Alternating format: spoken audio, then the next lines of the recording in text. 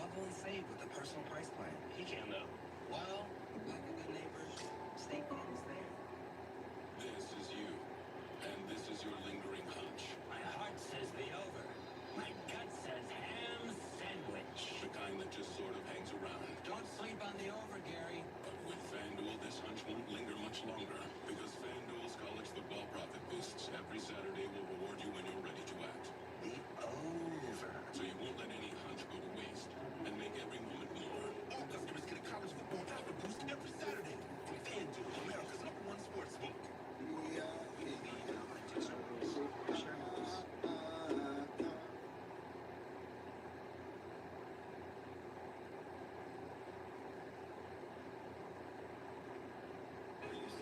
Chronic joint pain in your knees, shoulders, hips, or lower back? Are you getting cortisone shots or taking medications that aren't helping? If you answered yes, then you need to call Blair Regen Medicine now for a no-charge pain consultation to see if our breakthrough treatment methods can help you get out of pain once and for all, so you can get back to your The Governor's victory bell will be on the line today between the 4th-ranked Penn State Nittany Lions on the road at Minnesota.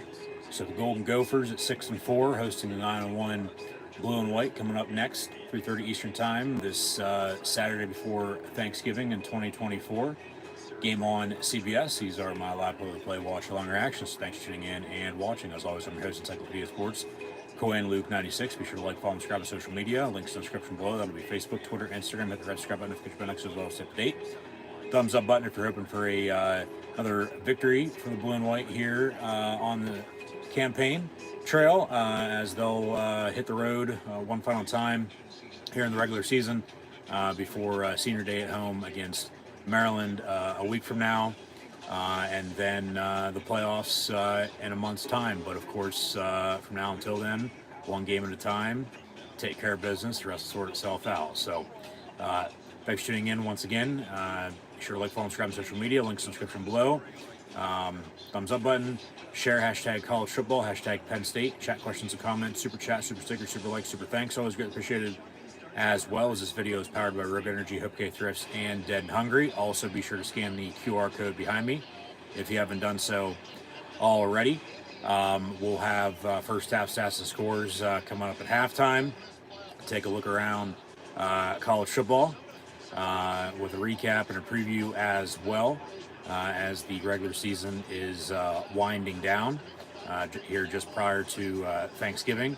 As mentioned, 2 regular season games left for Penn State on the road today at Minnesota before they host Maryland next week. But that's then. This is now pew-pew to the Golden Gophers, and then maybe the Lions can do a Caddyshack dance in about 3.5 hours of time, 60 minutes later on the field. But all time in the series history, as they've met since Penn State joined the Big Ten in 1993. Penn State leads the all-time series 10-6.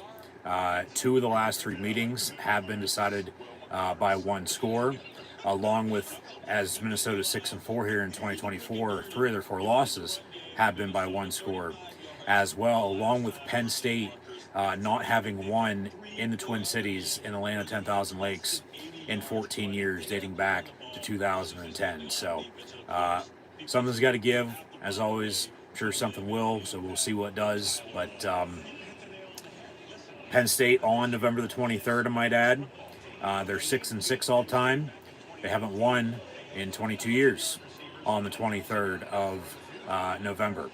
That was when LJ rushed for over 2,000 yards back in 2002 against Michigan State, as the Blue and White blew out Sparty and won the other trophy they played for in the Land-Grant Trophy. But the Governor's victory bell will be on the line today between Penn State and Minnesota. So, as mentioned, Minnesota's 6-4. 3 of their 4 losses by 1 score. So row the boat, Sky Ma, go Gophers. As always, we are Penn State. We'll see what head coach can be a better car salesman here today. But just find a way to win. That's what matters. Once again, it's Penn State's 9-1, lone loss against Ohio State earlier in the month. They've defeated Washington and Purdue since at Minnesota today. Maryland once again next week. It's take care of business. All right, rest will sort itself out. One play, one drive, one quarter, one half, one game at a time. Do you play Penn State football? Run the damn ball today. No interceptions, no turnovers in general, but especially no interceptions. Minnesota has 16 picks on the year. They're plus 12 in the turnover margin. So, yeah, run the damn ball. Get 44, Tyler Warren, the football, I might add. But if he's covered, somebody's going to be open. So they're going to have somebody step up at wide receiver. We'll see who that is, if anybody at all. But run the damn ball. Run the screen game. You know, that they like to run as well with the backs, with Singleton and the fat man, Katron Allen. Just get them touches and get 44 the football. But on the road, yeah, no turnovers. Minnesota's mentioned plus 12 in the turnover margin, but they have 16 interceptions through 10 games. I mean, that's pretty damn good, regardless of what your record says you are. 3 of their 4 losses by 1 score. So, and 2 of the last 3 in this matchup between the Lions and Gophers have also been 1-score games, and Penn State hasn't won in Minnesota since 2010. They lost in 13, they lost in 19. And hosted Minnesota in 22 in the whiteout, but back in Minneapolis here today. But yeah, on the road, don't turn the ball over. Don't shoot yourselves in the foot with penalties and or turnovers. But really, I think it's going to come down to third down for Penn State today, especially on the road. But offensively, as they're making stops on defense, we'll get to that in a minute, especially in the second half with the little that they're giving up. But Penn State offensively on third down, 52% conversion success rate on the season, which is first in the Big Ten, 5th in the country. So can they maintain and try to control this game by continuing to drive and then work clock by running the football?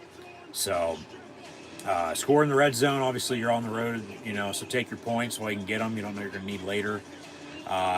Hopefully a road team is going to win this weekend inside of Huntington Bank Field and or Stadium. No snow in the forecast today, though, like Thursday night. But score in the red zone. You got to punch in and score touchdowns, all right? I think this game's going to be a hell of a lot closer than the experts think. Penn State is a 11, 12-point favorite, depending on where you look, over under right around 45, 46 as well. And now an aerial shot. University of Minnesota, they're rousing, and the blue and white come roaring in at 9-1. But once again, Penn State hasn't won at Minnesota since 2010. Hopefully the third time will be the charm here today, in as many meetings since, you know, they last won in the Twin Cities. So should be a good game. I mean, it normally is. So here come PJ Fleck and the Row the Boat Ski-U-Mah Minnesota Gold Gophers. And he's the right man for them. You know, they have a good year every few years, you know, from recruiting. You know, the old school, just basic, you know, find ways to win football mentality. And yeah, Brad Nessler, Gary Danielson, and Jenny Dell on the call, as it was last week for Penn State, back-to-back on CBS here today. But at 6-4, 7, 8, 9 wins, you know, Minnesota, that's pretty damn good. And especially nowadays in college football, like college football playoff consideration, 2, you could sneak in with 3 losses, you know, so they're they're A-okay with PJ Fleck. He is, at times, though, a lot like James Franklin. A lot of talk, some action. Sometimes that action doesn't show up when you need it to. Obviously, get punched. What do? Do you punch back? Do you fall down? But yeah, it should be a good game. Should be a good game. And woo. Obviously, we're in AWA country. The Nature Boy, Ric Flair, styling and profiling. Hopefully Penn State can kiss steel, wheel and deal, and get the hell back to Happy Valley with a win. But here comes the pain as well. We'll see if Penn State get out to an early lead.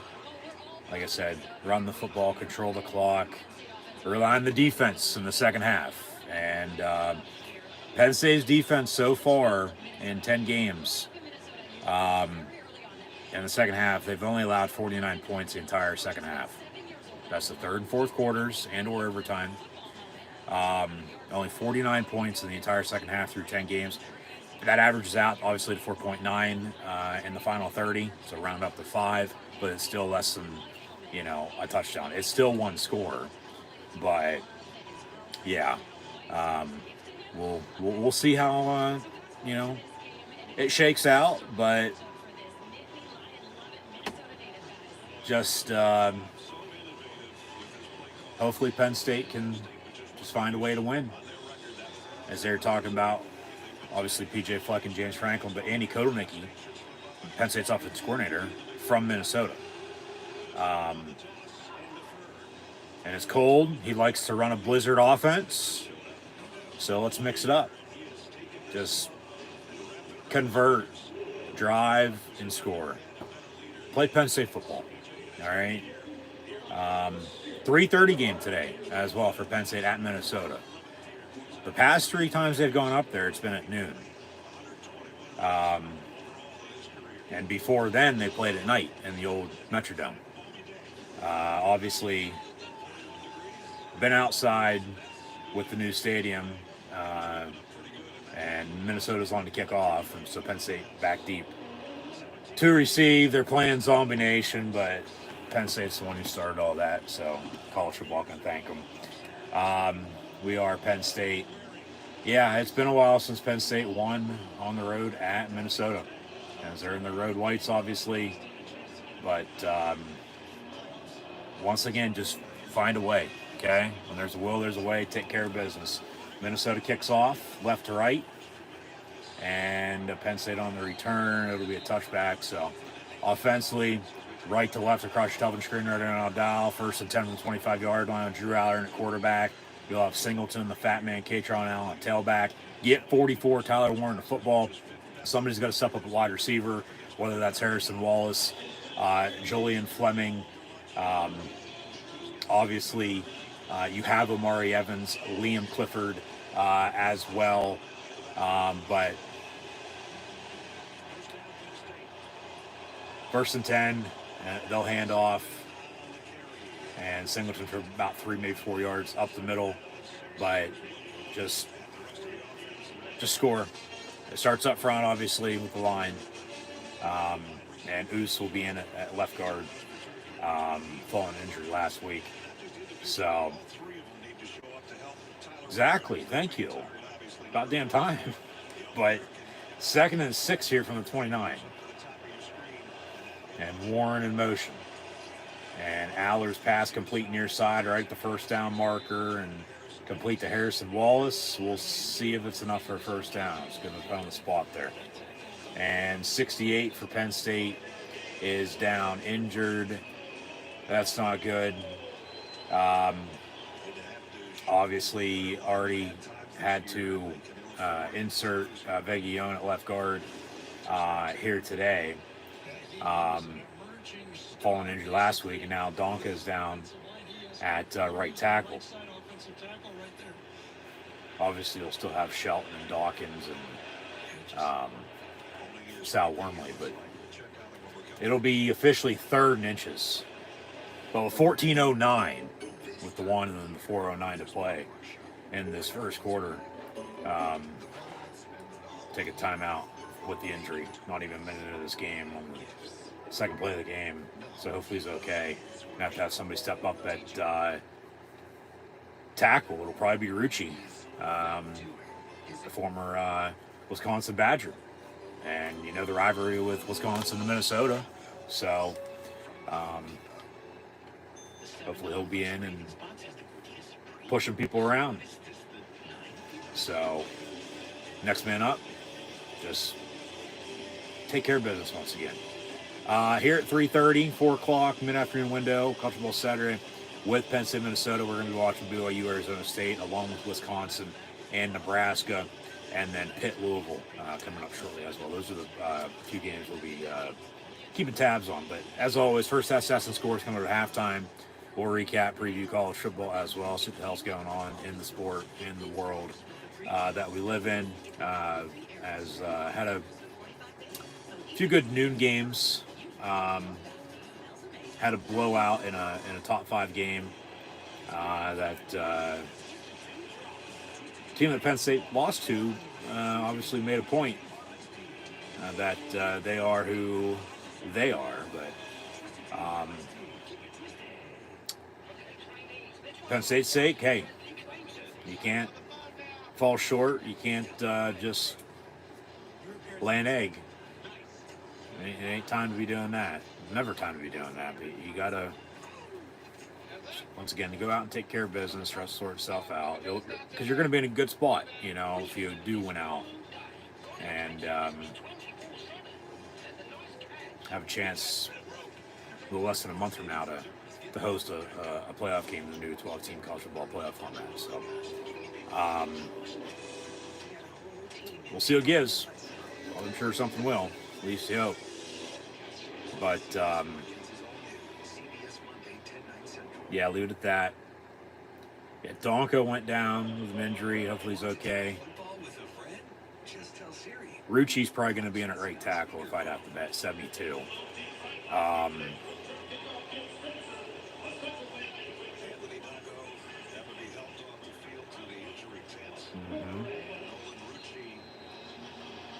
Yeah, Rucci's in. Dad played at Penn State. He's from Pennsylvania, went to Wisconsin, knows Minnesota well, obviously. 3rd inches here for Penn State. Warren out of the gun, going to keep it for himself, and I don't know. Looks like it'll be 4th down, and they're going to have to punt unless they go hurry up and go for it. Minnesota read that well. He should have pitched it. Singleton probably got 1st down and then some.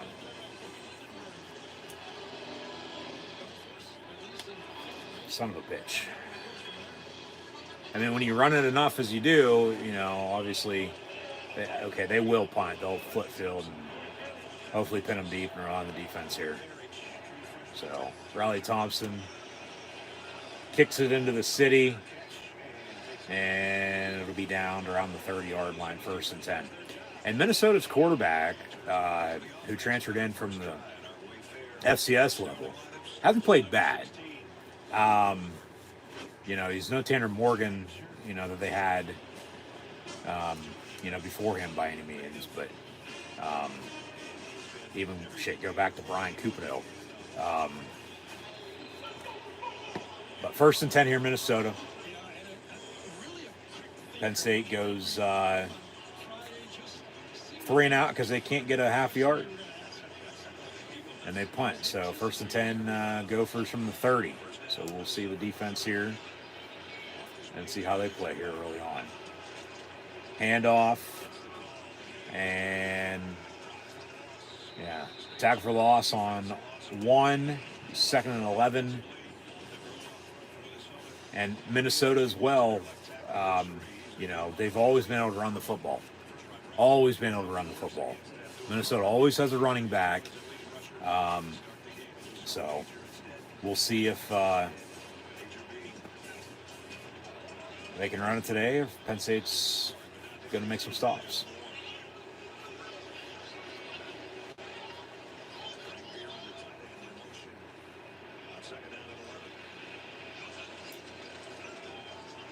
Slant high, but caught, first down, and Harris and Kimber on the tackle at midfield. So Minnesota's now got a spark and some momentum on their side, and going to go hurry up themselves here, it looks like, and try to get something out of, the quick 3-and-out by Penn State.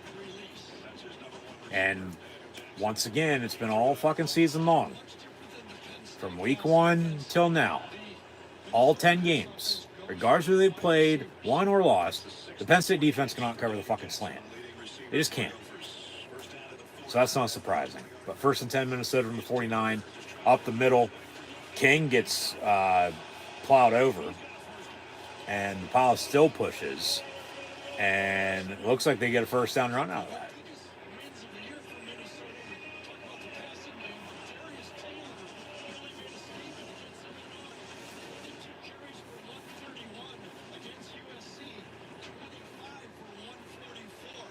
And then Wheatley comes in to make the stop with Jalen Reed. 1st and 10, so secondary making some must-needed tackle. That's a hold. Come on. Over the middle, incomplete. Probably should have been picked off. There's a hold on the left tackle, though. I mean, come on. That's just Carter's speed off the edge. And we'll keep bringing the pressure. I mean, how the fuck is that not a hold? He's got his... Is what it is. All right. Incomplete.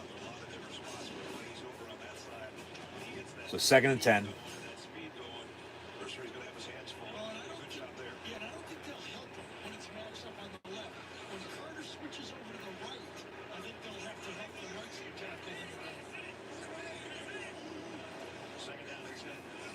And a handoff.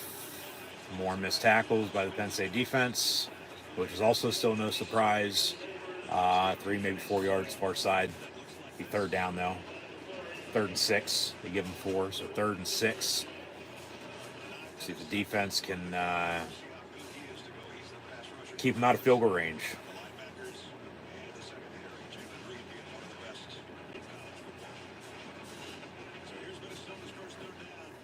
Ball at the 37-yard line on 3rd and 6. You'd like, 38, sorry. And far side, caught. He's going to be short. All right. Gets 4, 5-ish. Be 4th and a yard. But do you kick a long field goal or do you go for it? Looks like they're going to go for it. Don't jump off sides. Whatever you do, don't jump off sides. They might just try to get you to jump and then decide to punt themselves, and then you're going to have a ways to go. But it doesn't look like Minnesota's going to kick a long field goal. They're going to have to go for it on 4th and yard. Make a stop.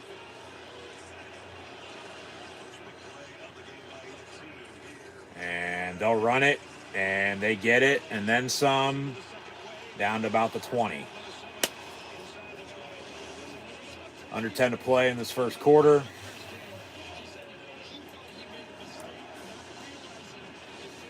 And good block, and pushed him out and hit the hole and went. And missed tackle. But what's new?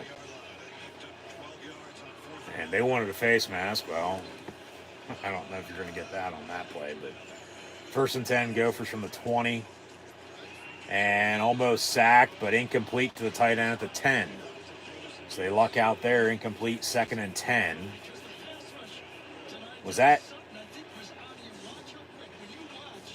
Okay, 33.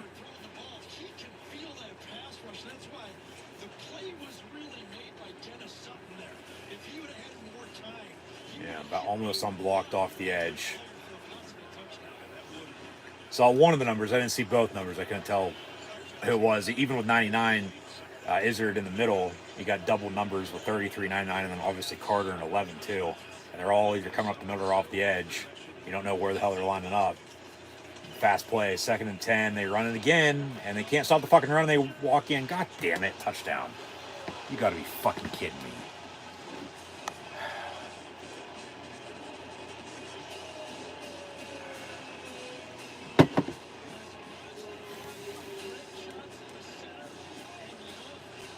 So they go 70 yards and score in about 5 minutes.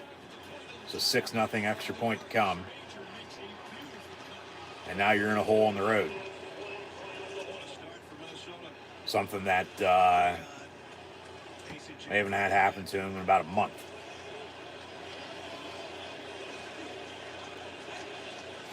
Still ways to go as the extra point's up and good. A lot of football left.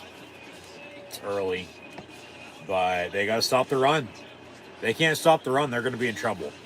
Right now Minnesota's controlling the line of scrimmage because they stopped Penn State on a, 3rd and inches and forced a punt.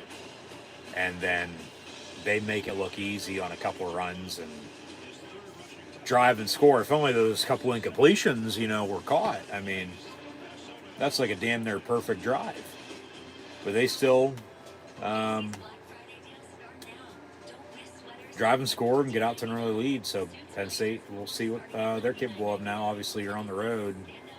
No, like I said, no turnovers. You can't be turning the ball over. Opening drive, you go 9.5, 3/4 yard, and you come up short. And then defensively, you give up what you gave up. I get the Penn State defense, statistically, it's in the second half. But the whole entire game, they got to tackle and they got to cover the slant. They haven't been able to do it all season, but obviously they haven't learned or tried to change it. Or even if they have, they still can't stop it. So what does then that say about the middle of the defense? When they're not bringing pressure. But get back to the defense in a little bit. Obviously, the offense is going to be back out there. They lost J.B. Nelson at left guard last week against Purdue. So Oos Veguillon, 71, in at left guard now. So they can't be sending him in motion by any means and, pancake walking guys off the edge and, setting up a run or anything like that. Obviously, he's, up front playing every snap now. But then that's a good thing to have with the depth, from the recruiting they've done. And then, Rucci's in at right tackle now and he's played, meaningful snaps, as has Veguillon. It's just, now 2 offensive linemen, especially on the road, down injured. You're playing with who you have. It still starts up front. You'll have Shelton at left tackle, Oos at left guard, Nick Dawkins, Chocolate Thunder's son, at center. And then on the right side as we come back from break, Penn State going to get the ball back. You'll have Sal Wormley at right guard and then Rucci at right tackle now unless Donka comes back in and then they can, rotate here and there, mix and match. But Aller's still going to make some plays. And obviously, get 44 of the football, but it's when you run something, too much and beat a dead horse with it, the defense is going to be ready, and that direct snap, that's what cost them, and then the defense gave up the touchdown. So how does the offense respond? Obviously, still get 44 of the football, but if, he's covered, whether it's single or double cover, triple cover or whatever, because of how good of a player he is, somebody's going to be fucking open. That's what somebody needs to step up and fucking wide receiver because they haven't. Not this year, not even fucking last year. Like, we went through this with the running back a couple years ago, and then they finally got back to running the football.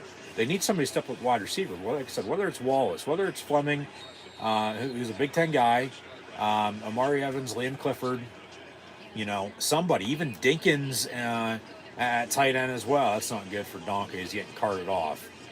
So it looks like he's going to be done, and Rucci's going to be in a right tackle the rest of the game. And probably next week, too, if I'd have to guess at this rate. But 1st and 10 here, Penn State, after their touchback. But run the football. Singleton, fat man, out of the pistol with Clifford in motion. Aller going to roll out, come back near side on a screen to Singleton. Got a few blockers.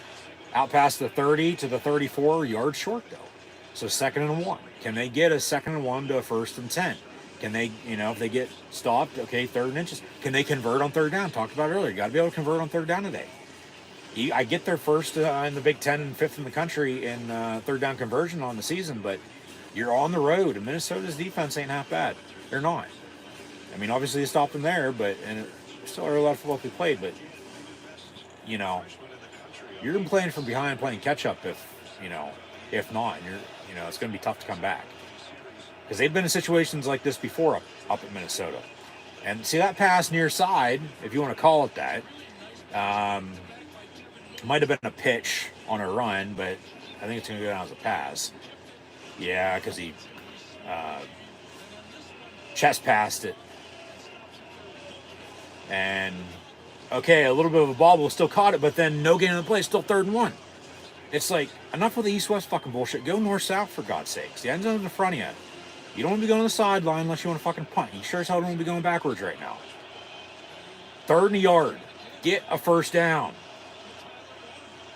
And Aller up under center as he came in motion with Warren in the gun and a sneak up the middle, and they get a 1st down. So you normally don't see the quarterback doing that, but just an extra added wrinkle to it. It's like, well, you do this, normally the other way. Why don't you switch it up a little bit? And that's exactly what they did. And they still sneak it. They still get a 1st down. It's what matters. And you got to do something off. You can't do one good thing and then nothing. You got to get a spark yourself, like Minnesota did with the run game, and drive and score. You got to get momentum and rhythm on your side and take advantage of it and put some points on the goddamn board. Wallace over the middle on the slant, incomplete, 2nd and 10. So, yeah, Shelton, Oos, Dawkins, Wormley, and Rucci, your offensive line right now with Aller quarterback. No Bo Prabula just yet. We'll see if they use him at all today or not. Obviously, Singleton, the go-to back at this rate. We haven't seen the fat man. But get 44 the ball. As he's in motion again, needs somebody to step up a wide receiver. Out of the pistol, and pass complete. Clifford, the little red dog, gets the 7, maybe 8 yards. It'll be 3rd and short. You got to get a 1st down, though. You got to get a 1st down. Work the sticks. Be 3rd and about 2.5, 3 yards.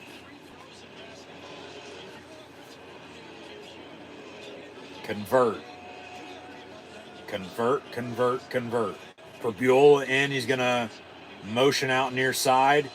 Motion back in. Aller comes out. In the gun is 9. Clifford in motion. Singleton to his right. Dinkins to his left. And they'll hand off to Singleton up the middle, and he only gets a yard. 4th down, they're going to have to punt again. God damn it. They can't get a fucking yard on 3rd down to get a 1st down. And they're going to punt and play field position and play defense.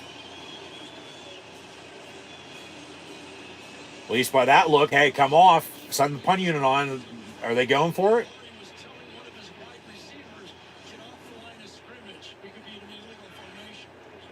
No, they're going to punt. They do bring the offense off and send the punt unit on. 3rd and inches, 4th and 1.5 to punt. I mean, come on. Fair catch at the 11. So, 1st and 10 Minnesota. 5:58 to play in this first quarter, up 7. Yeah, because Penn State can't convert on 3rd and inches, let alone 3rd and 1. Frustrating.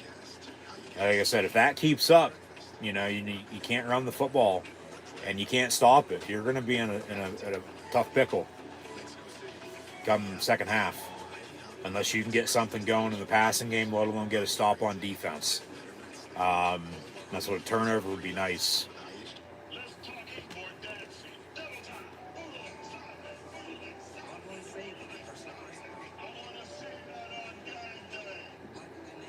And obviously, sorry for the technical difficulty there with the buffer disconnect and reconnect, but I believe we're back up and running. We are live, so thanks for tuning in and watching. Hopefully that doesn't happen again. Yeah, turnover would be nice on defense. But they got to stop the run. They got to stop the run. Minnesota's controlling the line of scrimmage right now. But just get a stop on defense, as I was saying, right before that cut. I don't know what got in, what didn't, but get the ball back, the short field to work with if you can. Because like I was saying, their 2 drives, okay, start around the, 25, 30 yard line. They can't get out past midfield. They can't, and they can't get a short 3rd inches and 3rd and a yard, 3rd and 2, and they have to punt. It's like, if you can get a first down out of that, then, okay, the drives continue. Who knows what you have then at that rate, but obviously not the case because they don't. So just obviously, even with a 3:30 game, 2:30 local, I mean, it ain't fucking 11 a.m. It's not a noon game. But Minnesota's been their kryptonite. They haven't won up there in 14 years. They haven't. They just haven't. They haven't been able to beat them on the road. So, we'll see. We'll see. Defense needs to stop. So, leave it at that. Go from there. Obviously, once again, thanks for tuning in and watching. Like, follow, and subscribe. Link in the description below. If we do have technical difficulties, buffer, disconnect, reconnect, just bear with me. Get the stream back up and running as soon as possible. But 1st and 10 here for the Golden Gophers from the 11-yard line with a 7.7-0 lead. Come on, defense. Let's go. Former Penn Stater, Donald Driver's son in motion. Christian Driver played at Penn State for a few years and then transferred. Now he's at Minnesota. And they run an end around with him, but yeah. Next to nothing there, 2nd down.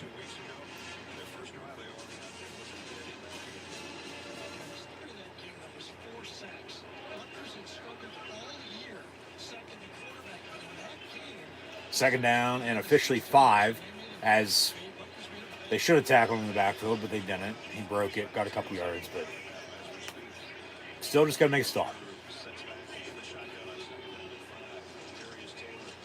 And a handoff. And, okay, tackle for loss. Cam Miller, Kobe King, in the open field, which is a good sign, tackling on the open field, especially when they've had trouble tackling.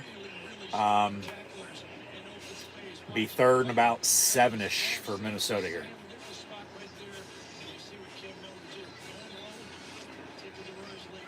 Ball at the 14, I believe. 4-4-4 and counting to play in the 1st.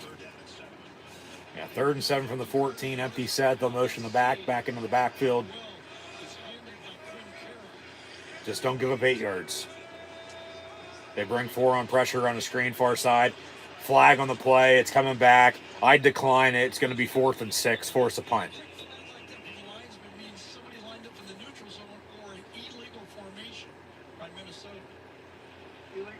Illegal formation on Minnesota. Decline it. Decline it. Yes. 4th down. So Minnesota going to punt.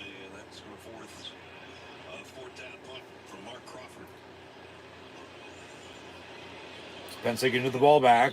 You'd hope here with some decent starting field positions. Zion Tracy back deep to receive. They really haven't had a return game in special teams this year. They had 1 kickoff return for a touchdown 2 weeks ago against Washington, but it came back because of a penalty on a hold. Nothing else in the kickoff, let alone nothing at all in the punt return aspect, 3rd phase of the game in special teams for Penn State this year. And I believe that's Clifford to the 50 to midfield. They actually had his. They put 2 guys back deep to receive the punt. So, all right, 1st and 10 from the 50 as we near the end of the 1st quarter. Penn State down 7. Going to try to drive and score here. Cut this lead to, 7-3 with a field goal. Or, obviously you'd hope for a touchdown. Punch it in, tie this game up to 7. They just need momentum, It starts up front. Got to run the football. So, we haven't seen the fat man yet. Maybe, be the 3rd drive here. We'll see him. But, Singleton, can get the job done too. Just nothing as of yet. Really in the run game. Run a couple screens. They're getting them touches. But once again, get 44 the football, but they need somebody to step a wide receiver. You know, I don't care who it is. Just somebody make a play. And the deep ball. They really haven't gone deep lately, if you think about it. They haven't. Everything's been, you know, just, I get work the sticks. So you want to get first downs and drive. Like, that's fine. But every once in a while, as they do have explosive plays, and they rank high there.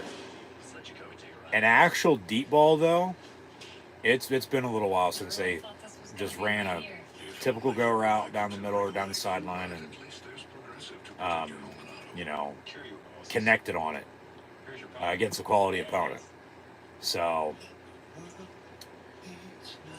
yeah. Just drive and score. You know, drive and score. So leave it at that. See what it gives.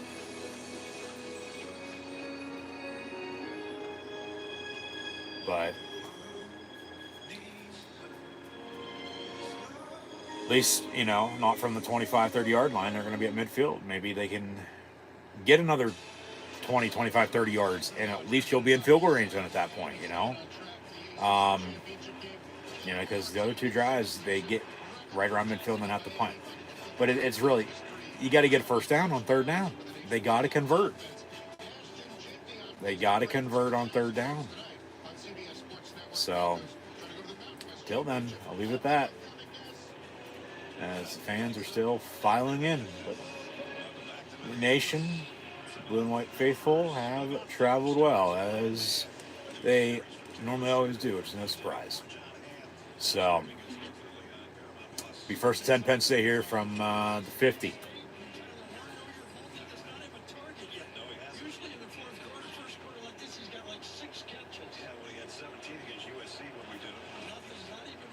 Motion man near side is Wallace. Just don't turn it over. Pass complete to Wallace for 5, make it 10, and about 13, 14 yards near side for a Penn State first down. So let's go. They like running hurry up. They do.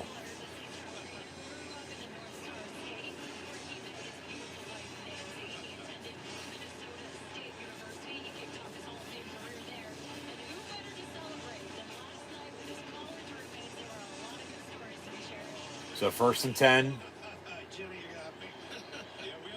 Empty set. They'll motion in. The fat man.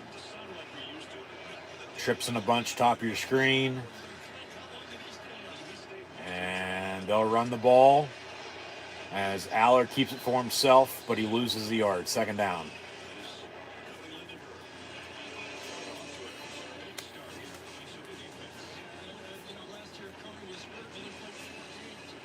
Second and 11 from the 39.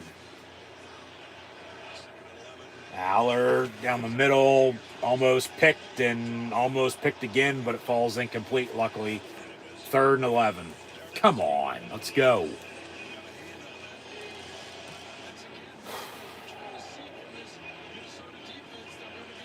Ten for Warren, it looked like, but miscommunication with good defense, and do not turn the ball over.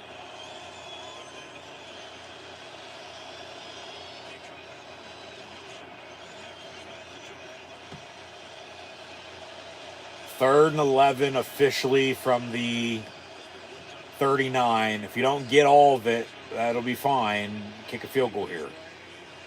It's going to be a long field goal, though, now. From the 33, you're looking at about a 50-yarder here from Ryan Barker. But then at least they're on the left hash. And he's a left-footed kicker, so kick it. Take your points. 4th and 4, and they're going to go for it? No, they're not. They're going to try to draw them off, call it fucking timeout, and kick it.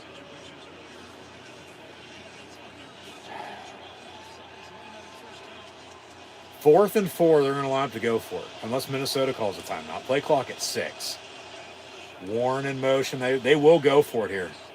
God damn. 4th and 4, and Allers, you gotta be fucking kidding me. Get sacked with 2:10 to play. Why is the clock running still? They'll have to reset that. But a turnover on downs. You could have kicked a 50-yard field goal.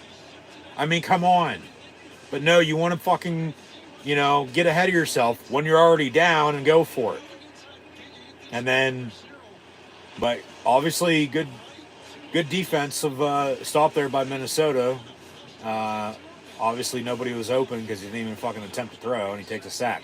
And then, they luck out and get the ball back with some decent starting field position as well. I mean, they had one fucking play there on that drive. From midfield to inside the 35, and it's a turnover on downs. How in the hell did you let that happen? I mean, come on. 1st and 10 from the 45 for Minnesota here.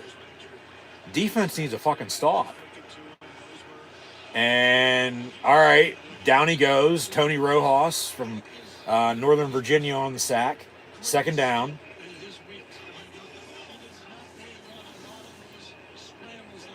They should have fucking kicked it. Because then with the sack, they get another good 10 yards out of it, with field position. Rather than if it was missed, well, you're getting the ball at the spot. So technically back-to-back sacks on those 2 plays, but a big turnover on downs. And now Minnesota 2nd and long, 14 officially. Defense needs to stop. Handoff. Got to stop the run. And Tracy with Reed and a bunch of blue and white now on the tackle. 3rd down. Come on. Get off the field. Get off the field.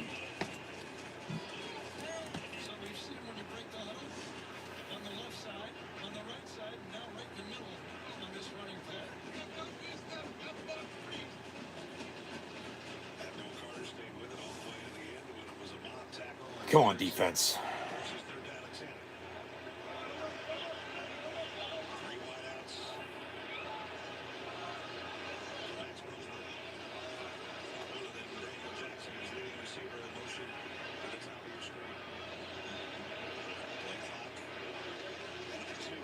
And maybe some movement, but they let it slide. God.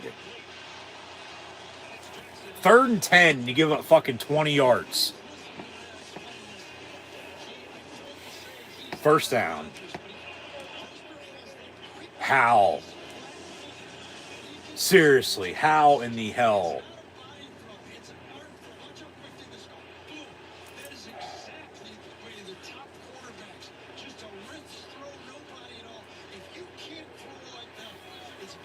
First and 10, but that looks like that'll be the final play of the 1st quarter. So that'll do it for the first 15. Minnesota's up 7. Has momentum. They're driving again. And then, guess what? Minnesota's going to get the ball back to begin the 2nd half. So Penn State better get their fucking head out of their ass here before too long, or it's not going to be pretty in the 2nd half.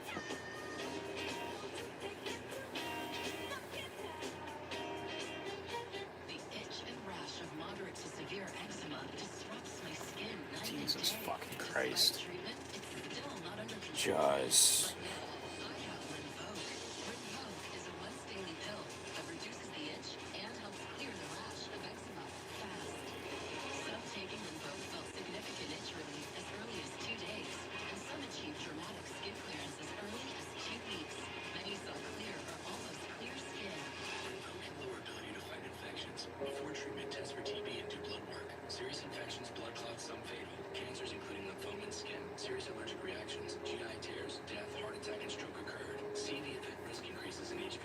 just frustrating. Very, very frustrating. But it's only the 1st quarter. Still a lot of football left to be played, so they got to figure it out.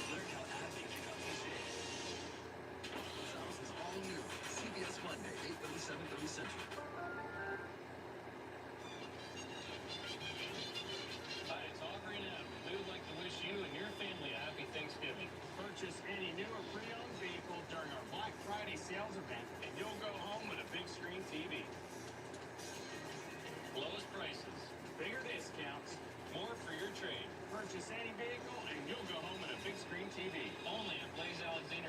dealerships, happy Thanksgiving.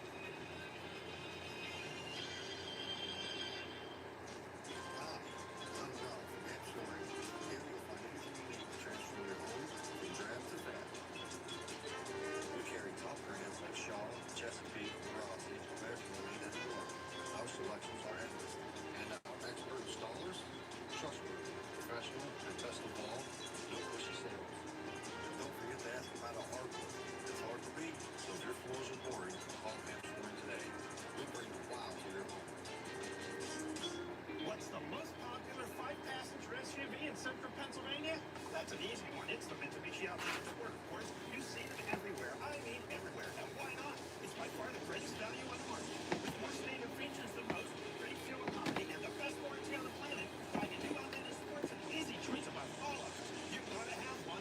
It's your best Mitsubishi deal in May. Mitsubishi Giant. 5-star Mitsubishi. Doesn't get better than this. This is where it all began. Our Happy Likens opened Likens Market back in 1976. Today, our family business has grown to 3 Likens Markets and 5 Elmore Tire locations. Whether you need gas, groceries, made-to-order meals, and all convenience items in between, Likens Market has what you want. And for the best possible prices on a variety of tires and full-service garage, it's Elmore Tires. Call or visit us online or stop in at any of our 5 Elmore Tire shops for a quote. Holiday shopping starts at Harper's, downtown State College.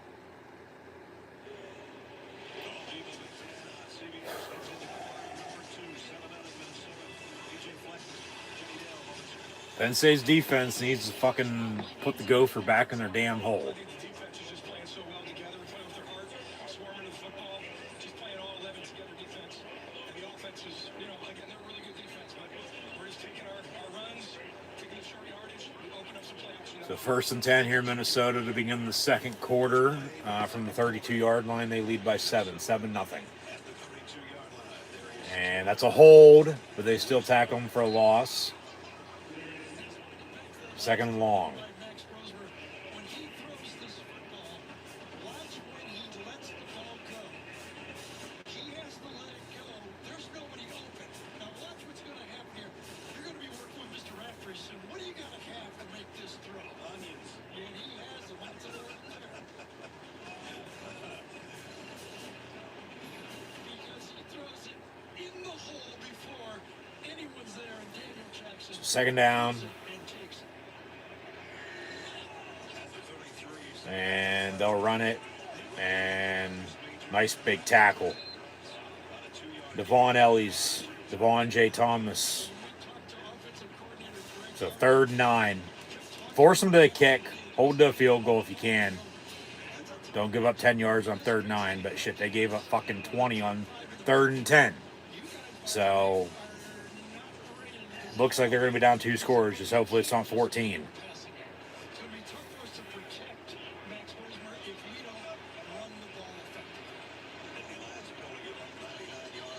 So from the 31, 3rd and 9. Come on, defense. They'll run it again. And, oh, come on. Missed tackle, and then they do push him out for no gain. But it should have been like 4th and 11, 4th and 12 now. But, well, they're going to kick a field goal. 31, 41. Yeah. About a 48, 49 yarder for Minnesota to go up 10. They missed a potential game winner week 1 and then set fireworks off. This 48-yarder is up and just good on the inside of the left goalpost. So Minnesota now leads Penn State 10-0 with 12:56 to play in the first half. Penn State's going to get the ball back. They have 3 timeouts, but they got to get something going. Minnesota's going to get the ball back to begin the second half. So just think, if you would have kicked it on your last drive and not go for it, you give a field goal there, you're still only down 7. You're not down 2 scores, now 10. So hopefully that going for it on 4th down, not getting it, doesn't come back to bite in the ass. But right now it is. They just got to get something going. They got to establish something, whether it's the run, the pass. They got to do something. They just can't fucking stand around and do nothing. They got to do something. And they got to get a yard on third down to convert, to get a first down. That's pretty bad if, you know, you can get that close, but then you can't get any more. Credit the defense, though. And then Penn State's defense holds the field goal there, so you know, that's a good thing. They only gave up 3 compared to 7. I mean, obviously you're still down 2 scores at 10-0, but it's 10-0 rather than 14-0. Well, I'll take that. Still a lot of fools we played, but they're gonna have to get something going on offense. I mean, a little bit of a spark there on defense to force the field goal. They made some tackles when they needed to, but run the damn ball and don't turn it over. No fumbles, no interceptions. Minnesota's once again plus 12 in the turnover margin, okay, with 16 interceptions. So, yeah, just don't turn it over. Especially being down what you are now, you turn it over, they capitalize off it, you're down even more. When you're already in a hole, you're probably done for. So 6-minute game, you know, remember, they were down at USC, they came back and won. They were down at Wisconsin, they came back and won. Obviously West Virginia and Purdue, they were up in those games, and here we are today. So they just got to get something going. Got to get something going. Need a spark to build a fire and burn, baby, burn. But they're used to doing that in Minneapolis, aren't they? They did it during 2020, during COVID. You know, burnt the whole fucking city down and then picked the VP as, you know, a running mate. And then, oh, well, yeah, you still end up fucking losing. So,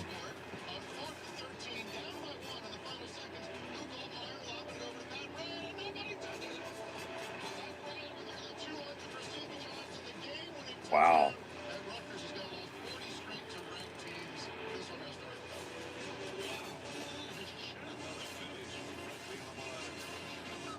Let's see if Penn State can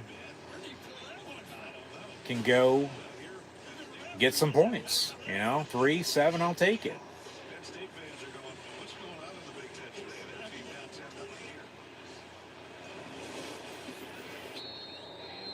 See if they can make winning great again on the road at Minnesota. They haven't won at Minnesota since 2010 once again.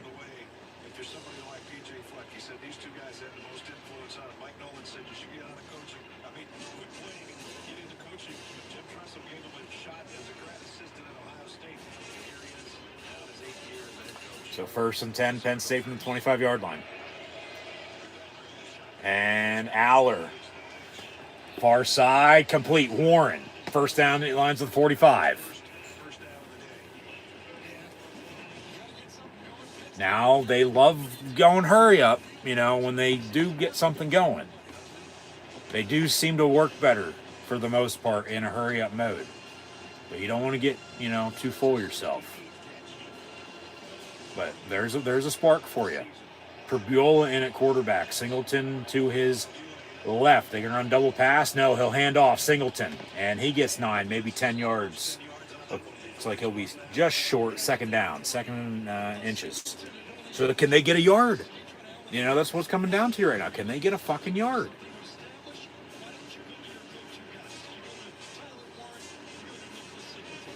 Now maybe take a shot. Maybe go deep. You know, you're going to be right around midfield here. 2nd and 1.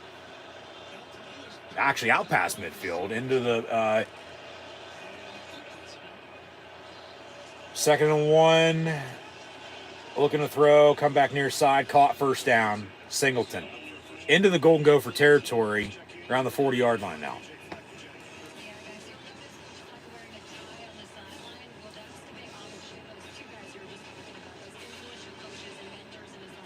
Did he literally just spit his gum out, pick it up, and put it back in his mouth and start chewing it again? 1st and 10. And out of the pistol. They will run, but no gain on the play. Second down.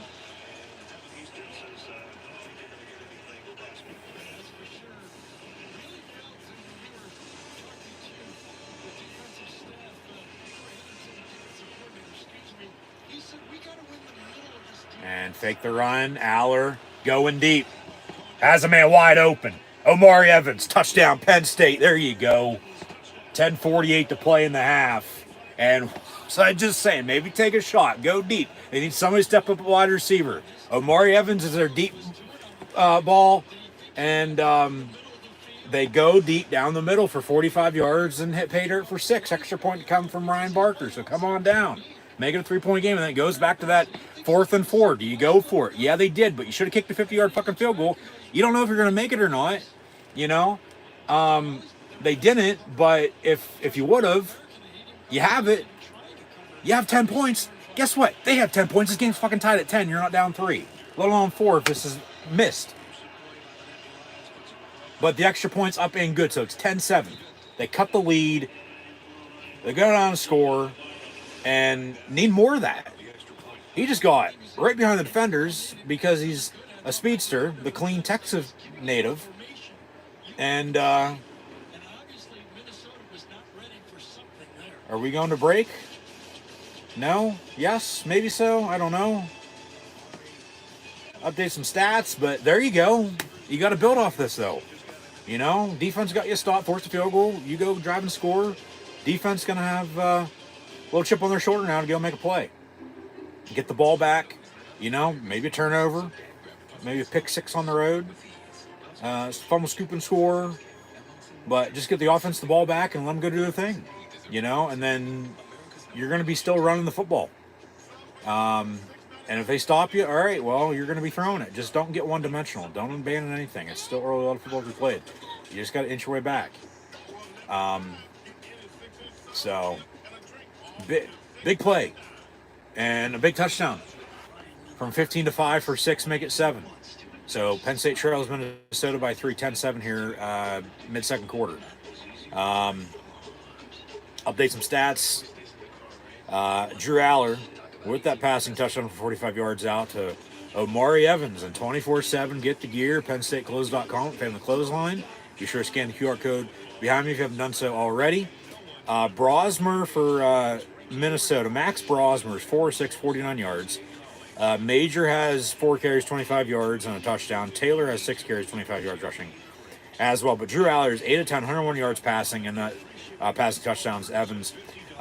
Singleton right now, the only back getting touches, 4 carries, 13 yards for him. The fat man's been in, but nothing his way just yet. And then Omari Evans, obviously 1 catch, 45 yards and the touchdown. Warren 1 for 19. That's what got that drive going. Remember that pass down the far sideline for a first down. And then, Singleton had a decent run. And then they go deep. Couple play drive and they put up 6, so 10-7 Minnesota. Evans with a catch for 45 yards and a touchdown. Warren 1 of 19. Harrison Wallace has 2 catches, 17 yards. Singleton 3 of 12. So it's a lot of 10. No to 13 just yet, but Clifford to catch for 8 yards as well. Defensively, Rojas has the sack. They have 4 tackles for loss. A.J. Harris, Tony Rojas on the sack, Cam Miller, and then Zane Durant, Devon J. Thomas with a half apiece. So, just go back to, well, they probably should have kicked it on 4th and 4 as I wanted them to, but then they didn't. They went for it and didn't get it, and then, Minnesota, got 3 points out of it, I believe. That's when that happened. So, a little bit of a swing there. You're down 10, 2 scores. You answer back with a touchdown, so back to a 3-point game. Actually, this is the closest they've got it from being down 7 and then 10, now down 3 at 10-7. But probably should have kicked it. Honestly, probably should have kicked it. You'd be tied at 10 right now if, you do still score there. But, is what it is. Still a lot of football to be played, so we'll see what happens. Big 99, Gabe Owusu on to kick off. No, that's not Keziah Izzard, who also plays defensive line. That's Gabe Owusu, who is the kicker on kickoffs. and they have Ryan Barker kicking field goals. So see if they can stop the run, force the throw, but then you got to force pressure, and hopefully that's when mistakes come. But get a turnover or two, capitalize off of it, but just don't let them do what they want. It's up front in the line of scrimmage. They're controlling it. Get after them. 1st and 10, Minnesota from the 25-yard line. And that's a hold. That is a hold.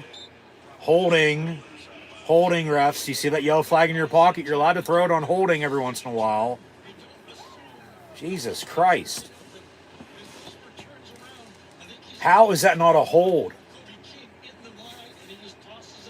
And then they brought pressure off the other edge and forced the throwaway on the screen that he still almost caught, but incomplete, 2nd and 10.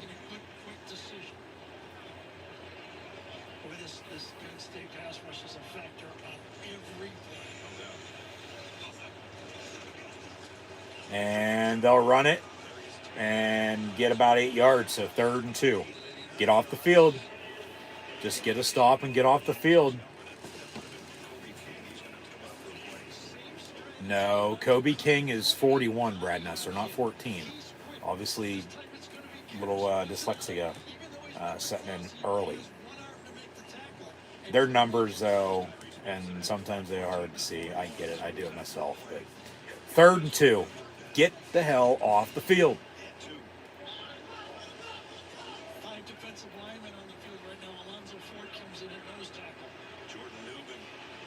Come on, defense. And they'll get a 1st down. 3rd and 2 and you give up 4.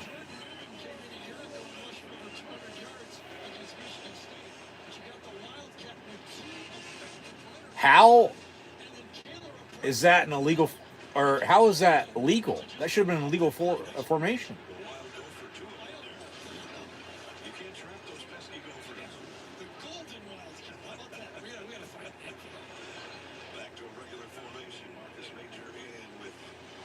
I don't think I've ever seen that. They had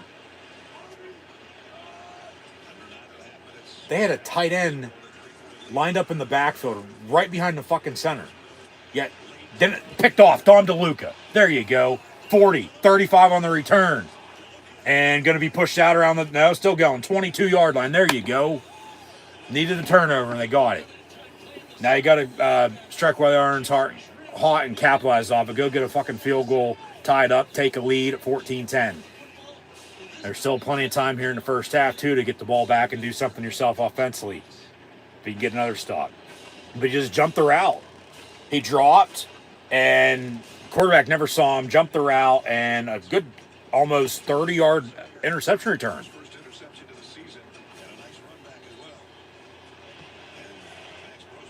So 1st and 10, Penn State, officially from the 23. And Perbula going to keep it for himself as he gets 5 yards up the middle. They like that formation too. Hey, maybe we're going to throw a double pass. So you got to watch, deep. But then that's why they can run the ball up the middle then. So 2nd and 6. And we got an injury. So hopefully he's okay. You don't see anybody get hurt. But big pick. Big turnover. Defense gets the offensive ball back. Now you got momentum on your side, You got to stop, force the field goal. Went and drove and scored. Got a pick. Now you got to capitalize off it. Like I said, you got to strike while the iron's hot here. I'll take a field goal, tie it up 10. Why not? I mean, you probably should already had a 50-yard field goal, but you decided to go for it rather than kick it. But if you can score a touchdown, take a lead, and continue to hold, make stop after stop after stop, and just do you on offense and put the pressure on them, not yourself, you're going to be in a good position then at that rate. But refs are letting them play. They're not calling any, penalties. Had one for an illegal formation. Should have had another one there. Like I said, I don't think I've ever seen that. They had 2 tight ends in there with 2 receivers, a quarterback in the back, but with the offensive line. With 2 tight ends, they had one at the top of the line, but then the other wasn't at the bottom. wasn't completely in the backfield. Technically, he was in the backfield, but he was literally lined up like right behind the center to the right a little bit. Like he's going to get up and maybe take the snap. But then they still ran it, got the first down. But then, hey, guess what? They threw the pick, so that's what matters. But I don't know how that was in legal formation. Because that didn't look legal. It didn't. I get it with the line and whether you're on it or behind it. That's what it comes down to. But it just, it was weird looking. Now, whether it was a penalty or not, who knows? Whether they completely missed it or what the case is. The refs are letting them play. They're not calling holds. I get holding happens on every play, but when it's clear and obvious, you know, that fucking Ray Charles could see it, call it, you know, or else go back to your fucking zookeeper. I mean, seriously, come on.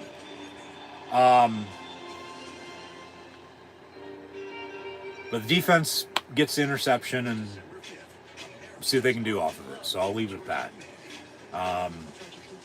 Yeah. After the injury, 2nd and 6 for Penn State. Because Prabula got 4 yards there, yeah. And then an injury on the defense, so 2nd and 6 here for the Nittany Lions.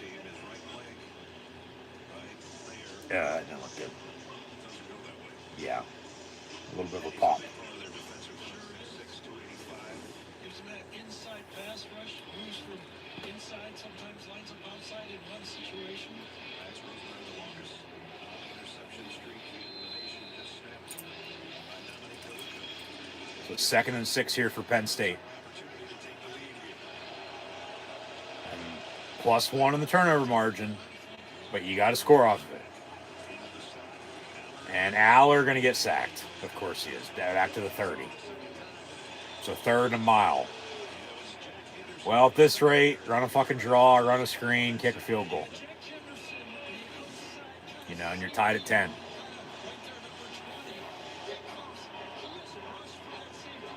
Unblocked off the edge. Oh, he had, I believe that was Warren open over the middle. And he would have walked in, touchdown. 3rd and 15. See if 15 can make a play. Play clock winding down.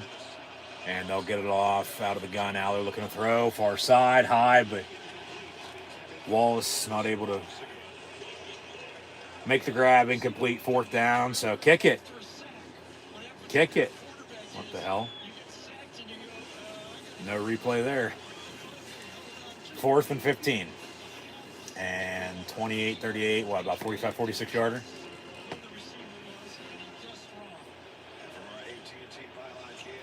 He probably should have caught that.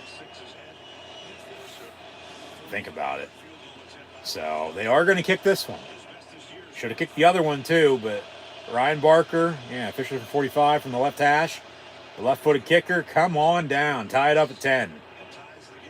So we're tied at 10 with Penn State and Minnesota. 7:50 to play in the first half as the Governor's Victory Bell is on the line. So they get 3 points off the turnover and tie it up. And that's what matters right now. Defense get back out there and make another stop. Probably should have a lead. But you're tied at 10, so it is what it is. Just continue to do what you're doing on defense.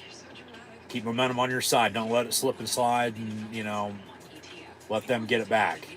Just know you can't allow that to happen.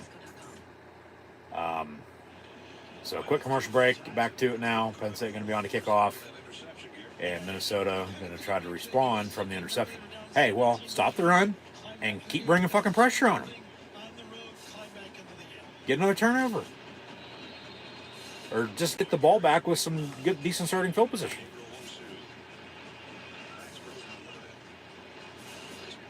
So Penn State will kick off.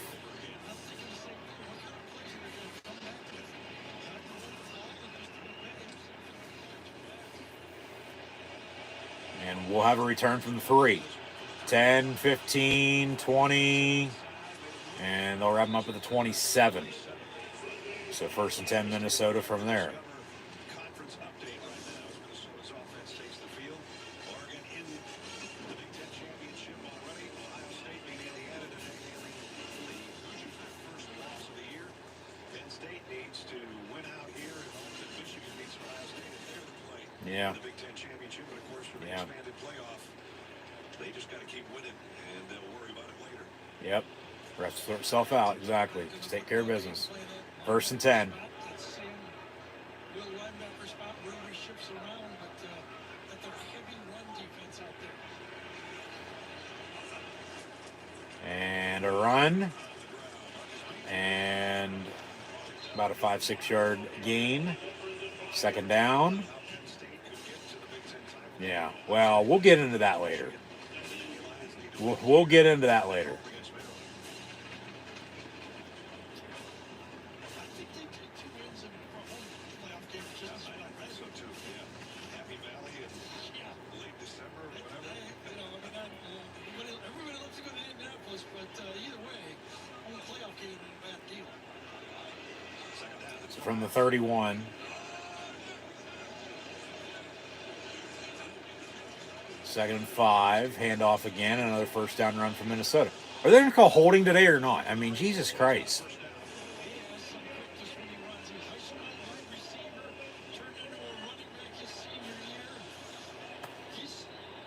Good God. Every fucking play. You got to call it eventually. And Alonzo Ford is down injured. Hopefully he's okay. He's really come on the past month or so. Former Old Dominion Monarch who transferred in before the start of last season but was injured, missed all last year, and then has worked his way to the position he's in now. But then remember, a couple weeks ago, Hakeem Beamon just flat out left the team, so they don't have him on the D-line anymore. And still next man up with who you have, so that's what matters. If you know you're there to play, you want to play, you're good enough to play, they needed to play, you're going to play.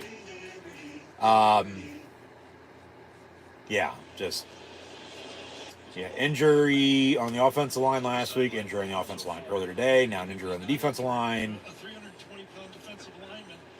He's walking off, but Look at the Minneapolis skyline.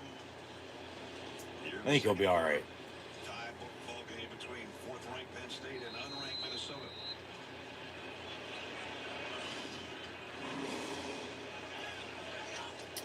So 1st and 10 here.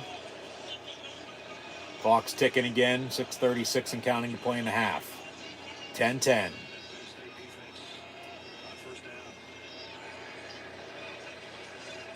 And a run again. Jesus Christ, stop the goddamn run. Another 5 yards.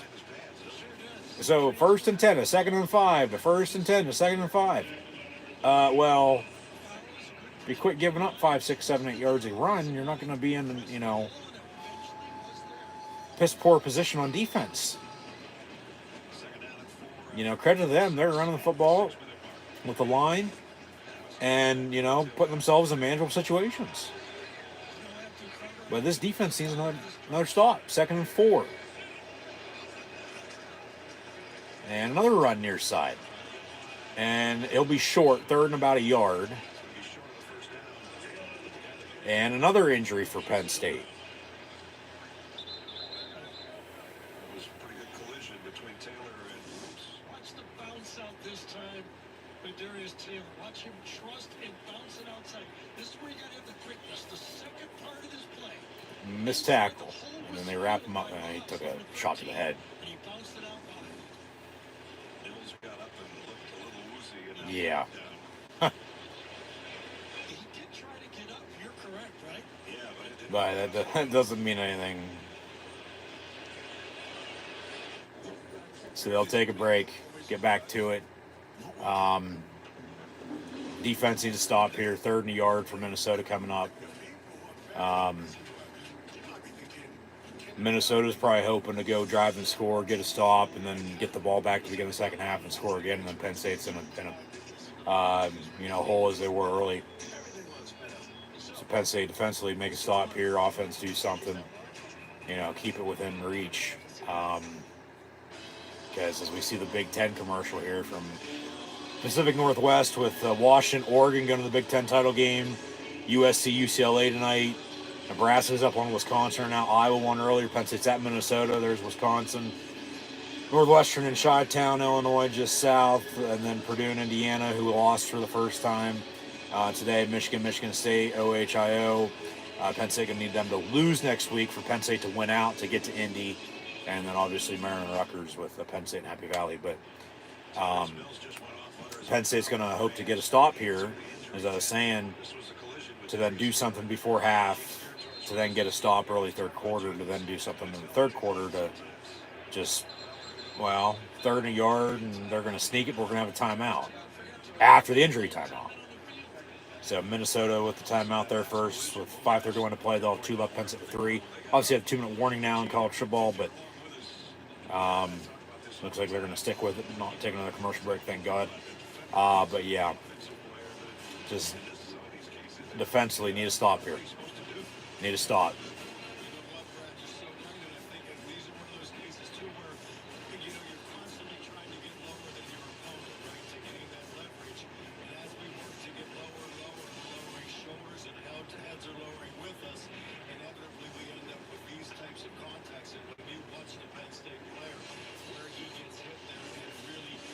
So third down. And they're going to sneak it again. And it looks like he got it. So first down. Here, did the ball come out? Does Penn State have it? No. So first down, Minnesota. 10-10 here as we near halftime.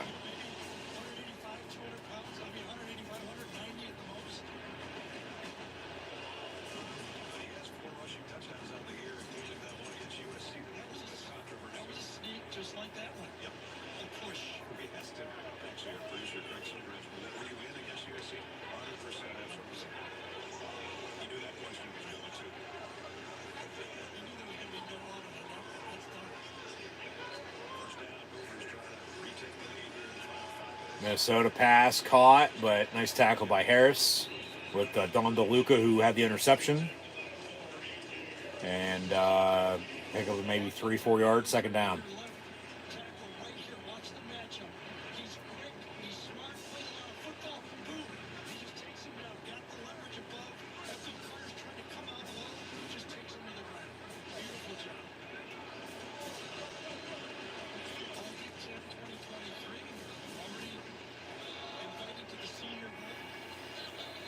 They give him 5 officially. I don't know how he got 5 yards, but okay.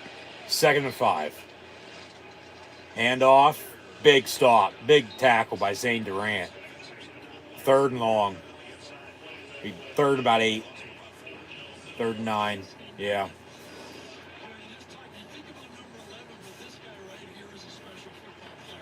Get off the field. Get the ball back. Don't be giving up anything.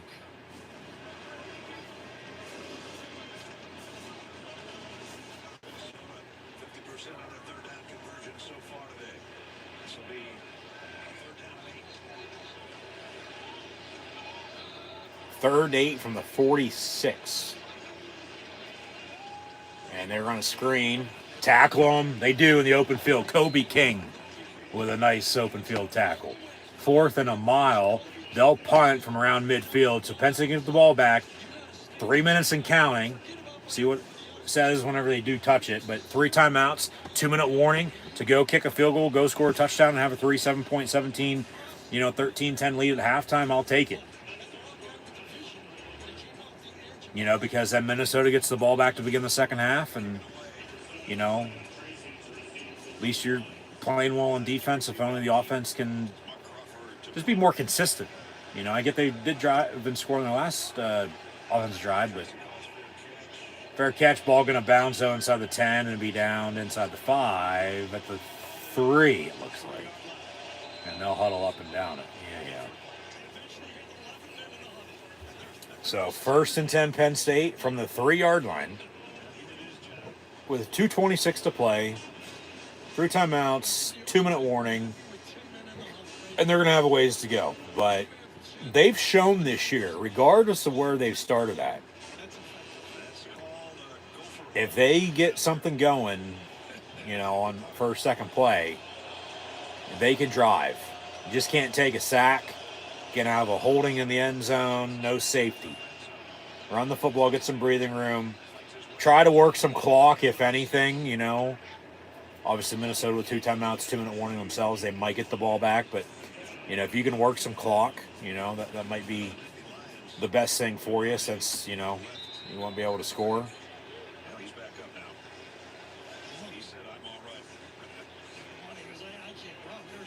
Veguillon now injured. He's going to have to come off because they blew it dead. So they're down to their third string left guard now. And, well, it's going to be J.B. Nelson, who went down with injury last week. So he's obviously good, okay, but they started Oos today. So J.B.'s back in the left guard. And Veguillon will probably be good. Rucci, obviously. Yeah.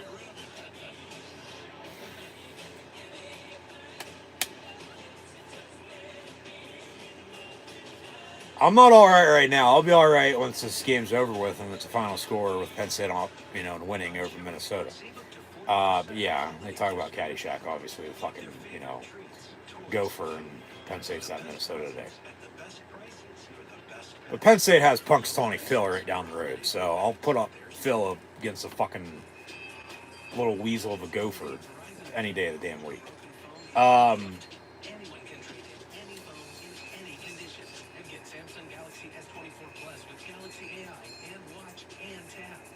See if Penn State can make Minnesota some fucking roadkill for the holidays.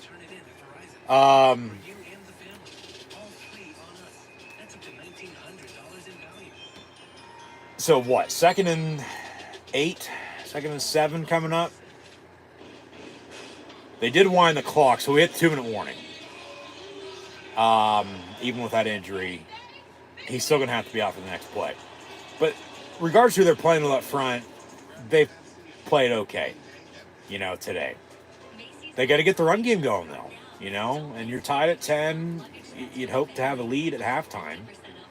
But that's what I said, probably the best thing that could happen for them if they don't drive and score is they can just run this clock out. Minnesota doesn't get anything themselves because, well, you don't want them to double dip here real quick.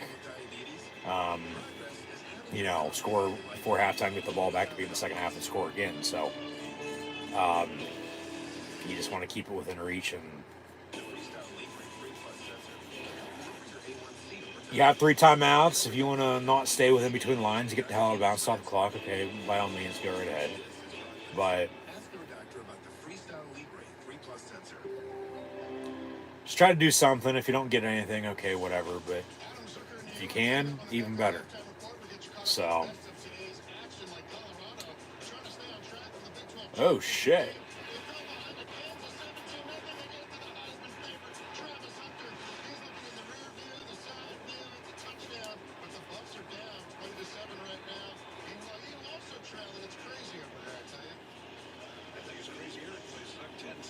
It's one of those weekends in college football. It is. Hopefully the 4th-ranked Lions can find a way to win. And Lion will spin his tail. We'll see if this offense can spin downfield, get a couple first downs, and score. With 2 minutes and 3 timeouts on the clock. Tied at 10 here at Minnesota up against the Golden Gophers.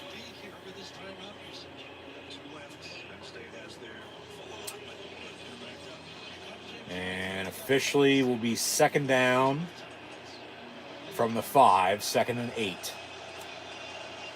Aller in the gun and into the flat far side, complete Tyler Warren.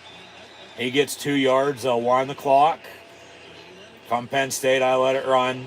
Minnesota has 2 timeouts. They want to fucking stop it by all means. But yeah, it's a quick pass. Only got 2 yards. Really nothing.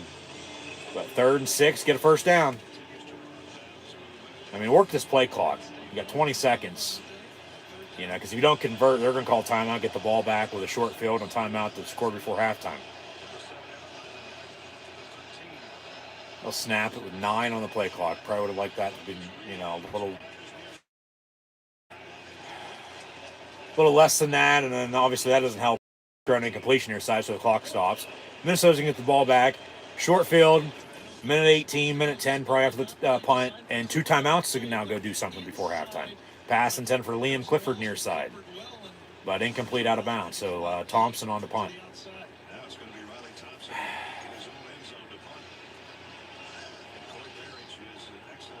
And now they're running guys all over the place. They sure as hell ain't fucking going for it here. And, oh my fucking God. And it's going to be punted to the 21-yard line for about 10 yards.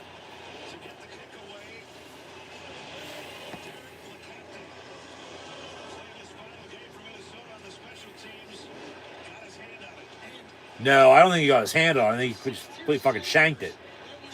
Took his good old time to do it, and he did block it. Yep.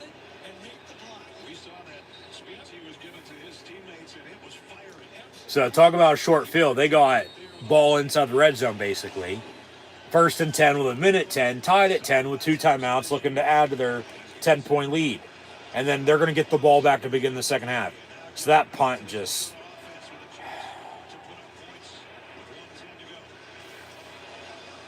because they're lucky to probably have the 10 points they have. That punt just did it in. We got a little end around pass. He's wide open. Touchdown. Jesus Christ.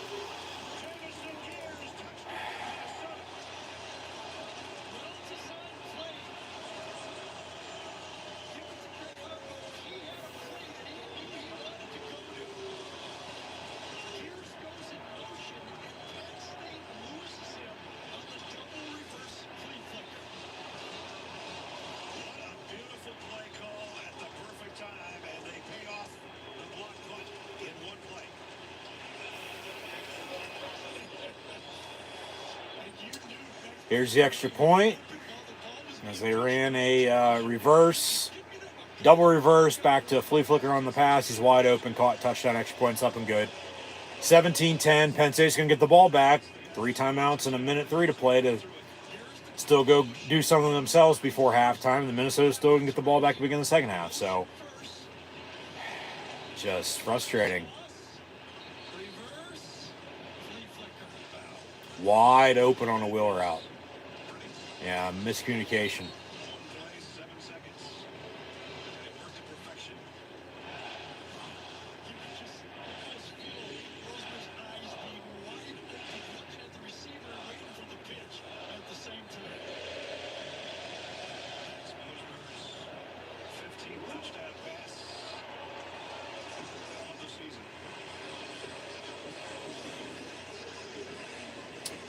So 17-10 Minnesota.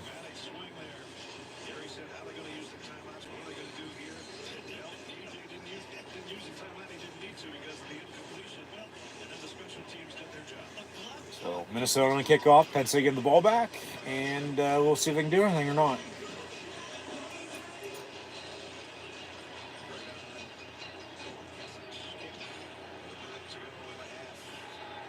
And we'll have a touchback on the kick. So first 10, Penn State from 25. Down 7 once again. So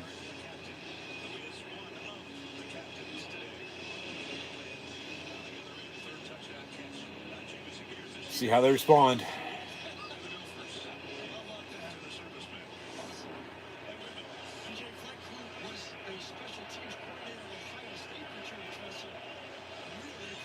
Aller, far side, complete Singleton to about the 30-yard line. Gets out of bounds. Clock stops at 57 seconds. They still got 3 timeouts.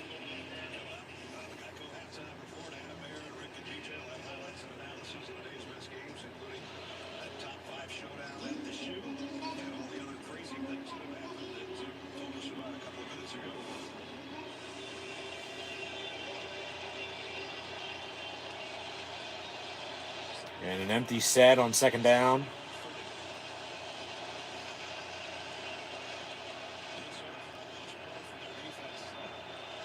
Warren in motion. And complete. First down, Penn State to the 41. Wallace. Timeout, timeout, timeout, timeout. They're going to go hurry up. Obviously, you're under 2 minutes, so the clock's going to stop on a first down. All right, they snap it real quick after they got set, and Singleton could get out of bounds, so the clock stops again with 47 seconds. And from 1st and 10 to the 2nd and short, they still have 3 timeouts.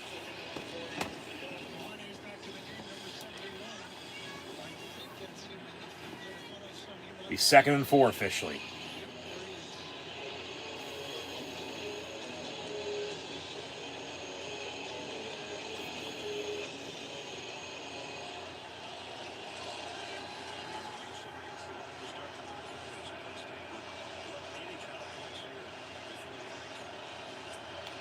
Aller off his back foot going deep.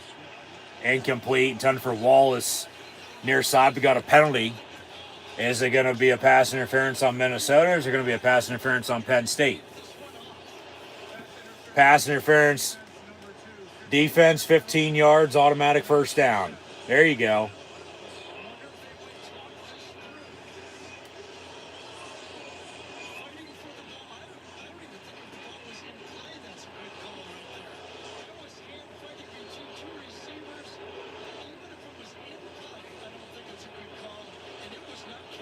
So first down, Penn State.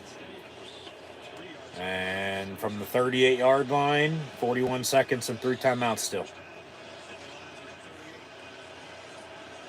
And Aller down the middle. Caught Warren. What a catch. To the 10-yard line. And, well, 1st and 10 to 1st and goal. We'll see officially where they spot it. They'll either have 4 or 8 shots to punch it in here, but obviously the time ain't going to be on their side. And we have a timeout. Timeout Penn State. And it'll be 1st and goal in the line from the 10-yard line.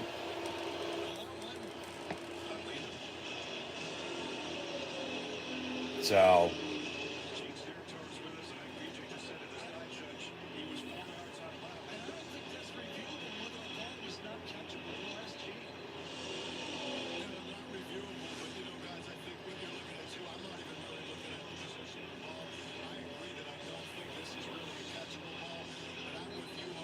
they still threw the flag. It is what it is. You play on.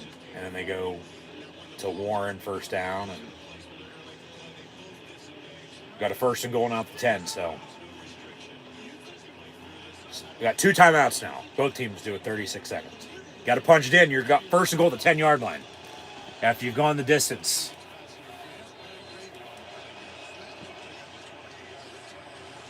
And Aller complete. Evans to the 3, 2nd and goal. And they'll wind the clock. And you call timeout or not? 26. Go! Or call fucking timeout. They just wasted 5 seconds to figure out what they're going to do. So they call another one. They got 1 left. 2nd goal from the 3, 23 seconds. You just got to be careful of being tackled in bounds. Even with your timeout, clock's going to run. And it's goal to go. So you got 3 plays now. And then do you kick it? Do you go for it? You know, if it comes down to it, we'll see. But yeah, what a pass by Aller. A bullet to Warren, but an even better catch. And then just a simple zigzag in the flat on an out route to Evans and catch and run to the 3-yard line, 2nd and goal. So 2nd and goal officially from the 4. With 23 seconds in the timeout in your back pocket. Let's punch this in. Tie it up at 17. Clifford in motion near side. Aller looking to throw.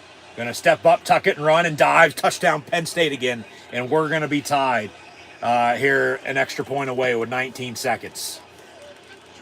Let's go. Tough spot I get. You know, you're down to the 3-yard line after that last punt. But then you get the punt blocked. 1 play later, give them a touchdown. But offense, nice response. That's a touchdown. Aller with a rushing touchdown up the middle from 4 yards out. Injury on defense. Got a 1-point game here, 17-16. Extra point to come, though, to tie it at 17 going into halftime. See if Minnesota even does anything, if they decide to do anything or not before halftime. Or not, 19 seconds to 2 timeouts when they get the ball back, or they just take a knee and then go into halftime. But Minnesota will get the ball back to begin the second half, so the defense is going to have to, make a stop. And this game's going to come down to sometime in the second half and the third and fourth quarter. And we know about the Penn State defense only giving about 5 points in the third and fourth all season long. So if the offense can do what they just did again and, respond, being down 10-0, 10-7, tied at 10, 17-10, now an extra point away from tie ball game again at 17. Just back and forth, who knows? Maybe it comes down to whoever has the ball last wins the game, but yeah, that's where we're at. So thanks for tuning in and watching. Be sure to like, comment, subscribe on social media. Links in the description below. Well, first half stats and scores coming at halftime. We'll recap. We'll preview college football. It's been a wild day. Been one of those weekends in the sport for sure, to say the least. Just when you think everything changes.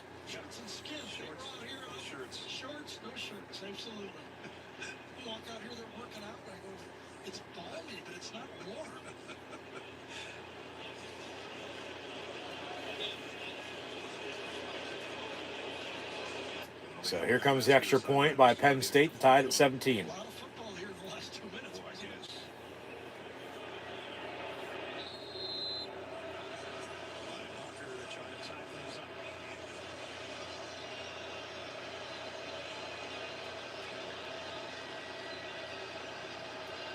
Snap, hold, god damn it. Extra points blocked, and they're running it back, and that'll be for 2. You gotta be kidding me. Are you fucking joking right now? Are you serious? So that'll be for 2 points, as now it's a 3-point game at 19-16. You gotta be shitting me, man.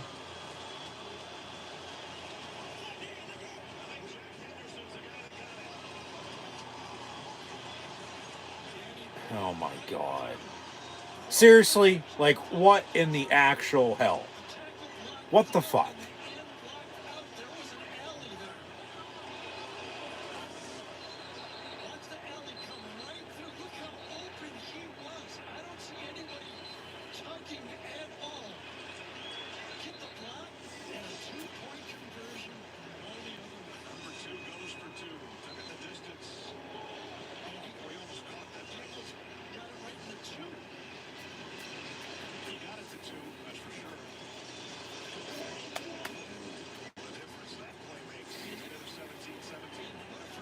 So we're not tied at 17. It's 19-16 now. So back to a 1-score, 3-point game.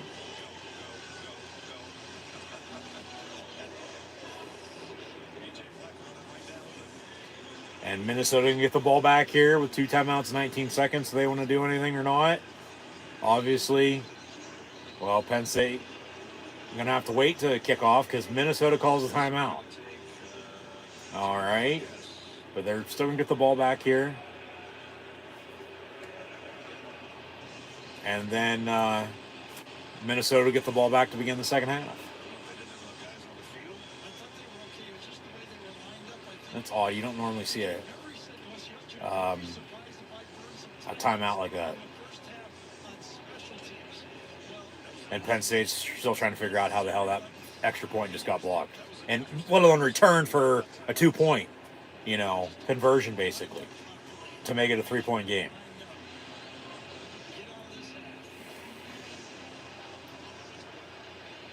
Just frustrating.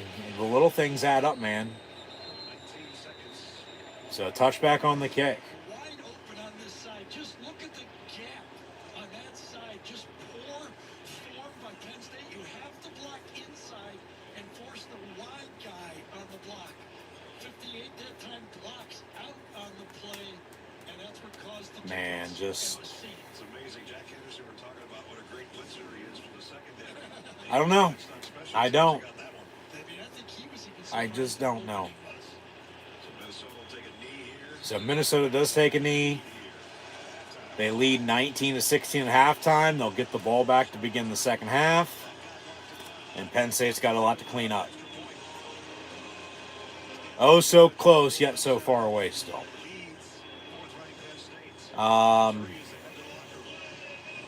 Yeah, just frustrating. But still going to have to be played. Still got another half to be played. 60-minute game. This ain't the first half. This ain't the game. That is college football for you. He's right. They are playing a full game. They have Penn State in a position that Penn State doesn't want to be in. And that's down on the road. Exactly. At least he knows that. We'll see if his team does.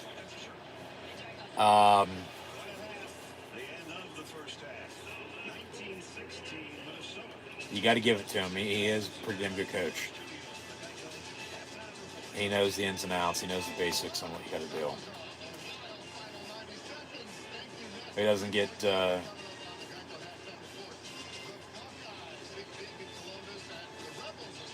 too far ahead. Doesn't get above his raisin, if you will. Yeah, too high on his horse. Where to begin? Man. Yeah, see these highlights at halftime of this game during other games now. Yeah, Minnesota gets out to a 7-0 lead with a rushing touchdown because Penn State had to punt, couldn't get a yard. Probably should have kicked the field goal, but went for it, didn't get it. Minnesota gets 3. It's 10-0. Penn State, goes deep. They score. It's 10-7. They tied it 10 with a field goal of their own. Got 3 points off of a turnover. But then Minnesota got a blocked punt. They score 1 play later, 17-10. Penn State responds. It's 17-16, extra point incoming. And yet the difference in this game is a blocked extra point return for a 2-point try. How the hell did that happen?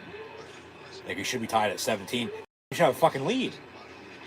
Went for it on the 4th and 4 and didn't get it. Should have kicked the field goal there. He kicked another field goal and got it, but... Or if you... Shit. You still give up the block extra point return for 2, Everything else goes the way it did. Well, you're, what? Tied? 1 point lead? If you have the field goal from earlier still, but... Man. I mean, good first half. Penn State a little slow, but they've gotten back up, and... They're fighting. They're fighting. It's just they're on the road. They really don't have a running game. They're down. Yeah, they have a turnover, but somehow they're down still by 3. If they would have scored off a turnover with a touchdown on the field goal, they'd be up. Yeah, but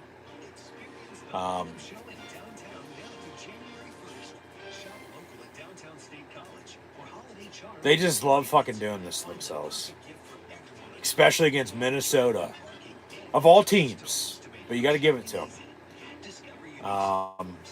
And that's regardless of who's coaching, regardless of who's playing. Penn State hasn't won at Minnesota since 2010. Okay, it's been a while. The home team has won, as of late. They've flip-flopped back and forth. Whoever's playing at home is winning the game. Just frustrating, man. Very frustrating here at halftime. Looks like we got a little disconnect to reconnect. But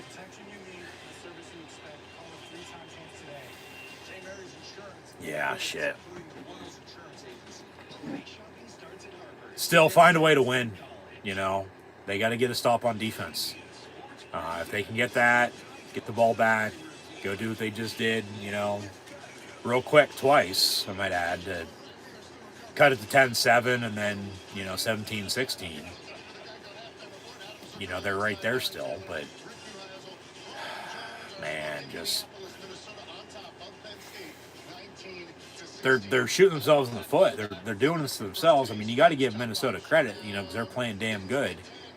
They're going to show off some highlights of all these other games, and we'll get to some scores here in a minute. Update some stats from this first half as well. But thanks for tuning in the meantime and watching my Penn State of Minnesota live play. Watch along reactions here today in college football. As always, I'm your host, Encyclopedia Sports, Quinn Luke 96. So, like, follow, and subscribe on social media. Links in the description below. It'll be Facebook, Twitter, Instagram. Hit the red subscribe button, notification button as well to stay up to date. Thumbs up button, share, chat questions and comments, super chat, super stickers, super likes, super thanks. Always greatly appreciated. As this video is powered by Rogue Energy, HopeKThrifts, and Dead and Hungry. Scan the QR code if you haven't done so already. But yeah, Minnesota's up on Penn State, 19-16 at the half, and Minnesota will receive the second half kick. As they kicked off to begin the game, Penn State received, and on 3rd and inches, couldn't get a first down. They punted, and then Minnesota was able to run the football, drive and score, 7-0 Golden Gophers. Penn State got the ball back, had to punt again.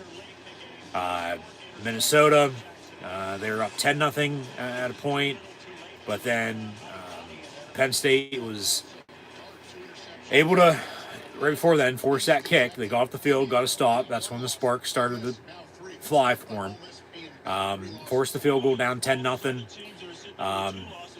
Go drive and score. Quick touchdown drive. It was a deep ball, 45-yard passing touchdown from Drew Bauer to Amari Evans for 6, make it 7. That extra point was good. So it's 10-7. And then they get an interception on defense, get a 30-yard return to the 20-yard line, but still have to settle for 3. If they would have had a touchdown there, they'd probably be up right now, but obviously they're not. They're down by 3, 19-16. They have 3 points off of the turnover, though. That's a lone turnover in this game. It's by Minnesota. Penn State has 3 points off of it. They're still down by 3, 19-16 once again at the half.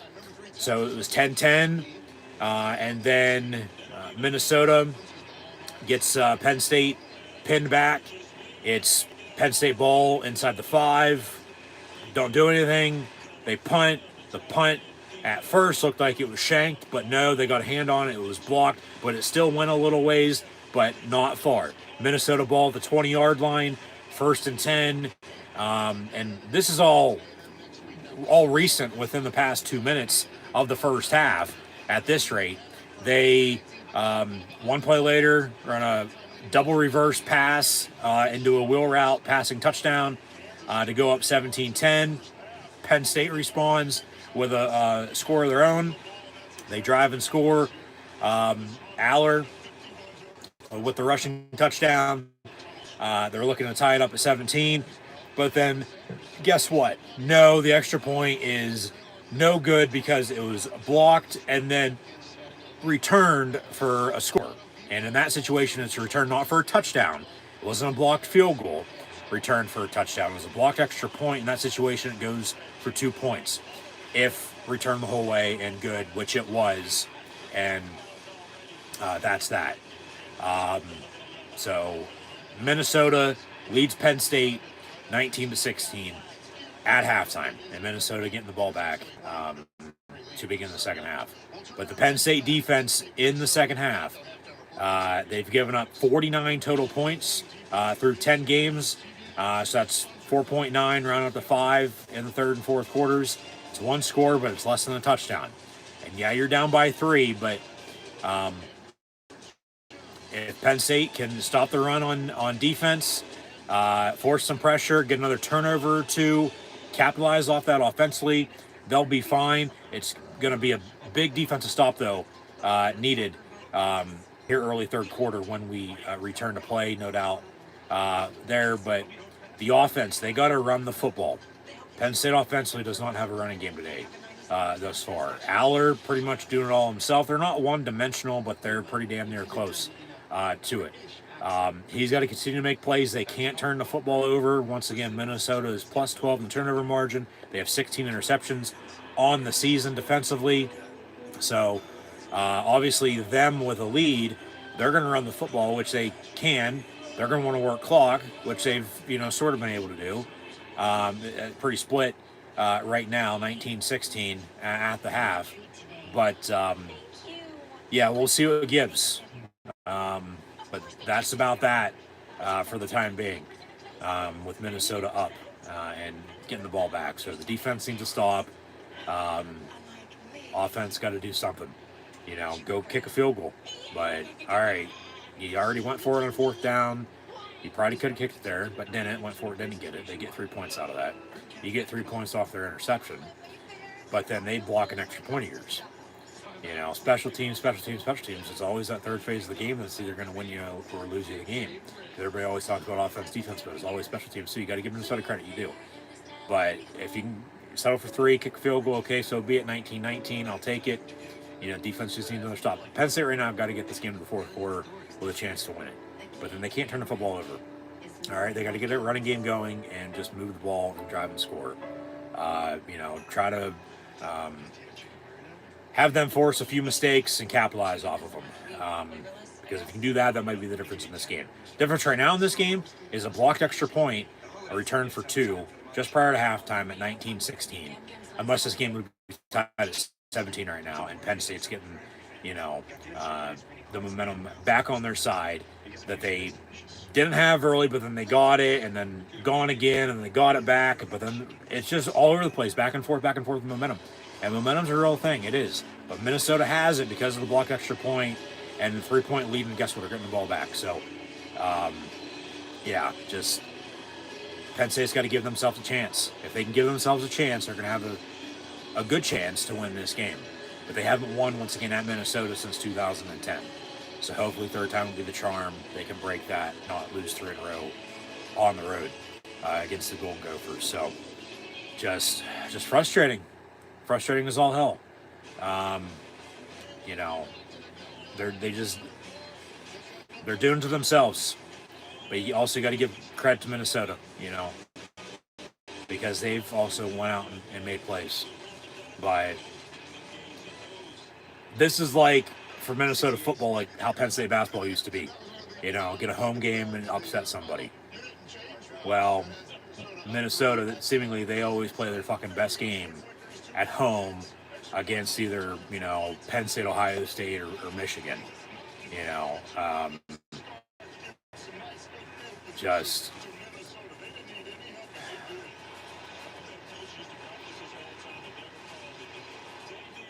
Penn State's got to get out of the gopher hole they're in and get their head out of their ass and figure it out. Because if not, it's going to turn into an ugly second half here. Should be tied at 17. Should probably have a lead, But yeah, Penn State's got to run the football. You don't want to abandon the run and become one-dimensional, and then Aller still have to do it all himself. Because then you're going to be even a tougher spot than you are right now. Because then that's when shit hits the fan. That's when turnovers happen, and you're in trouble.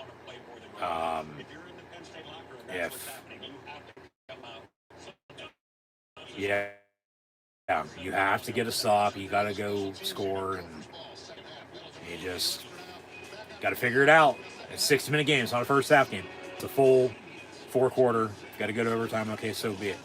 Once again, they were down at USC and down at Wisconsin at halftime, and they came back and won both those games. So hopefully 3rd time will be the charm there as well, and come back and win this game today too. And I'll leave it at that for the time being. We'll get into other discussions, later if it comes down to it. But it's still take care of business. The rest will sort itself out. But it does feel like it's just one of those days in college football. It does. You look around and look at scores, and from watching these games, it's just one of those days in the sport. It is.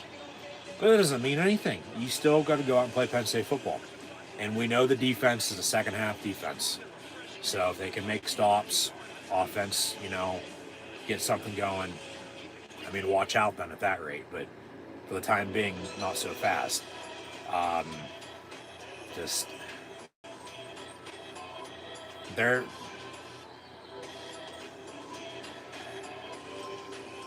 They're going to be in a bigger hole if they don't, get momentum back on their side. Like I said, it might come down to whoever has the ball last. With that momentum on their side, ends up winning this game for all we know at this rate. Because it's just been back and forth, back and forth, back and forth. And yet Penn State still hasn't had a lead. They remember down 7-0. Down soda, watch long reactions.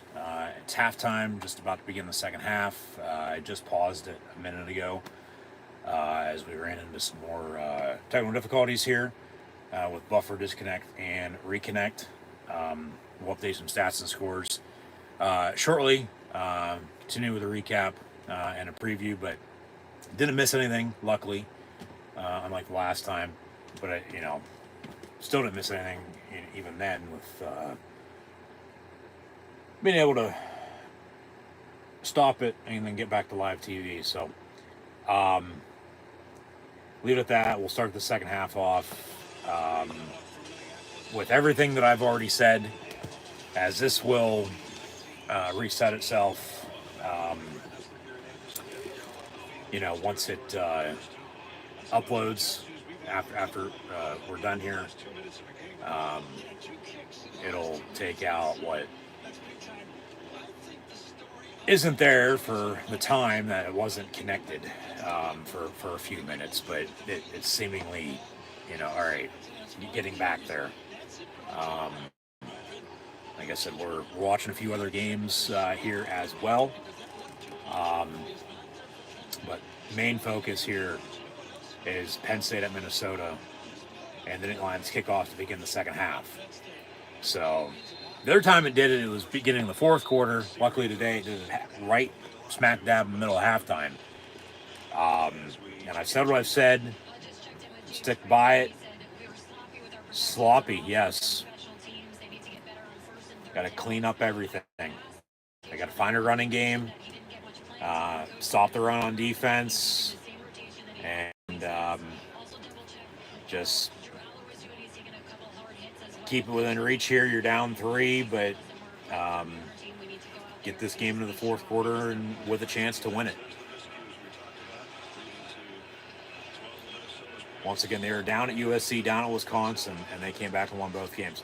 Pass down the middle, caught, first down, but just missed tackles, and the midfield one play into the beginning of the second half, first down, Golden Gophers. And it's just frustrating,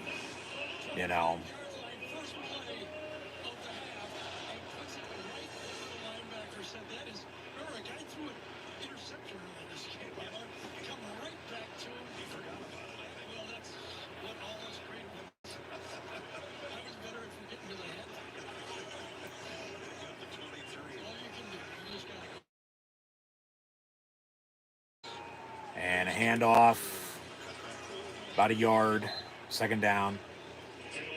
We'll get back to live TV here next commercial break, so see what happens from now until then. But no, it's really simple. It should be 17 apiece, but the difference in this game from 7-0 to 10-0 to 10-7 to 10-10 to 17-10 to 17-16 should have been 17-17.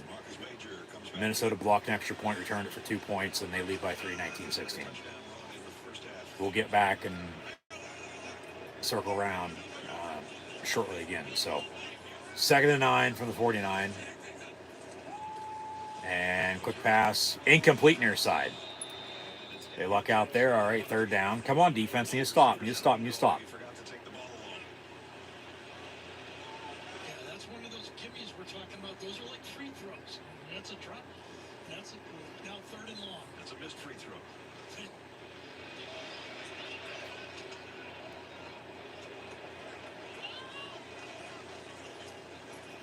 Minnesota 3 out of 7. There's another 3rd down conversion coming up. 3rd down and 9. Some kind of pressure. Come on, defense. Oh, God damn it. They jump off sides. 5 yards. Be 3rd and 4 now, not 3rd and 9. Josiah Izzard, I think, is the guy that jumped in. Offside. Defense number 99 causing the offense to fall start in the neutral zone. 5-yard penalty. Got to clean shit up. You got to. Amari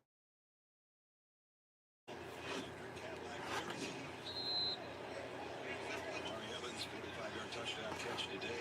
Years at So 3rd and 4. Just shooting yourselves in the foot too much here. Hand off, and they, I don't know. Still can't stop the run. Looks like they're going to give it to him, 1st down. And then go back to that penalty. You know, you'd have them stopped right there, but no. And now you're going to be in a position to, well, be down not 3, but 6, let alone 10. You know, if you can force a kick, or if you do give up a touchdown, which, you know, 1 score to 2 scores with, you know, point margins here and there. They're, like I said, going into halftime, oh so close yet so far away. And now, previous plays under further review, they're going to look at it. So hopefully, as they'll think, hopefully they tell us something good.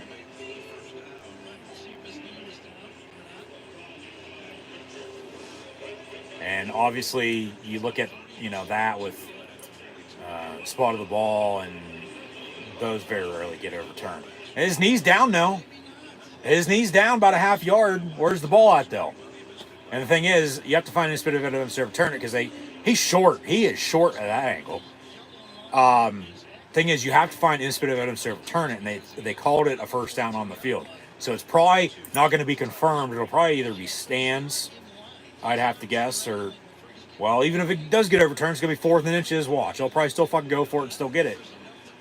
So, well, and it's a quick review, so it's going to stand. It's going to be 1st down Minnesota. Yeah. Stands, 1st down. And once again, I'm about a minute behind. So we'll get back to live TV during the next commercial break. But from arms crossed to hands in pockets, that's all he can do on the sideline. 1st down and 10 for the Golden Gophers. Come on, guys.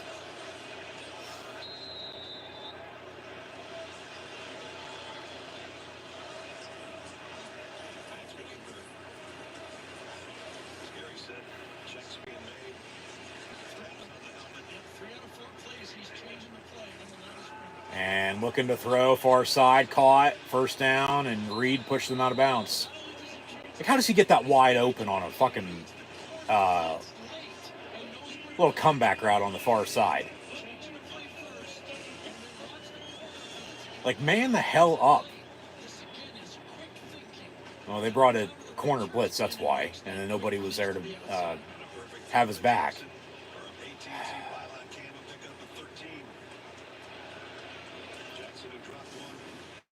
So from the 29, 1st and 10. And a handoff, stop the run. Kobe King, first to meet him with Izzard. Thank you, Brad Nessler. 2nd down and 8. I swear I got him bugged.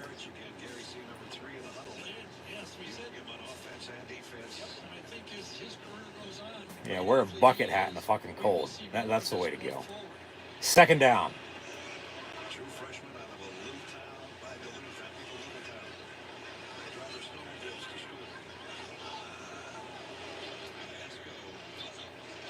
And fake the run reverse, and Penn State's there. But they can't wrap him up. They can't tell. Oh, my God. Should have been a 5-yard loss, yet they give up, like, as many yards as they did, and it's 3rd and short now. How do you not tackle him?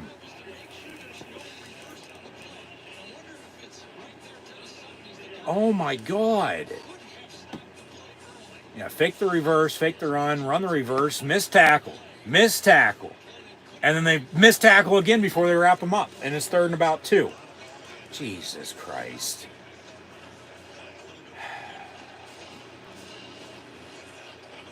Force a field goal.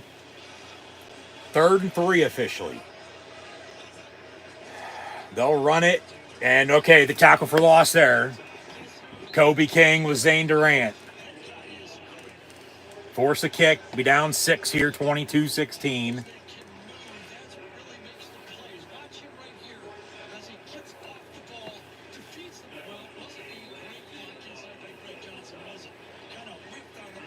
Just off the block, and I'm going to wrap you up by your ankles, and you're not going anywhere. And Zane Durant, the Florida native, wrestled him down like a gator. 42-yard field goal.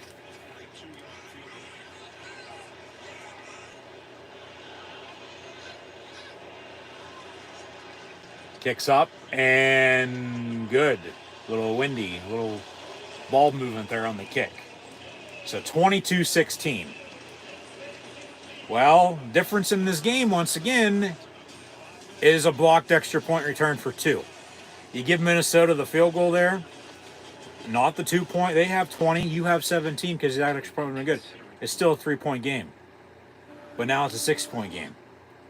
From a blocked extra point return for 2, and then you give the field goal. Now you got to go drive and score a touchdown. Down 6. And we're back to live TV. We're back to live TV. Nice aerial shot as the sun has gone down. But from technical difficulties with buffer, disconnect, reconnect, we're back up and running. We're live, so thanks for tuning in and watching. I'm your host, Encyclopedia Sports, Quinn Luke 96. Like, follow, subscribe on social media. Links in the description below. Thumbs up button, share, chat questions and comments, super chat, super sticker, super like, super thanks. Always greatly appreciated as well. As this video is powered by Rogue Energy, HopeKThrifts, and Dead and Hungry. Links for them also in the description below. Scan the QR code if you haven't done so already. And Penn State now on offense, down 6 in early third quarter. Just gave up 3. We know how the defense plays in the second half, though. Offense, they got to run the football. Touchback on the kick, first and 10 lines from the 25-yard line. They got to run the football. Singleton and Fat Man, where are you at? Run the goddamn ball. And then get 44 of the football and get Tyler Warren involved. But if it ain't him at tight end, you got Dinkins, you got Reynolds. Obviously, Evans has the receiving touchdown. But still need Fleming and Clifford with Evans to step up at receiver. And they hand off to the Fat Man, Katron Allen, who gets 8 yards up the middle. His first rush of the game. Did not get a touch at all in the first half for whatever reason. Even though they had him in there, they didn't run him. And they got to get a running game going. They got to control this line of scrimmage. Get back in it here. You're only down 6. It's 1 score, but got to work some clock. Fake the pitch. Yeah, far side pass completed. Midfield, Wallace. First down, Penn State. There you go. Under 10 here to play in the third. 9:14 and counting. Got to go. Got to go. Got to go. They run well in hurry-up mode, so we'll see here. First and 10 from the Minnesota 49. Handoff to the Fat Man. Breaks a tackle and gets 5-6 yards up the middle. So second down there. Come on, boys. Let's go. Good block. Yeah, good blocking up front, even though, injuries on the line. They're playing with who they have. Next man up. It's really from left guard to right tackle, but Usa and JB Nelson are both playing at left guard. It's Rucci for Donka. Out of the pistol, and they'll run an end around near side. Who is that? Singleton? And he'll get a first down. There you go. It won't be 3rd and inches. They'll move it first down. Because remember, they had trouble. 3rd and inches, 3rd and 1, 3rd and 2. They couldn't get first downs earlier. Had to punt. Minnesota scored. Scored again. And then Penn State's down 10-0. They score. Get 3 points off the turnover. 10-10. Block punt. 1 play later, they score. You go drive and score. And then the difference is the block extra point returned for 2. Unless you'd be tied at 17, down 3 at 20-17, not down 6 at 22-16, even with giving up the field goal to begin the second half. So first and 10, 2-3 yards, second down, but fast-paced third quarter here, midway through the third already. 7.5 and counting to play. Penn State, second down, Aller, gonna go deep, has a man, and it's Evans again. Yep, incomplete. Got to step off. Shit. They had it too. Just little a little too much. So incomplete, 3rd and 9. Just get 10 yards. You're not going deep again because they'll be ready. Just get a first down. Let alone get in field goal range. You know, get 5, 6, 8 yards here. Warren in motion. They'll pass to him. Complete. Nope, incomplete. A little too high. So incomplete, 4th and 9, and they going to go for this? I don't know if you'd want to go for this because you don't get it. You're down 6 as you are. They go drive and score. You're going to be down 2 scores then going into the 4th quarter. And that's what, if you would only got a couple yards there, which they tried to, it didn't work, you'd be kicking a field goal here. You know, and then you're still down 3. Maybe try to draw them off sides.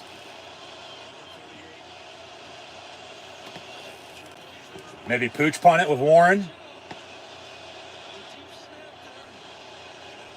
Timeout, pooch punt it.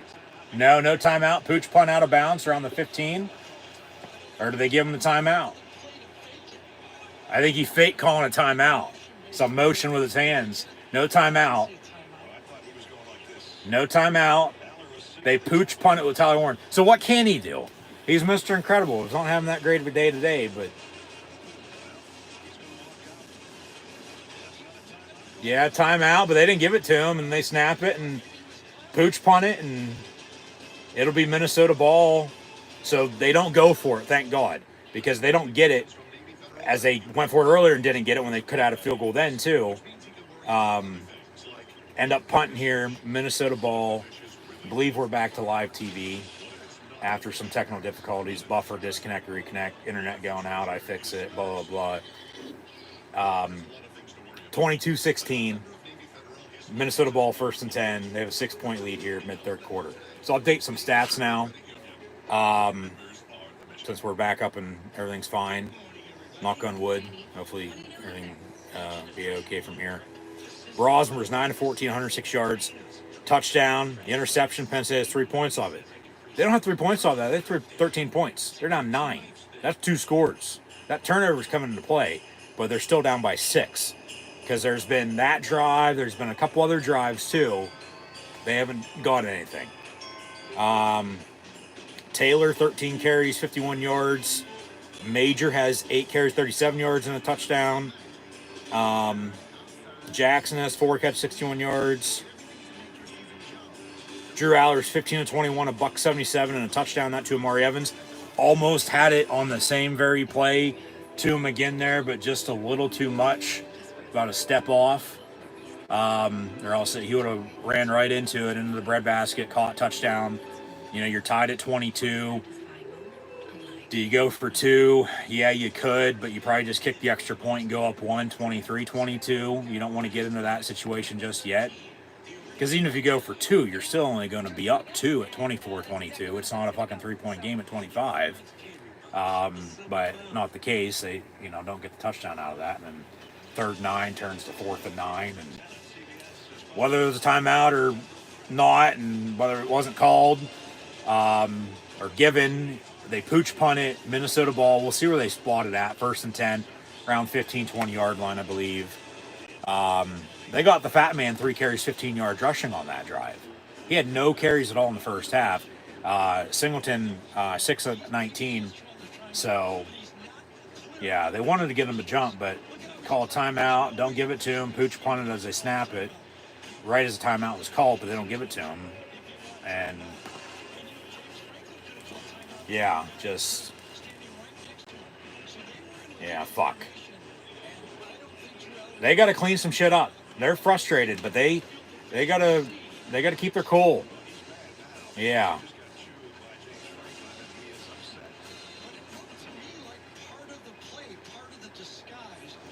But 1st and 10, Minnesota here from the 22. Defense needs to stop. They need a turnover is what they need. They got a pick earlier and got 3 points off of it. Just imagine if that's a touchdown, and you're down 6. But still, the difference in this game is just prior to halftime. Okay? You have a blocked extra point returned for 2. Or else you'd be tied at 17 and only down 3 right now at 20-17. But because they have that 2, off your blocked extra point, and you gave up a field goal to begin the third quarter. You're down 6. So it's 22-16. 2nd and 11. Come on, defense, to get another stop. Don't jump off sides. No.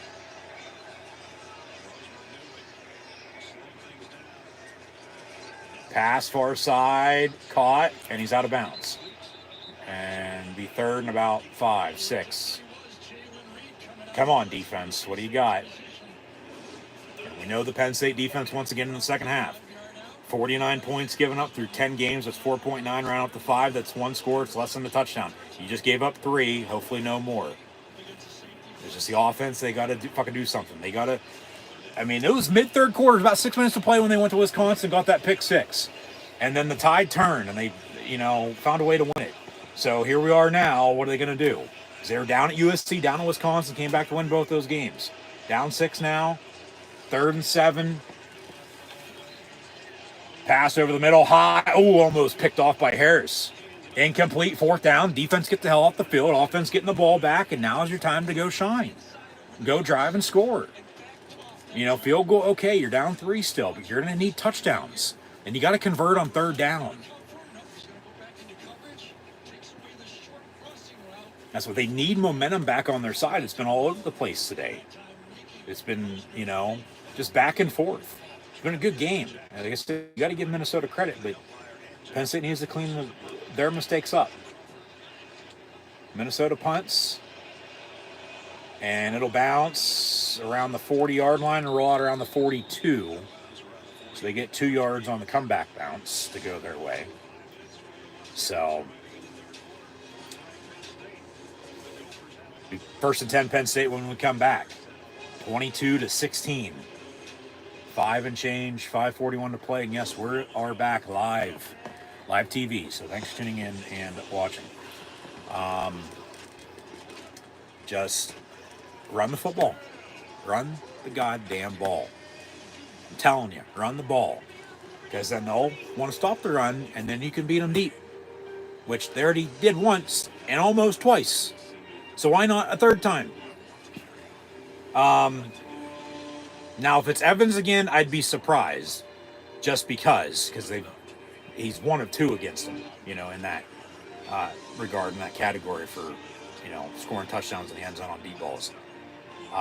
Just a step off on the last one, unless, you'd be tied right now, let alone a point up. And, defense getting you stops. And then you can go do something yourself and take a lead. Because remember, Penn State still has not led today. They've been down 7-0, 10-0, down 10-7, tied at 10, down 17-10, 17-16, should have been tied at 17, blocked extra point once again, return for 2, give up a field goal over the 3rd quarter. That's the difference in this game at 6 points. It is. With everything that's happened, that's the difference. So they still haven't led. They've been down or they've been tied. They haven't had a lead. Not at 1, not at 2, not at 3, not at 5, 7, 8, 10, 14, whatever. No. They got to get momentum. They got to keep momentum. They got to do it by running the football and getting stops on defense. Aller's got to make some plays. Once again, no turnovers. No turnovers. Minnesota's plus 12 in turnover margin, 16 interceptions on the year. No turnovers. No interceptions, no fumbles, no nothing. Okay? Other than driving and scoring and getting points. So we'll see.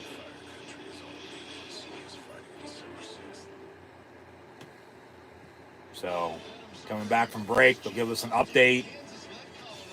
Said from Penn State, Minnesota to BYU, Arizona State to Wisconsin and Nebraska to Pitt, Louisville. And we'll still update some stats and scores. So stay tuned. We'll get to them when we get to them. But, yeah, just Penn State, ball is in your court. What are you going to do? Seriously, what are you going to do? Are you going to, do something, or are you going to not do anything? Because that'll tell here what is going to happen the rest of the way. Aller, pass over the middle, Warren, and he's got a first down for 12. Starts up front, going to be able to block. They do just that, but just eye candy, fake the run, fake the pass here, fake the pass there. And yeah, just over the middle on a quick slant, yeah. So, 1st and 10. Evans in motion. Maybe go deep to him again. And Aller on a crosser, complete. Tyler Warren. Yeah, get 44 the ball.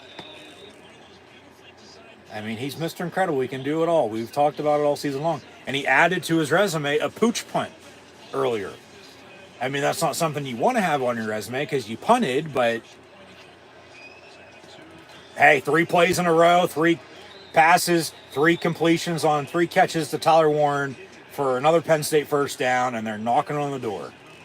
Just, hey, they're boom, boom, boom, boom, boom to him to watch, and they're coming across a near side or going down the middle.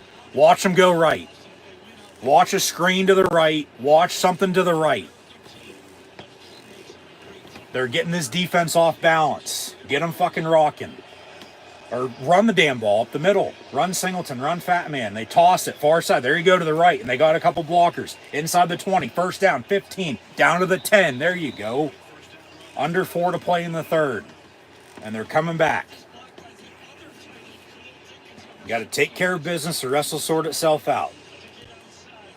Rucci, Dinkins, Clifford and Warren on the blocks. And these refs are letting them play. Handoff. Singleton. Touchdown. There you go. Just like that, they strike back. And they're an extra point away from taking their first lead. We're tied at 22, but you kick it. You don't go for 2 here because it's not going to make it a 3-point game.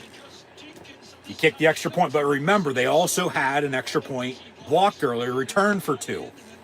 And that was the difference up until now, but boom, boom, boom. Hey, just defense is playing good too. Offense got some rhythm, momentum built up. They score, and it's quick. It's a minute, 2 minute, 3 minute touchdown drives. Barker on for the extra point. Snap, hold. They blocked the left side where he came through last time. Extra points up and good, and Penn State leads for the first time today with 3:43 to play in the 3rd, 23-22 at Minnesota. Jesus Christ.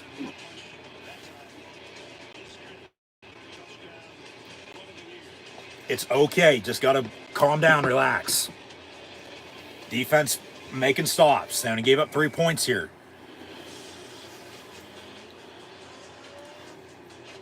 So they got to continue to get stops. Man, what a fucking game. And once again, good teams find ways to win. Still got another quarter and change to play, about 18 minutes to go. But that's why I said we'll know a lot about how the rest of this game is going to go back to, the start of this drive. And Warren, and then Singleton, and Singleton. And they score. So they got to keep running the football. They got to keep getting stops, stop the run, but keep running the goddamn ball. That's what it's coming down to. You don't really need to throw a hell of a lot. You're going to want to stay balanced. You got to be consistent. And that drive was smooth. Probably as good of a drive they've had all game, because now they have the lead. I get the other touchdown drive. That was quick, deep ball. Another one, they run it in, but then it's, going backwards on them because of the blocked extra point. Should have been tied at 17. You're down 2.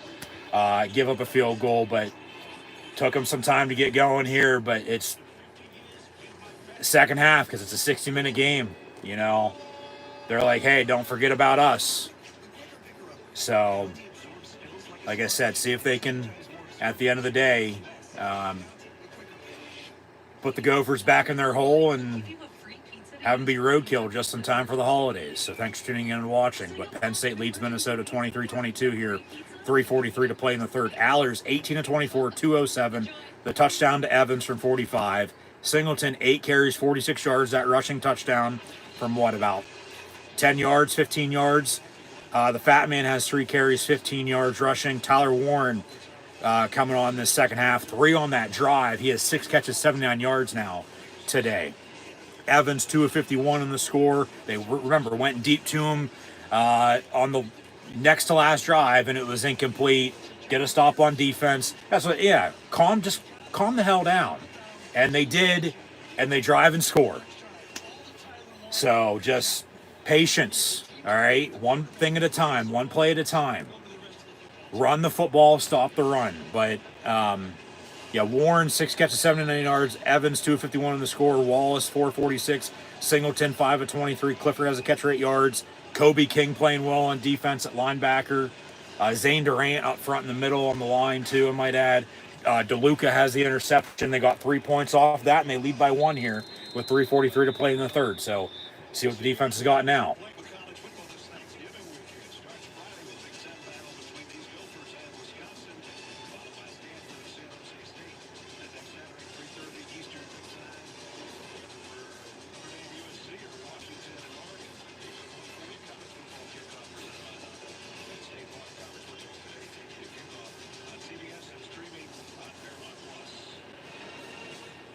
First time the Golden Gophers are trailing in the football game.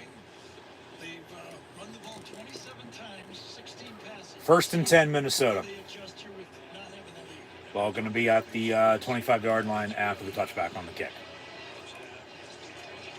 And deny Dennis Sutton off the edge. Come on, that's a fucking hold.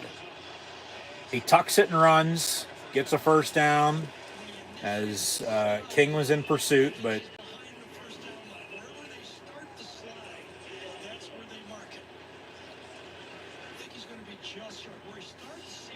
the refs have what, called 2 penalties? 3 penalties the whole entire game? Had an illegal formation and a pass interference, I think.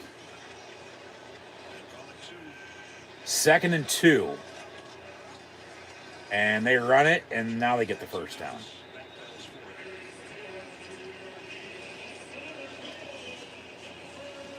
Under 3 to play in the third.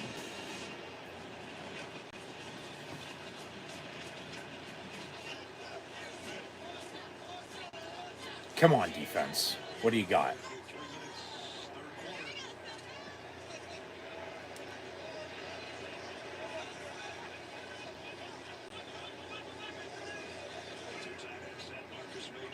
Turnover would be awesome.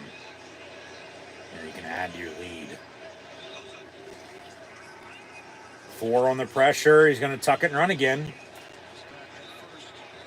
And Rojas and DDS and somebody else on the stop. 2nd and 6. Even though this state defense has produced pressure with the pass rush, they only have 1 sack in the game. So that Minnesota offensive line is doing their job. Remember they gave up a week ago when they're kind of overrun by the Rutgers game. One of those sacks produced a safety like that. 2nd and 6.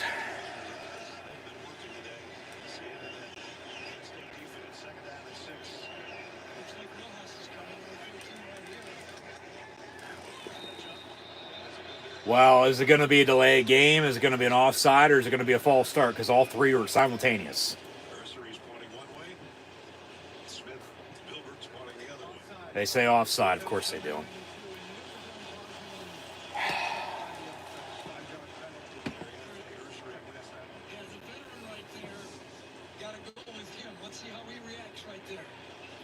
Remember, the play clock was winding down. And they get him to jump before the false start. Yeah, 3 total penalties today. That's a shock. And we have a minute and a half to play in the third. 2nd and a yard.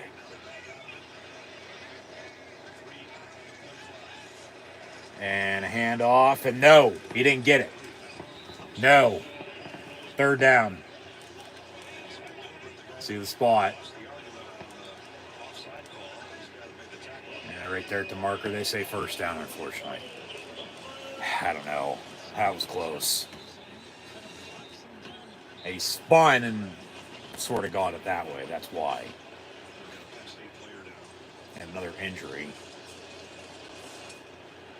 Don't know a number, so can't tell you who just yet. It's denied Dennis Sutton, 33. So hopefully he's okay. He's walking off. He's all right. He gets, you know, small, you know, injuries like this, and then he can come back in. You know, whether it's cramps or whether it's getting rolled up on, he's fine. You know, whatever. It's like the third or fourth time this season that's happened. It's always in the second half too, so it's always, you know, you've played a lot, something's going to happen. 1st and 10 from the 45. And roll out, and a tight end screen. King on the tackle after a pickup of 5. And we'll have one more play here this third quarter, it looks like.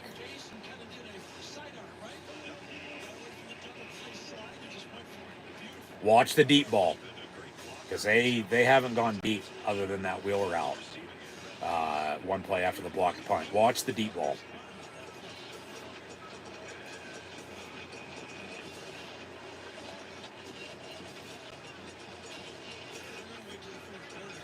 And okay, well, they reset the play clock, so yeah, clock's just going to wind now.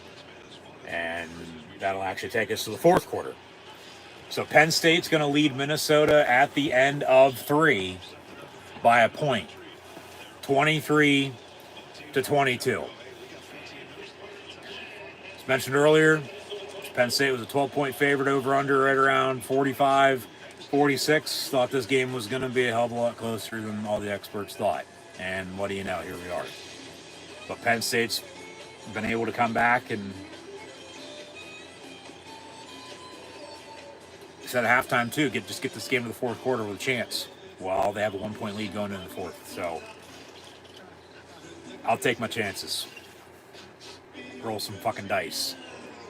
Call blackjack, but you know, still frustrating. You know, a few times during this game, and it still is even with a 1-point lead because you know that's nothing. You know, 1 point is not 9 points in 2 scores. You know, like, it's not comfortable. It's not, you know, convenient. It's not whatever word you want to use to describe it of a 1-point lead. It doesn't mean shit unless it's ball game. Score is final, game's over, and you win. So they still need stops defensively. You know, Minnesota driving here again a little bit. Offense got to do something. Update some stats once more. Yeah, only 3 penalties in this game. It's basically 1 a quarter. But Allers, 18-24, 207 yards passing, and the passing touchdown to Amari Evans, who has 2 catches, 51 yards, and the score. They've sort of got the running game going, but still not much. But the rushing touchdown just gave them the lead, so I'll take it for the time being. They just got to, like I said, keep making stops defensively, stop the run it on offense, work some clock at that rate. You know, they'll be in a decent spot. Because you're up 1, you score, you'll want to kick the extra point again. You'll be up 8. You don't want to, you know, go for it, not get it, and then be up only less than that. Because then, well, if they score, unless you get a stop, then okay. But if they score, they got to score and go for 2 just to tie them at 30. You're just looking ahead a little bit if it, you know, gets to there. But, yeah, Singleton, 8-46 on touchdown. The Fat Man, 3 carries, 15 yards. Warren has 6 catches, 79 yards, 3 on that last touchdown drive. Evans 251 in the touchdown. The Walls 446. Singleton 5-23. Clifford has a catch for 8 yards.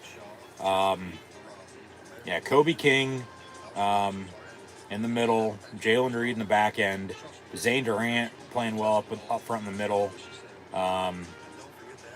Carter and DDS just went down, but him coming off the edge, Ellie's Devontae Thomas in the middle too, Rojas at linebacker playing okay. Remember still they have, if you look at it this way, 23-22. Penn State has 3 points off of a Minnesota turnover, and then Minnesota has 2 points off of a Penn State missed extra point returned for a 2-point try. So if those don't happen, you're tied at 20. So I'll take the 1 point lead, but I'm still not comfortable with it. Yeah, Penn State got to take care of business or sort itself out. Oregon's in the Big Ten title game. But Penn State's got to take care of business and then need Michigan to beat Ohio State next week. But that's beating Minnesota and that's beating Maryland. So don't worry about Michigan beating Ohio State just yet. But then if that happens, fumble. And it's still being kicked around. Penn State has it. Carter has the football. Nobody has it in the pile. Carter has the fucking ball. And now a flag on the play. And it's Penn State ball, first down.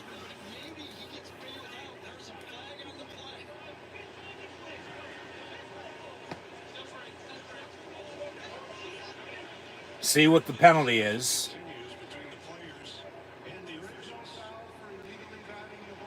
No penalty. And it's Penn State ball, first down. There you go. They didn't kick it. They punched it. That's a Penn State Ohio State 2008. The stand around the 50 up against Pryor, and then Pat Devlin sneaks it in and they go drive and score and win it. That's what that is. Fumble on the handoff, and Carter there. Well, Brosmer was the one who fucking punched it, not Penn State. So no penalty, and Penn State recovers it. So they got 3 points off of the interception. Let's see if they can get more off the fumble. Allard, pass far side, complete. Singleton, first down. And wind that fucking clock. Into the fourth quarter now. Wind the clock. You got a 1 point lead. Stay in bounds unless you have to go out. But 12 yards and a first down. Run it.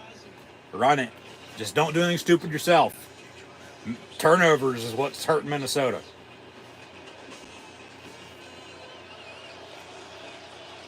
Trips in a bunch, top of your screen, Warren in motion. And they'll hand off, Fat Man. And he gets stuffed, no gain, 2nd and 10. Wind this clock.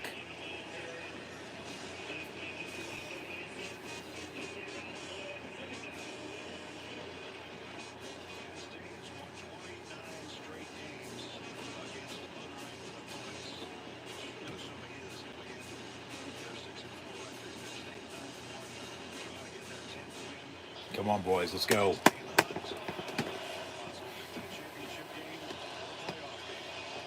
Second and 10.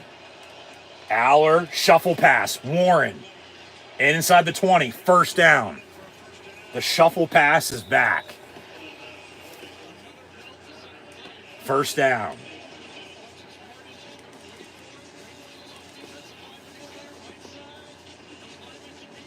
And good block by Dawkins and Oos.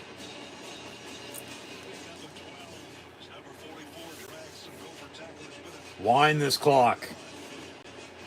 Tick, tick, tick, tick, tick.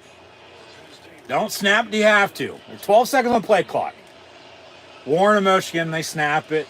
And, all right, Perbulo is in. We're going to run the double pass.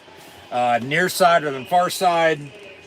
But just to give up the middle. And now Tyler Warren has the most receiving yards by tight end in Penn State history. 1505. Backwards, obviously, flip it, move it around a little bit. 5150. Well, Minnesota better call the fucking popo if they want to win this game. 2nd and 11. And Allen again for another 2 yards, 3 yards. 12:22 to play. 3rd and 10. I'm kicking a field goal if I don't convert. I'll have a 4-point lead compared to a 1-point lead. And then you go for it, don't get it. You still have a 1-point lead. I'll take a 4-point lead. I kick it. Because like I said, remember, you have 3 points off of the interception. They have 2 points off of a blocked extra point. You're tied at 20, if not. But because of that, you're up 1 with everything else that's happened, surprisingly. They'll go to break. All right. Thanks for tuning in and watching. Be sure to like, follow, and subscribe. Links in the description below. Thumbs up button, share, chat questions in the comment, super chat, super sticker, super like, super thanks. Always greatly appreciated. I see them coming through. I'll get to them. Thanks for the support. Video powered by Rogue Energy, HopeKThrifts, Dead and Hungry. Links also in the description below, so be sure to check them out. Scan the QR code behind me if you haven't done so already. Injury timeout again. I've had 3 penalties in this game. Penn State up a point, 23-22 if you're just now tuning in. And looking to tack on to their lead, but they got a 3rd and 10. Like I said, I'm kicking a field goal if it comes down to it. I'd rather have a 4-point lead than a 1-point lead. But say if it is 20-20 with that no 3 points off turnover, no 2-point return on the blocked extra point, you're still kicking it here to go up 3.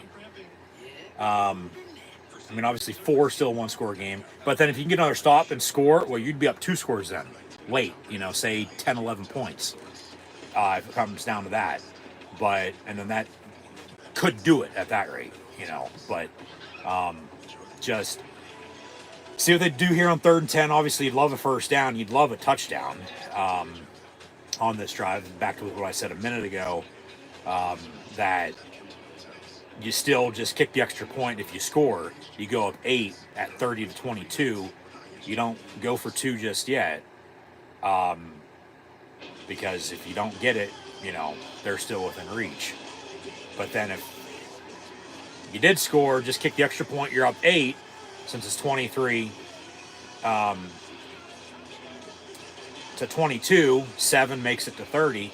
They would need a touchdown and a 2-point just to tie at 30. And then the time comes into play. So we've been all over the place today, man. What a game.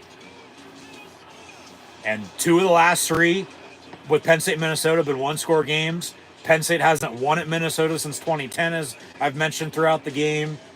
Warren's coming along this second half. They got a running game going. They're still making stops on defense. Have only given up 3 points this second half thus far. That's the Penn State defense for you. Coming in the game, gave up 49 total points in the second half all year. Through 10 games, it's 4.9, round up to 5, still 1 score, but it's less than a touchdown. And like I said, I'd rather have a 4-point lead than a 1-point lead here. So if you don't get it on 3rd and 10, kick the fucking field goal. See if they draw up. Ball at the 15, 3rd and 10. Empty set, 5 wide, left to right across your television screen right now, Dow. But they have not been able to convert on 3rd down today. And going deep in the end zone, Warren incomplete. So 4th and 10. Clock's going to stop, obviously, 11:55 to play. Kick it. I don't mind taking the shot. 1-on-1 to, Mr. Incredible. And he still almost made the catch going down, but it's incomplete. So kick it. Go up 4. Go up 26-22. Ryan Barker from 32 yards.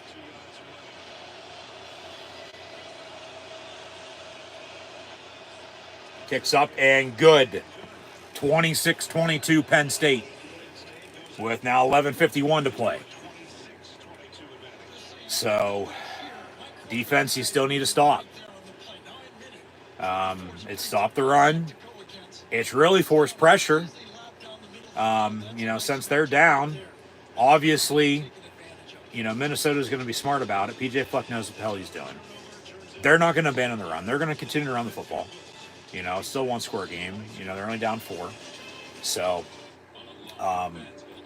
yeah. Still got to stop the run, but force pressure. You've already gotten 2 turnovers off of them. What's 1 more? What's 3? What's 4? 3rd time be a charm. And that's, well, shit. You're up 4. You got 2 turnovers off them, but you only have 6 points off those 2 turnovers. 4-point lead, okay, but just imagine if one of those, if not both of those, are touchdowns, let alone it's a combination of both, it's 10 points.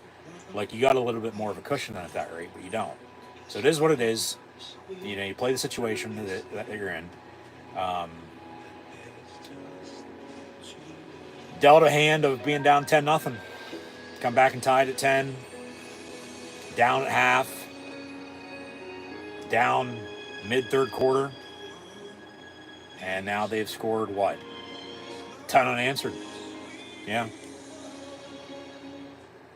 Because it was 19-16. And then 22-16. And then they take a lead, and then they kick it. So, 26-22. And talk about momentum. It is a real thing. I mean, if you're watching the same game I am, hopefully you can see that. Especially with the way the game's gone from the start until now. Just not the past 10 points Penn State scored unanswered.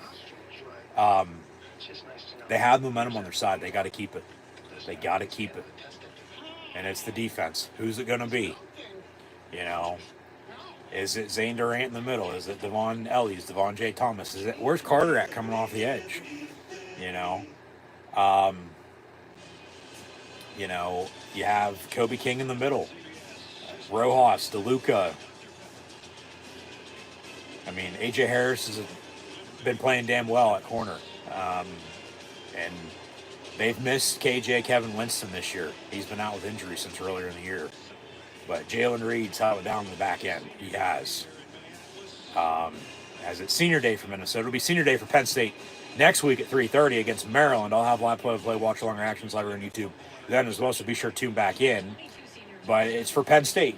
Do your job, take care of business, or sort itself out. Obviously, yes. You look at the situation of you win out. Next week now, Michigan beats Ohio State. Penn State's playing Oregon in the Big Ten title game. But at the same point in time, you go that far, yeah, you win the Big Ten, you get a first-round bye. Even better.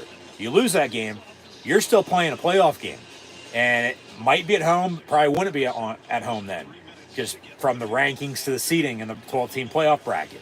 So it's like, well, your situation, do you want to just win out, get a home playoff game then at that rate? We'll see what happens. That's why they play the game, ain't side on paper, side on the field. Still a lot unknown. And a short pop-up kick, fielded around the 15, and about a 10-yard or so return. 1st and 10 Minnesota, 11:46 to play.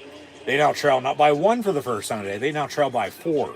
It's 26-22 Penn State with that time left, and Minnesota 1st and 10. I believe both teams have all 3 timeouts, if I'm not mistaken. Obviously, up a 2-minute warning, and the Penn State defense needs to stop.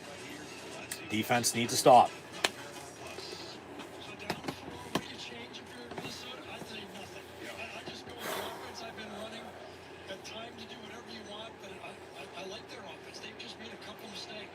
First and 10 from the 25. So as good of a touchback on the kick. And down the middle, caught. And Reed with Harris lowering the boom, but he's still able to catch it and first down. So would have liked that to have dropped, fallen complete, let alone been picked off. And he was about a step behind. But yeah, boom. That's stomach to stomach. And they wanted a penalty for a helmet to helmet. You're not going to get that. That's not a penalty. That's a clean fucking tackle. It's just a big hit. 1st and 10. And it's a fucking hold. I mean, come on. But then here I am, one play after they don't call a penalty there, you know, bitching about a penalty that they didn't call with a hold. Thing is, I don't have a problem with it. As the refs are letting them play, okay? I don't have a problem with it when you're calling down the middle, which they are. But when they're missing the clear, obvious fucking penalties, I get holding happens on every play. But when it's clear and obvious, right in front of you, and you don't call it, yeah, I'm going to bitch about it. And that's like the 5th time already today, if not more. But they're letting them play. From midfield, 2nd and 8. So you live with it. You just play through it. Hand off, stop the run. Durant and King. Third down coming up. 10-10 and counting to play.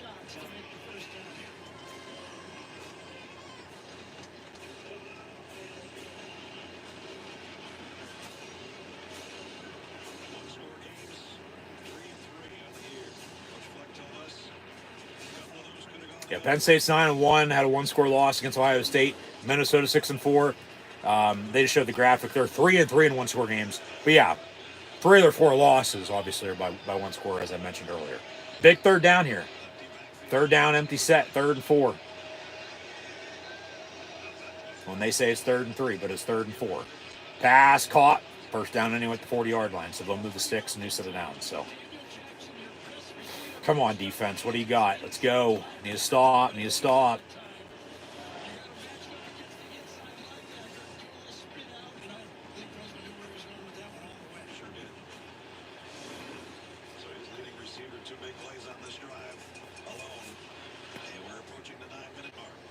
Jackson has been targeted more times. 9:03 and counting to play. 1st and 10. Come on, defense. Motion man is a tight end.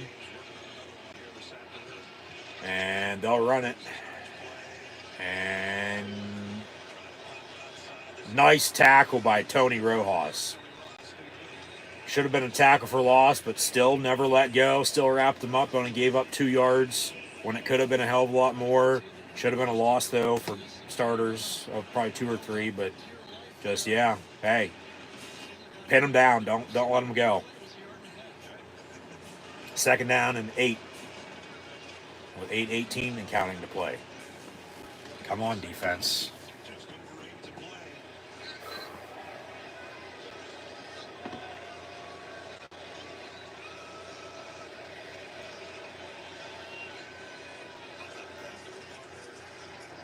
Looking to throw, pump fake, dump off, and another 1st down because of some missed tackles.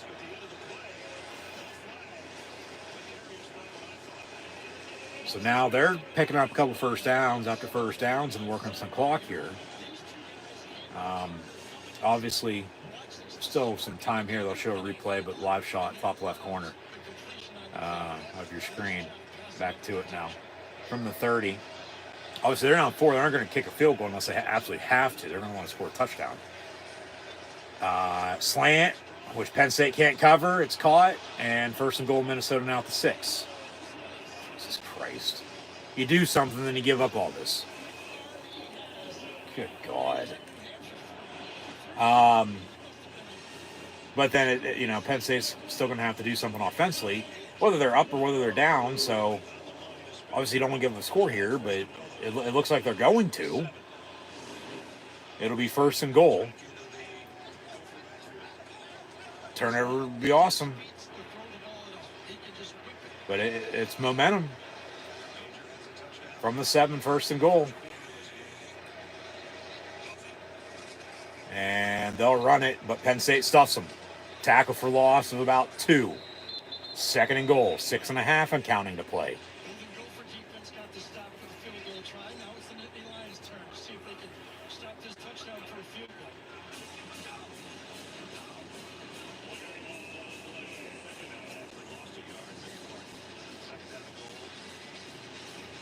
Come on, defense. Who's it going to be?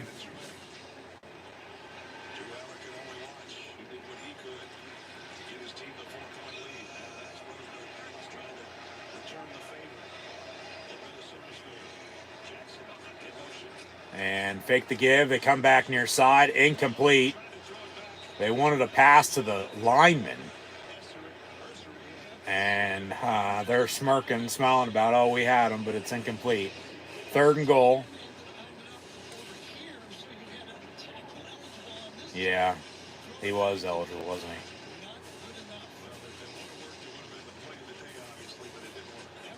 I think they still would have brought his ass down anyway. Yeah. Boom. Would have speared his ass. From the 8, 3rd and goal. Come on, defense. They're going to bring the house. They'll bring 4 on pressure. And pass in the end zone, high, incomplete with DeLuca on the coverage. 4th down. Minnesota's got to kick this, right? Right? 4th and goal from the 8, and you're down 4 with 5:51 to play. Or are they going to go for it?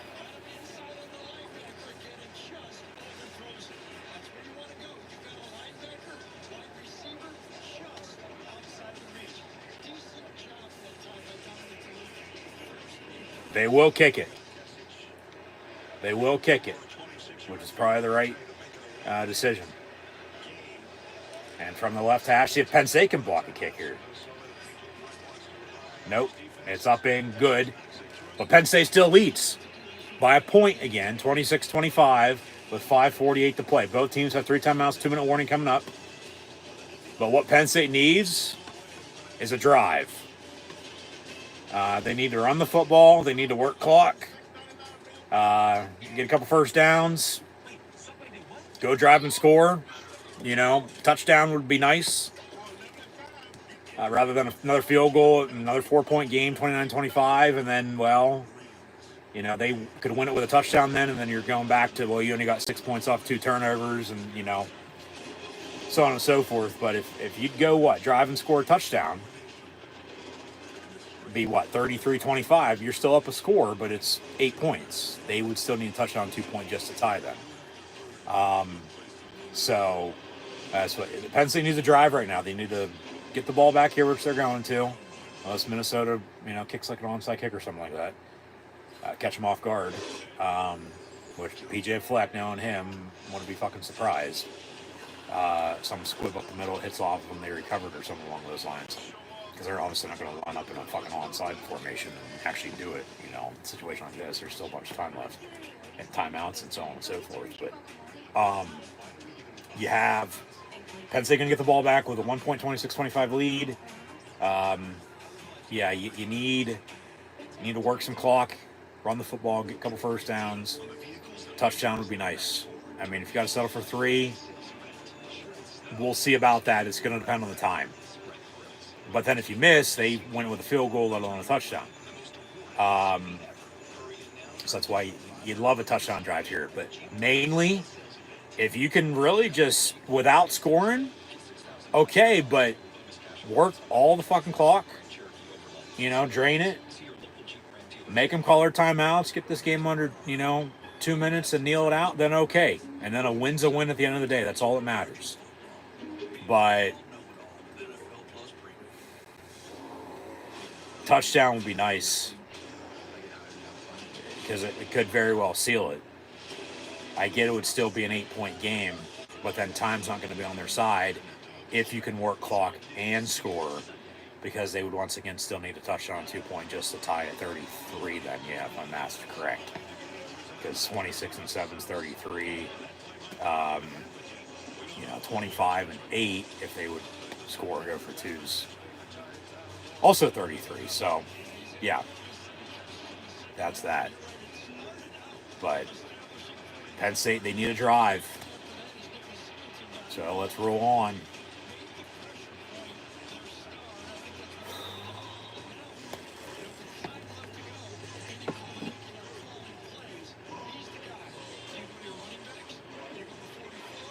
You got to be balanced. You got to be consistent, but it's run the football. It's work clock. It's get out with a fucking win, and it'll be a touchback. So 1st and 10 from the 25 here.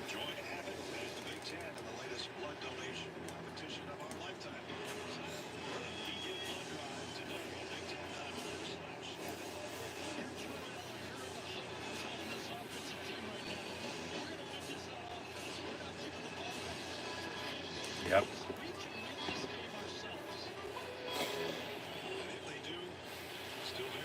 First and 10, Penn State from the 25. Just nothing stupid. No penalties, no turnovers here, boys. And Aller will hand off Singleton. And for 6 yards, he goes. Work the clock. Let it run. Don't snap it until you have to. And game clock with the play clock synced up at 34 seconds right now with 5 minutes to play. So 5:31 to 5 28, and then 28 on the play clock. So yeah, don't snap it until you have to. Don't snap it till like 5:03 to go. There's no need to snap it with fucking 10 seconds on the play clock. Motion man, yet they do. Jesus Christ. And then it's a tackle for loss. Come on. I mean, that's piss poor clock management right there. Now you hit 5 minutes and they reset the play clock and now you got another down coming up. When you could have probably took off another 10, 15 seconds. Jesus Christ. Now you got a 3rd and long.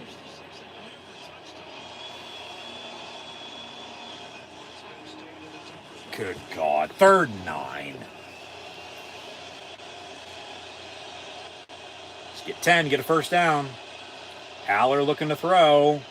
Gonna step up, roll out, gonna tuck it and run, and he's gonna be short, but it'll be 4th and 2 rather than 4th and 9 or anywhere in between. And now what do you do? Punt, yep. Play defense, rely on your defense. But you can't give up a field goal. You can't give up a touchdown or else you're gonna be down. That's just piss poor clock management. You go fucking 3 and out with a 1-point lead with 5 minutes to play. I mean, they can get under 4 here before they do punt. But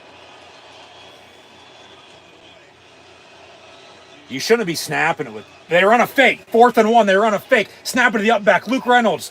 And 45-50. He's off to the races inside the 40, down to the Minnesota 34. Boom! Talk about fucking balls. They run a fucking fake. Jimmy Hustle, Big Game James, says, I can sell a car better than you, PJ Fleck. You still got a first down here.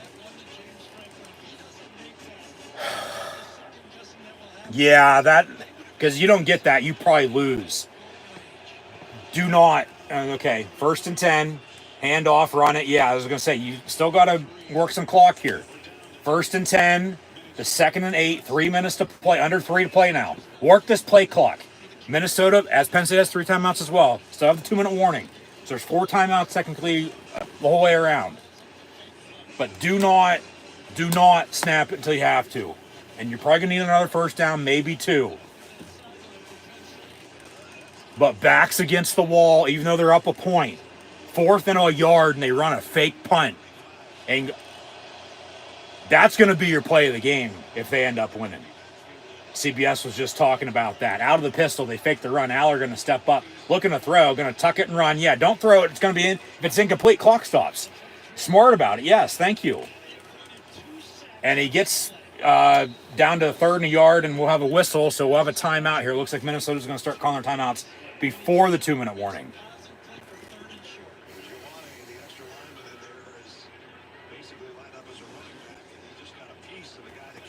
2:17 to play, timeout Minnesota.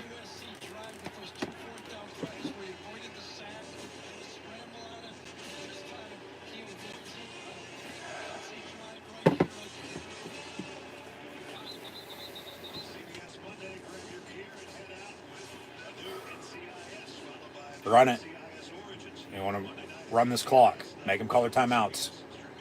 Because if you, at this rate, 3rd and a yard, 2:17 to play, I mean, yeah, you're still going to come down to a field goal. Hopefully not. You score a touchdown at this rate, especially after a play like that. But get under 2 minutes, make sure they have no timeouts, and you got a first down, you can fucking need it. You know, whether it's 1 point or whatever it is. Warren in the gun on 3rd and a yard. And he's going to keep it for himself. And no. Good God. And now they got another decision.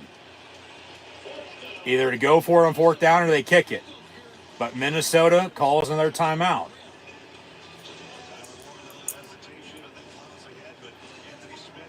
Minnesota's read that all game because Penn State's done that too much on the season. So now that's coming back to bite them. You know, direct snap to Tyler Warren, and he keeps it and doesn't get anything out of it. And what do? Minnesota the timeout, but 4th and a yard with 2:12 to play. So they still got 2 timeouts technically with 2-minute warning. But Penn State here, do you go for it again? 2 4th and yards on the same fucking drive? Especially one on a fake punt? They're going to line up to go for it. Maybe try to draw them off sides, call timeout. Go for it, get it. You don't go for it, they can go win it with a field goal on a touchdown. But then do you obviously believe in your defense because they're going to have a ways to go because they're going to be pinned back. Sneak it. 4th and yard, they get it. First down, Penn State. And that'll take us 2-minute warning unless Minnesota calls their third and final timeout. That'll take us a 2-minute warning. And Minnesota still has 1 timeout. But does it really matter? Penn State's got a new set of downs. 1st and 10 with 2 minutes to play. And, 40 seconds on the play clock. 25 seconds on the play clock. You can, as they broke the huddle real quick, lined up to sneak it. And they get it. 2 4th and a yard plays on the same drive to potentially end up winning this game is what you're going to be talking about for sure. Game ain't over just yet, though. We got 2 minutes to play. Penn State leads Minnesota by a point, 26-25. And new set of downs, 1st and 10. And they've won in Minneapolis by a point against the Golden Gophers before. I believe it was 06. They won in overtime. Similar score, too. I think it was like 27, 26, 28, 27, something along those lines. I'd have to look, unless somebody wants to let me know in the comments. But, yeah, 26-25 here. As Penn State does lead the all-time series, but they haven't won in Minnesota since 2010. Obviously, everybody talks about the 19 loss 5 years ago. But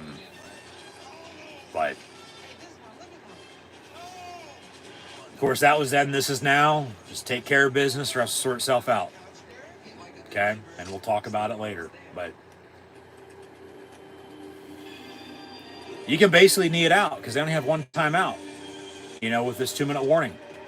We're at now, plus the timeout they have, but it's 1st and 10.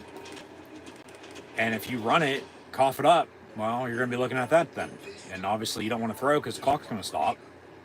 So, like I said, if my math's right, 2 minutes with a timeout, they can't stop it other than...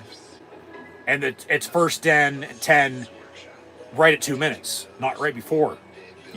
After would be better, but it's right at 2 minutes, so it's good as after. 1st and 10. So, yeah, 40 seconds on the play clock to 25 seconds on the play clock, once they run a few plays. And just, I don't think there's any need to run a play. You can just knee it out, and they'll fucking call a timeout, but then you can do it again and do it again. I mean, you might want to run one play, get a couple yards, because then if you're in a situation of 3rd and short, to get another 1st down, then okay, then that for sure does it, but...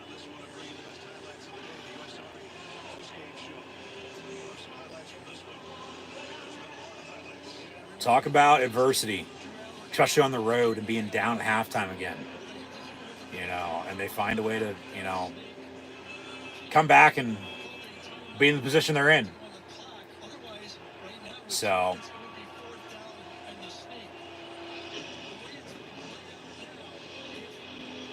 (26-25). About a 4-minute drive here at this rate. And you're going to go back to the fake punt on that 4th and yard and the 4th and 1 on the sneak. But out of the pistol, Reynolds in motion, 1st and 10, Penn State. They'll run it up the middle.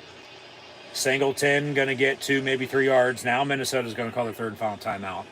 For what it's worth. But yeah, don't cough it up. Don't fumble it. And like I said, I think you can probably fucking run this clock out. Because all you have to do is get under 40 seconds. And the game's over. Minute 56 to play, but 2nd and 9, yeah, it's probably still going to come down to 3rd down, so they're going to run a play or 2 here, as they just did. But it's run it, don't throw it.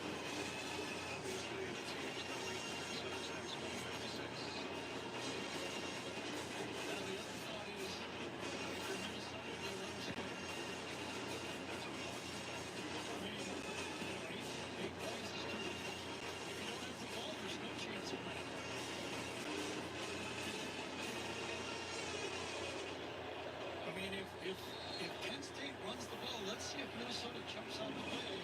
I bet Minnesota goes So 2nd and 9. Handoff and a tackle for loss. So 3rd 10. Got a penalty in the back end. Or was that a shoe or a glove? I thought I saw yellow. No? All right, 3rd and 10. Clock's whining, though. Let it run. There's no need to fucking snap until you have to. Let this clock run. But it's 3rd and 10, not 3rd and 1. So, and they haven't been able to convert on 3rd down day. Like I said, start. You got to be able to convert on 3rd down today. But no, they're 1 of 10 on 3rd down today. Even though they're 1st in the Big Ten and 5th in the country, they have not been able to convert on 3rd down today. They're going to call timeout. They're going to let the play clock wind. Timeout. Timeout. Minute 11. So Penn State will have 2 left. Minnesota doesn't have any. Got a 3rd and 10 with a minute 11 to play. Penn State up 1, 26-25 once again. So thanks for tuning in and watching. Be sure to like, follow, and subscribe on social media. Links in the description below. Thumbs up button. Share. Chat questions in the comments. Super chat, super sticker, super like, super thanks. Always great appreciated. Scan the QR code if you haven't done so.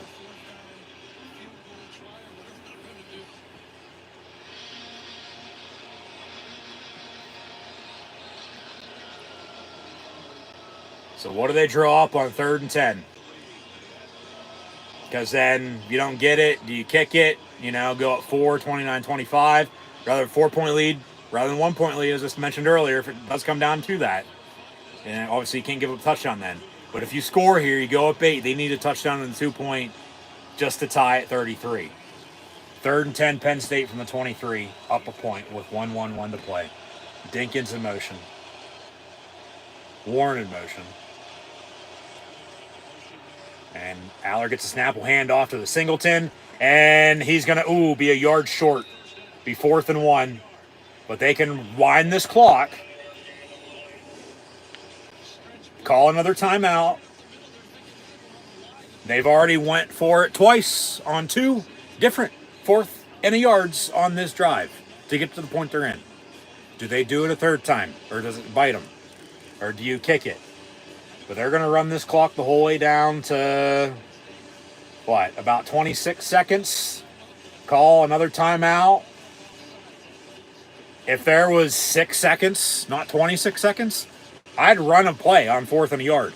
I'd roll out and just fucking heave it deep after it, clock expires. But 27 seconds on a timeout, 27 seconds it's 27 seconds.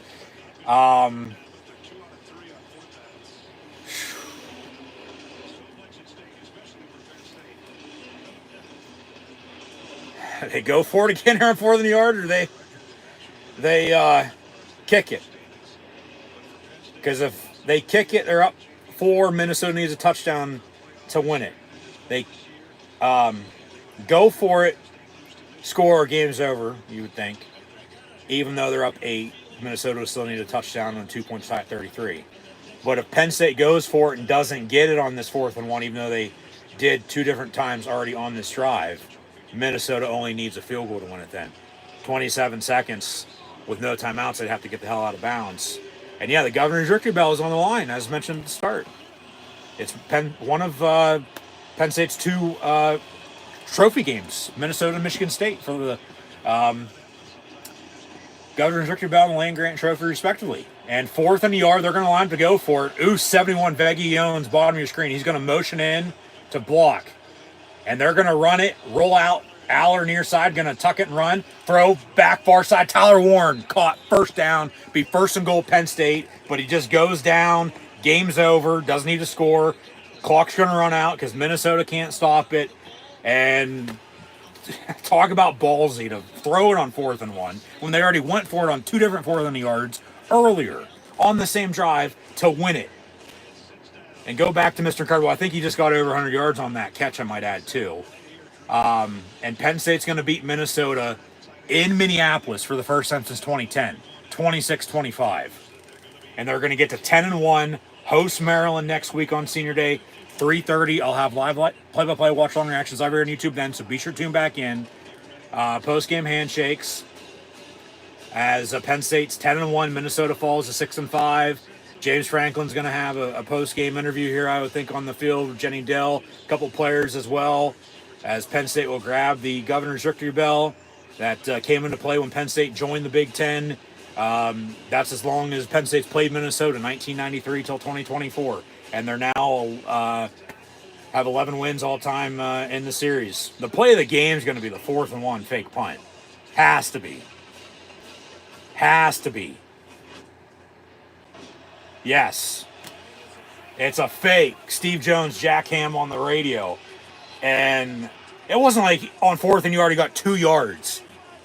He got a good 30 yards on a fake punt. And if they don't get that, Minnesota still down 1, wins it with a field goal, let alone a touchdown. And, you know, but no. Well, hold on here. James Franklin's going to be proud. That's what he's going to say. Very proud of these guys. About these guys. Yeah, cool. Calm, collected. 3rd straight season with 10-plus wins for Penn State. Yeah, because big win for sure. Yeah, and that's 3rd time they've been on the road in the conference. Down at halftime, they came back and went at USC, at Wisconsin, at Minnesota. And it's a 1-point win, but hey, it's a win. That's all that matters. And the fake punt, I think, makes up for the blocked extra point earlier. Wouldn't you think? What don't you say? And the defense held Minnesota to what? 6 points in the second half. So, yeah, that's the thing. Penn State now hosting, as Minnesota will play Wisconsin on Black Friday. Wish them well. But Penn State's now 10-1. As CBS will sign off. Damn good game. Damn good game. And we didn't even get to recap or preview any of what's going on or next week in college football yet. We will. We will. Don't worry. Just wait. But that'll do it. Penn State wins 26-25 against the Golden Gophers of Minnesota. They had one more suplex, if you will, against P.J. Fleck. And his row the boat, Sky Umaw. Go Gophers. But we are Penn State. I mean, shit, where to even begin? First off, to add on to everything I was just saying for next week, yeah, Penn State hosts Maryland 3:30. So be sure to tune back in. Subscribe if you haven't done so already. Scan the QR code as well. But the thing that comes into play with Penn State now at 10-1, yeah, the lone losses to Ohio State. You still got to take care of business against Maryland. That game's at 3:30. They'll know at that rate who won the game with Ohio State and Michigan because they play at noon next Saturday, all right?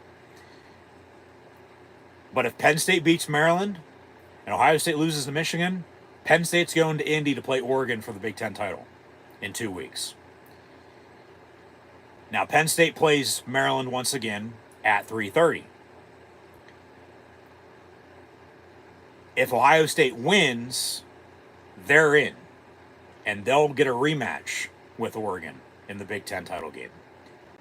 And then if Penn State wins, at that rate, they're hosting a playoff game a month from now.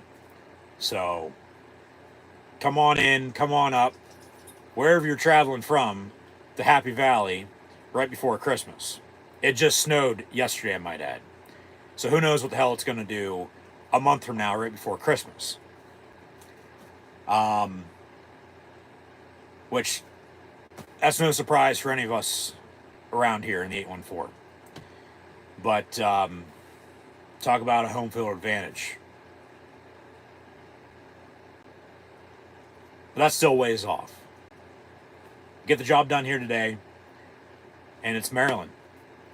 You know, if Ohio State wins, then okay. If they lose, then, well, if you win, you're going to Indy. But then that's why I was saying earlier, and now here we are, you know, keeping it keeping it real now, because it's legit. It's a real possibility with that. Once again, if Penn State wins next week, they need Michigan to beat Ohio State to go to Indy. So root for the Wolverines. Go blue. That is because Penn State lost to Ohio State. Unless really all Penn State would need to do next week, if they already would have beat Ohio State, is beat Maryland, and then they're going to Indy. But, you know, they lost to Ohio State earlier this month. So, anyways, with that, yeah. And it's what's screwy is, you know, kick times. They probably should be playing at the same time. But at the same point in time, well, both of them don't need to. Well, they both do need to win, but both of them really don't need to be playing at the same time. You know, it's not like baseball on the final day. Everybody's playing at like fucking 3 o'clock rather than a normal 1 o'clock game or a 4 o'clock game or, you know, a night game by any means. But you have, needing to still take care of business. But if Michigan beats Ohio State and you win, you're going to Indy. If you lose, well, you might not even be hosting a playoff game. I think you'll have to go on the road because you'll end up, you know, dropping to a loss to a 4-win Maryland team, you know, if you're even still in the top 12.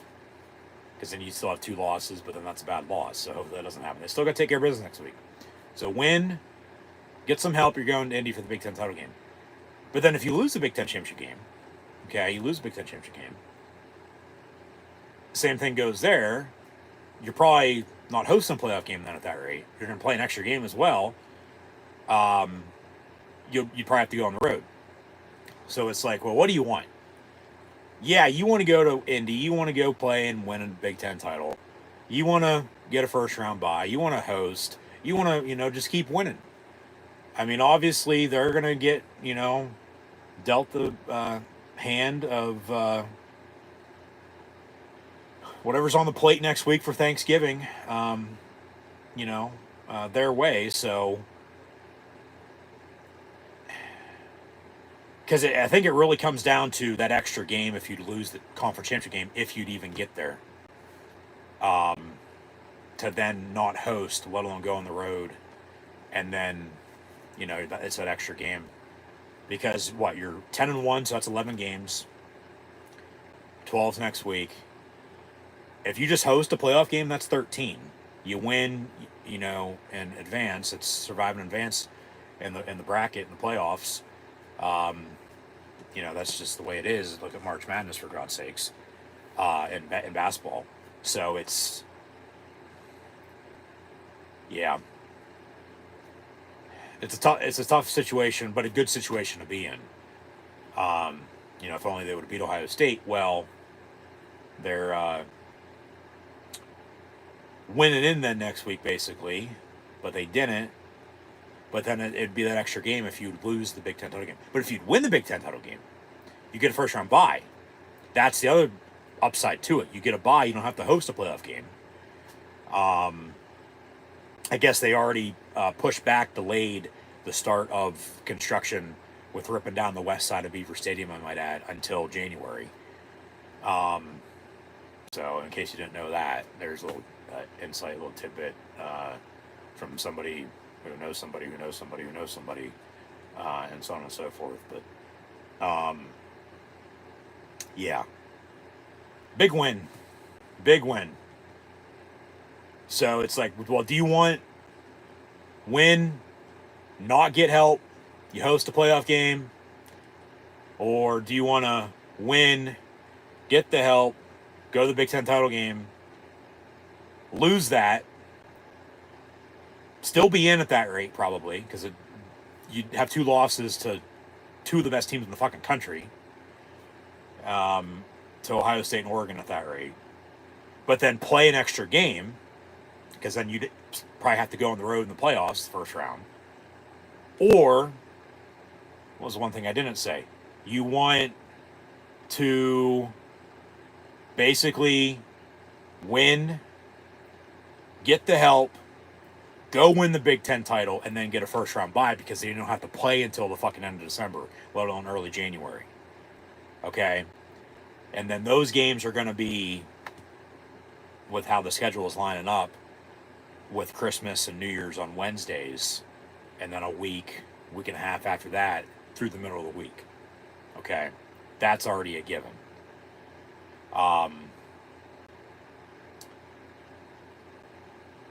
Ranking wise, I think they stay put at 4, just like they did last week. Obviously, you only win by 1, but a tough, gritty win on the road. When it came down to special teams. Special teams is why Penn State ended up winning. Yeah, they get 6 points off of 2 turnovers, run a fake fucking punt on 4th and a yard, you know, and then run another 4th and a 1 on the same drive and get it, and then a 3rd one on the same drive and get that one too to ice it and seal it and win it. That's all she wrote, folks. And that'll do it. I mean, yeah. Especially when Minnesota had a blocked extra point right before halftime, returned it for 2, and they had a 3-point lead going into half, 19-16. But the Penn State defense in the second half only held them to 6 points. Yeah, 19-25, 6, and Penn State scored 10 unanswered. Gave up another field goal, but then they held, you know, and the offense did not give Minnesota the ball back. Even though the defense probably would have made a stop, but you don't know that. Like, they did their job. Yeah, a big win for Penn State. I don't care if it's against a fucking 6-win Minnesota team or not, they're better than 6 wins. And now their 5 losses, they have 4 losses by 1 score. Just imagine if those were wins. You know, they're as good as they were 5 years ago, and Penn State goes up there, you know, and like it's a top 25 win. Yeah, I get. All right, Penn State's best win technically is a top 25 Illinois team late September, but they can't control, because everybody's been talking about strength of schedule right now. They can't control heading into the season, let alone after the fact, you know, how the team that they played against does. That's the thing, though. With that, you want them to keep winning because it makes your win against them look even better. Yeah, it sucks if they lose or do whatever, but yeah, it's just what they can control is beating who they beat, playing who they played. You know, like, you think about it in the playoff bracket right now, they're the 4th ranked team. They would technically be the 6th overall team as a seed, just because the 5 conference champions get automatic bids, but the top 4 conference champions get first round buys. That 5th is the 12 seed. They go on the road to the 5 then at that rate.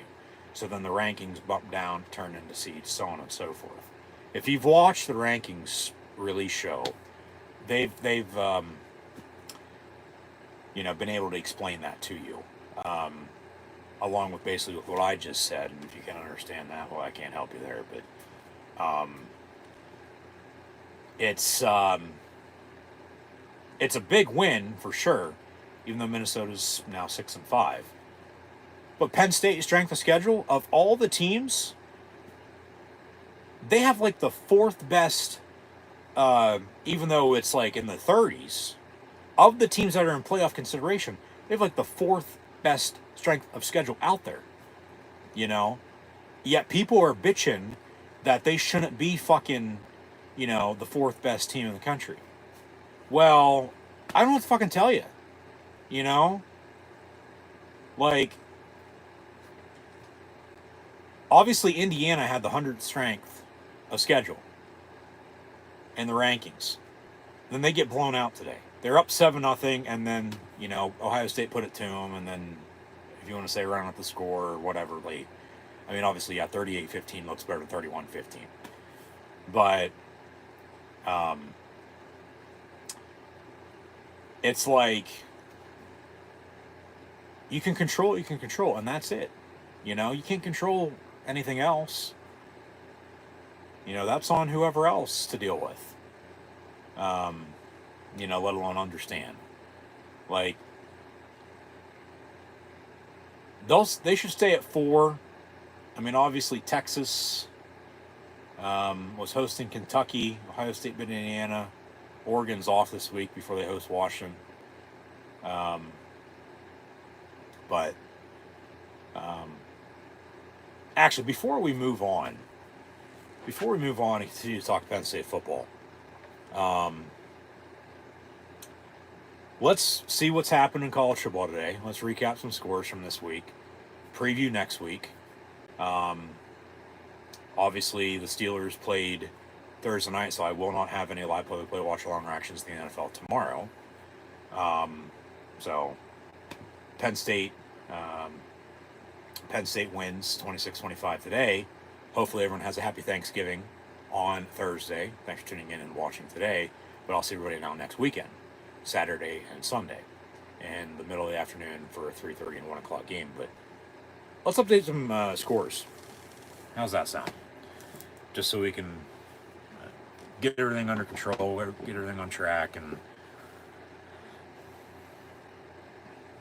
go from there. So, big win for Penn State. No doubt about it.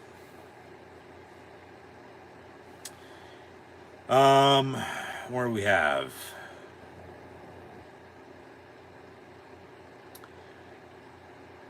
Games still to come here this evening.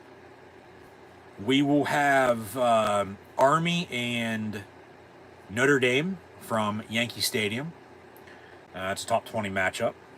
Obviously, Notre Dame already blew out Navy. We'll see about Army, from the midshipmen to the cadets.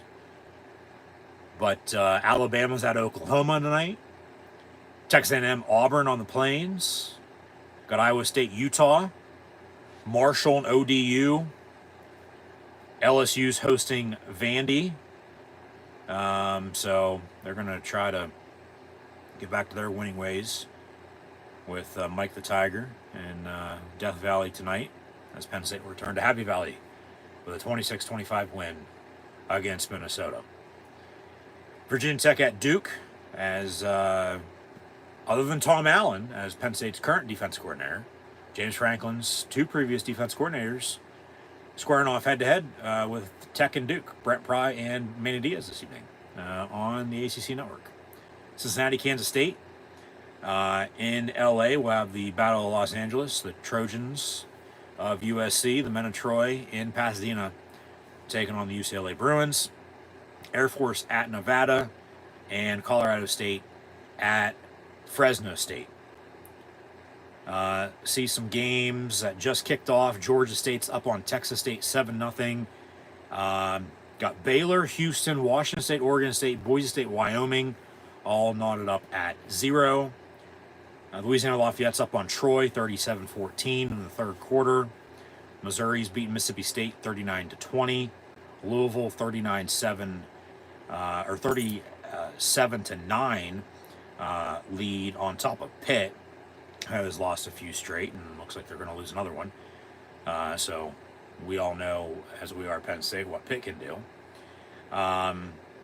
Arkansas 35-14 lead over Louisiana Tech. South Carolina 49-12 on top of Wofford. South Florida 63-30, 2 minutes to play on top of Tulsa. That's your mom spelled backwards. And then a shootout in the Big 12. No defense whatsoever. 56-48, Texas Tech on top of Oklahoma State. And games that have since gone final this week, back it up earlier this week on Tuesday and Wednesday in the MAC. Akron beat Kent State 38-17. Central Michigan with a 16-14 win over Western Michigan. And Miami, Ohio, 29 win over Northern Illinois. Buffalo beat Eastern Michigan 37-20. Ohio with a 24-7 win at Toledo. A 1-point game on Thursday night in the ACC. Georgia Tech 30-29 winners over the Wolfpack of NC State. last night on a Friday. In the Big Ten, Michigan State beat Purdue 24-17. UTSA 51-27 win at home against Temple. Not Temple, Texas. They're still the Owls, but Temple from Philly going down to San Antone. And then UNLV with a 27-16 win in a monsoon last night. 27-16 win at San Jose State. And games that have since gone final today. No particular order. Looks like we'll start off in the top 25 and work our way down now. Texas beats Kentucky 31-14. Arizona State with a 5-point win at home against BYU 28-23. Colorado lost at Kansas, as Kansas has now won and upset both BYU and the Buffs in back-to-back weeks. Kansas with a 37-21 win against Colorado. Ohio State beat Indiana earlier today, 38-15. We just witnessed Penn State win in the Twin Cities, the land of 10,000 lakes, against the Golden Gophers of Minnesota, 26-25. So thanks for tuning in and watching my live play watch long reactions live or here on YouTube. Miami beat Wake Forest 42-14. Ole Miss got upset at the Swamp against the Florida Gators 24-17. Georgia with a 59-21 win against UMass. Tennessee shut out UTEP 56-zip. SMU won at UVA 33-7. Clemson 51-14 win against the Citadel. Illinois at Rutgers 38-31 Fighting Illini win. Iowa 29-13 win at Penn State's next opponent for Senior Day next Saturday, the Terps from College Park, Maryland. Syracuse 31-24 win at home in the Dome against UConn. BC beat North Carolina 41-21. Jacksonville State with a 21-11 win over Sam Houston State. Liberty 38-21 win over Western Kentucky. Florida State 41-7 defeating Charleston Southern. Bowling Green 38-13 win at Ball State. UAB with a 40-14 win against Rice. New Mexico State 36-21 win against Middle Tennessee State. App State beat JMU 34-20. TCU 49-28 winners against the Cats from Tucson, Arizona, who also lost to Duke last night in college basketball. Kennesaw State had a 1-point win, not 26-25 like Penn State did over Minnesota, but Kennesaw State beat Florida International 27-26. FIU comes to Happy Valley next year, I might add. Arkansas State 28-21 win against Louisiana Monroe. South Alabama 35-14 at Southern Miss. Charlotte beat FAU, as both teams actually just fired their head coaches this past week. 39-27 win for the 49ers over the Owls. Michigan put up 50-6 win at home in the Big House against Northwestern. Nebraska is bowl eligible. The Cornhuskers are going bowling. I'll be damned. They actually found a way to get back to bowl eligibility. Under their head coach Matt Roll in his second year. Obviously, we are Penn State, former Nittany Lion, but from Temple to Baylor, didn't have success in the NFL. Nebraska obviously ain't what we know Nebraska to be, but he's trying to get them back on track. And they've had a ton of one-score games throughout the past decade. Okay, even more so the past 2 years under Matt Roll. But Nebraska's going to a bowl game for the first time since 2016. That's 8 years. Okay, so they got a lot to be proud of out in the land of Lincoln. It's not going to come down to Black Friday next week against their arch rival and the Iowa Hawkeyes. But Nebraska beats Wisconsin at home, and more than a one-score game. 44-25 win for the Cornhuskers. So go Big Red. But with Matt Roll, obviously, we are Penn State. But yeah, he took over last year, and they ended up finishing 5-7. And I believe all 7 of their losses, if I'm mistaken, were one-score games. or if not, a good portion of them, were. I know at least 4, if not 5 of them were. But this year, okay, they're now 6-5 with 1 game left. Bowl eligible though. You need 6 wins to go to a bowl game. And then also this past week, with as many bowl games as there are, with the playoff as well, there's a ton of bowl eligible teams, over 100. So there might be a few teams that honestly get left out, or they might have to add more bowl games, which they won't. But it doesn't look like any sub 500 teams are going bowling this year, as we've seen in the past. But this year, Nebraska, they started 5-1. Okay, and then they get blown out by Indiana. They almost beat Ohio State. Had a few other losses that they probably should have won in those games. But they win today, and Nebraska is bowl eligible. 44-25 win against Wisconsin. So congrats.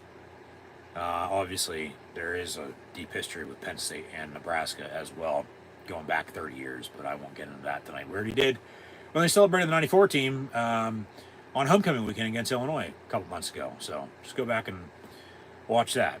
But thanks for tuning in. As the band was on the field, Stanford and Cal, the Bears beat the Trees by 3, 24-21. West Virginia, who Penn State beat week 1. I believe the Mountaineers are now also bowl eligible as well, if I'm not mistaken. WVU with a 10-point win, 31-21 win over UCF. I'm checking into their record to see if they are, in fact, if it will load, hopefully so, bowl eligible or not. They had a couple other games here that have since gone final from earlier today. I guess I'm going to have to look it up on here. WVU football.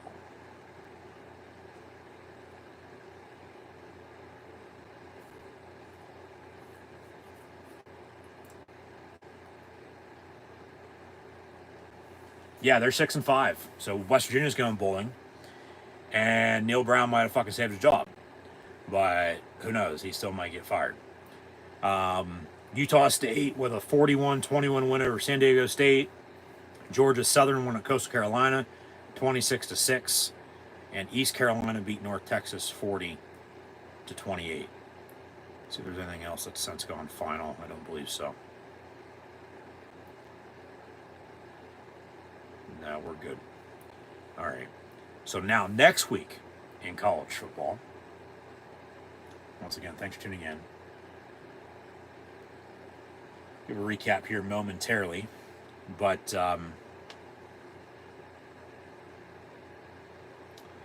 next week in college football, obviously you'll have games through the week with the MAC on Tuesday, no Wednesday matchups, but this time of year around the holidays, obviously football is king. The 4th Thursday of November, you'll have the NFL all day. College football will have Memphis and Tulane, which should be damn good. Both teams are 9-2.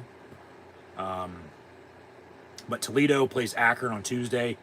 Kent State still looking for their first win. They're 0-11. They play at Buffalo. I would really hope Kent State could find a way to win, so then the Penn State win against them earlier this year doesn't look as bad as it already does, but then they can say they beat a one-win team, not a winless team, for what it's worth. But yeah, Toledo, Akron, Kent State, Buffalo, and then on Thursday you'll have the NFL with the 3 games there. And then, which are obviously the Bears, Lions, Giants, Cowboys, and Dolphins, Packers. You'll have NFL action tomorrow, NFL again next weekend too. This time of year though too, college basketball's in full swing. You got all these tournaments and all these good games. Next Friday on Black Friday, Minnesota, Wisconsin, for the Battle of Paul Bunyan's Axe. But also next Friday, you'll have Ball State, Ohio, Oregon State, Boise State should be interesting. With it being a noon game in the mountains. Oklahoma State's at Colorado. Minnesota at Wisconsin at noon. Miami, Ohio, Bowling Green. Navy, East Carolina. Mississippi State's at Ole Miss in the Egg Bowl. Liberty and Sam Houston State should be good. Utah State, Colorado State, excuse me. Texas State, South Alabama. Stanford's going to San Jose State. Georgia's hosting Georgia Tech. Nebraska's at Iowa. And Utah, UCF. Next Saturday now, as Penn State will host Maryland at 3:30. I'll have live play-by-play watch-along reactions over on YouTube then, so be sure to tune back in. Washington's at Oregon. The Oil and Bucket, Purdue, Indiana. Notre Dame's at USC. Houston at BYU. Got Arizona State and Arizona. They absolutely hate each other. Kansas State at Iowa State. Land of Lincoln with Illinois and Northwestern. Florida's going to Tallahassee to take on the Noles. So, see how that game shakes out. They hate each other as well. Rutgers, Michigan State. Fresno State, UCLA. Pitt's going to Boston College. Kansas State, Baylor. Go back to BC real quick. Former Penn State head coach Bill O'Brien. Bowl eligible with the Eagles in his first year at the helm, so congrats to him as well. As they've also had, with their 5 losses, a lot of close games. So they'll be going bowling. Give me Boston College and Nebraska in a bowl game. Hell yeah. Pitt, BC, Kansas, Baylor. TCU's going to Cincinnati. West Virginia's going to West Texas, to Lubbock to play Texas Tech. Air Force, San Diego State. Central Michigan, Northern Illinois. The game with Michigan and Ohio State, as the Buckeyes will host that team from up north in Columbus next Saturday at noon. And as mentioned, Penn State plays at 3:30 against Maryland.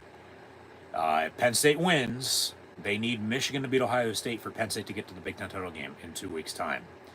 If Ohio State wins, if Penn State wins, Ohio State's playing Oregon. Penn State will host them a playoff game. But that's what I said. Well, do you want this? Do you want that? You know. Tennessee at Vandy. Palmetto Bowl with South Carolina and Clemson. That should be a damn good game. UTSA Army. Louisville, Kentucky, with chicken and bourbon on the plate. UConn, UMass. I don't know if the Huskies are going to be barking or if the British are going to be coming, but Duke, Wake Forest, Louisiana Lafayette and Louisiana Monroe, North Texas and Temple, Eastern Michigan, Western Michigan, Middle Tennessee State, FIU, Coastal Carolina, Georgia State, Southern Miss is at Troy, South Alabama, Rice, Old Dominion's going to Arkansas State, Maryland at Penn State. It'll be on Big Ten Network next Saturday at 3:30, if you did not know. Iron Bowl with Auburn and Alabama. Miami's going to Syracuse. That should be a good game. Cal at SMU, as both teams obviously are now in the ACC. Arkansas, Missouri, as they border each other. NC State's going to Chapel Hill to take on the Tar Heels of North Carolina. UAB at Charlotte. FAU in Tulsa. Jacksonville State, Western Kentucky. Kennesaw State, Louisiana Tech. UTEP at New Mexico State. You got App State, Georgia Southern. Wyoming, Washington State. Oklahoma's going to LSU. Texas A&M next Saturday night. And an old school Big 12 now SEC matchup with a lot on the line, especially for the SEC championship game, but let alone the college football playoff. Nevada, UNLV. In the Commonwealth, Virginia will head to Blacksburg to take on the Hokies of Virginia Tech. Marshall will head to Blacksburg, Virginia to take on James Madison. And then from the islands of Hawaii, the Rainbow Warriors will host the Lobos of New Mexico. And then obviously the week after that, 2 weeks from now, you'll have Conference Championship weekend. And the Big Ten title game will be still that Saturday night, but it's no longer on Fox. It'll be on CBS this year. Looks like you'll have 3 conference championship games on Friday: Conference USA, the American, and the Mountain West. And then everything else is that following Saturday, the next day, with the Big 12, the MAC, the SEC, the Sun Belt, the ACC, and the Big 10. And then December the 8th, College Football Playoff, for the first time under the new 12-team format, will be revealed. As mentioned with that earlier, for Penn State's sake, well, do you want to win and get help, or do you want to win and not get help? Because it's going to, shuffle stuff around then. Like I said, if they win next week and Ohio State wins, Ohio State's going to need to play Oregon. And then Penn State will just host a playoff game. If they still beat Maryland. They still got, thing is, they still got to take care of business. Okay, they still got to take care of business or else sort itself out. And then it is what it is. And then you can go back to this or that. Well, yeah, blah, blah, blah. But like if Ohio State loses to Oregon again, they're still going to have to play that extra game. And it will probably be at home, but it might be on the road, depending on the rankings. But then they would have lost to Oregon, the number 1 team in the country, twice. It won't fall that far. That's what I said for Penn State. Well, do you really want to play that extra game, or not? Because you will if you lose, but if you win, you get a bye. So it's really of point time case of for next week to get 2 weeks from now, a month from now. Penn State hosts Maryland, Ohio State hosts Michigan. Penn State needs to win, and Penn State needs Michigan to beat Ohio State for Penn State to get to Indy to play Oregon. Okay? If Penn State would then win the Big Ten championship, they would get a first-round bye. But if they would lose the Big Ten championship, they would still have to play a first-round game. And it might be at home, but it might not be at home, and then you'd have to go on the road for a first-round game in the playoffs. Versus, once again, you win, they win, doesn't matter. You just still host. But if you win, they lose, so you're in, but then you lose in the Big Ten title game, you're playing that extra game, and it's, once again, either at home or on the road in the first round. But it's well, take it while you can get it, I guess. Win, they win, you're sitting there, you host. Those are the scenarios, basically. Yeah, it's win, they win, you host. Win, they lose, Ohio State that is, you get to the Big Ten title game. You win, you get a first round bye, but if you get to the Big Ten title game, you lose, you got to play an extra game then, basically. Because then you still have to play in the first round. Because they wouldn't drop you that far. You'd probably have to go on the road, though, as mentioned. So that's that. There really isn't much else to be said. There isn't. Those are the 3-4 possibilities from now until right before Christmas. But then if you host, you're either hosting a Friday night game, which I doubt that'll happen for Penn State. But then you'll have the 3 games that Saturday, noon, 4 o'clock, and at night. And like I said, it just snowed in Happy Valley here yesterday. And just imagine what it's going to do right before Christmas. It's still going to be cold, but just imagine if it's a whiteout in a whiteout, But we'll see what happens, That's really that. There's really much else has to be said. There's not. That's that. Obviously, that's why they play a game. It's not on paper, it's not on the field. So we'll see how it plays out. And that's the thing. Win, take care of business, and win. The rest will sort itself out. We'll know by kickoff, Penn State, Maryland next week, if Ohio State would have won or lost. And if they won, then okay, Penn State wins still. They get to host a playoff game. But if Ohio State loses, Penn State wins, Penn State's going to Indy because Indiana lost earlier. because Penn State will hold the tiebreaker over the Hoosiers as they lost to Ohio State 38-15, as Penn State lost to Ohio State too. It was 20-13. So then that sort of comes into play, but not much. Because then you'd have an undefeated Oregon team if they'd win, let alone 3 11-1 teams, because Indiana plays Purdue next week. So just take care of business. The rest will sort itself out, but we'll know by kickoff next week. Probably one of the first things I mentioned, whether Ohio State won or lost, because then that'll go into the game for Penn State. Still got to take care of business, though, because then, like I said, if you lose to Maryland, then you might not even be in the fucking 12-team playoff, because then you lose to a 4-win fucking Maryland team.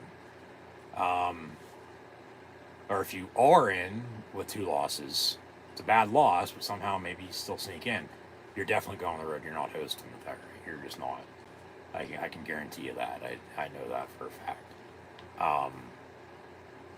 Because then you'd have other games going on, obviously. The thing is, too, if with the win and win for both Penn State and Ohio State next week, Ohio State has to play the Big Ten title game, rematch against Oregon. Penn State doesn't. They're just sitting there, and they're just going to wait their opponent. And then they get rested up, get healthy, and then welcome in to whoever the hell they're going to welcome into Happy Valley. Whether it be this team or that team, I'm not getting into specifics right now because nobody knows. We'll see. But that's that. Yeah. It's a tough situation, but it's a good situation. Just don't lose next week. Just do not fucking lose next week. Yeah. So, once again, if Penn State wins and Ohio State wins, Ohio State's going to the Big Ten title game. Penn State will await a home college football playoff game then against an opponent to be determined. But if Ohio State loses and Penn State wins, Penn State's going to Indy to play Oregon in 2 weeks' time. And then if they win that, they get a first-round bye. But if they lose that, they're going to have to play an extra game. That extra game being the Big Ten title game, because then they still have to play, in the first round, presumably on the road, you'd have to think. Maybe still at home, but I would think on the road at that rate.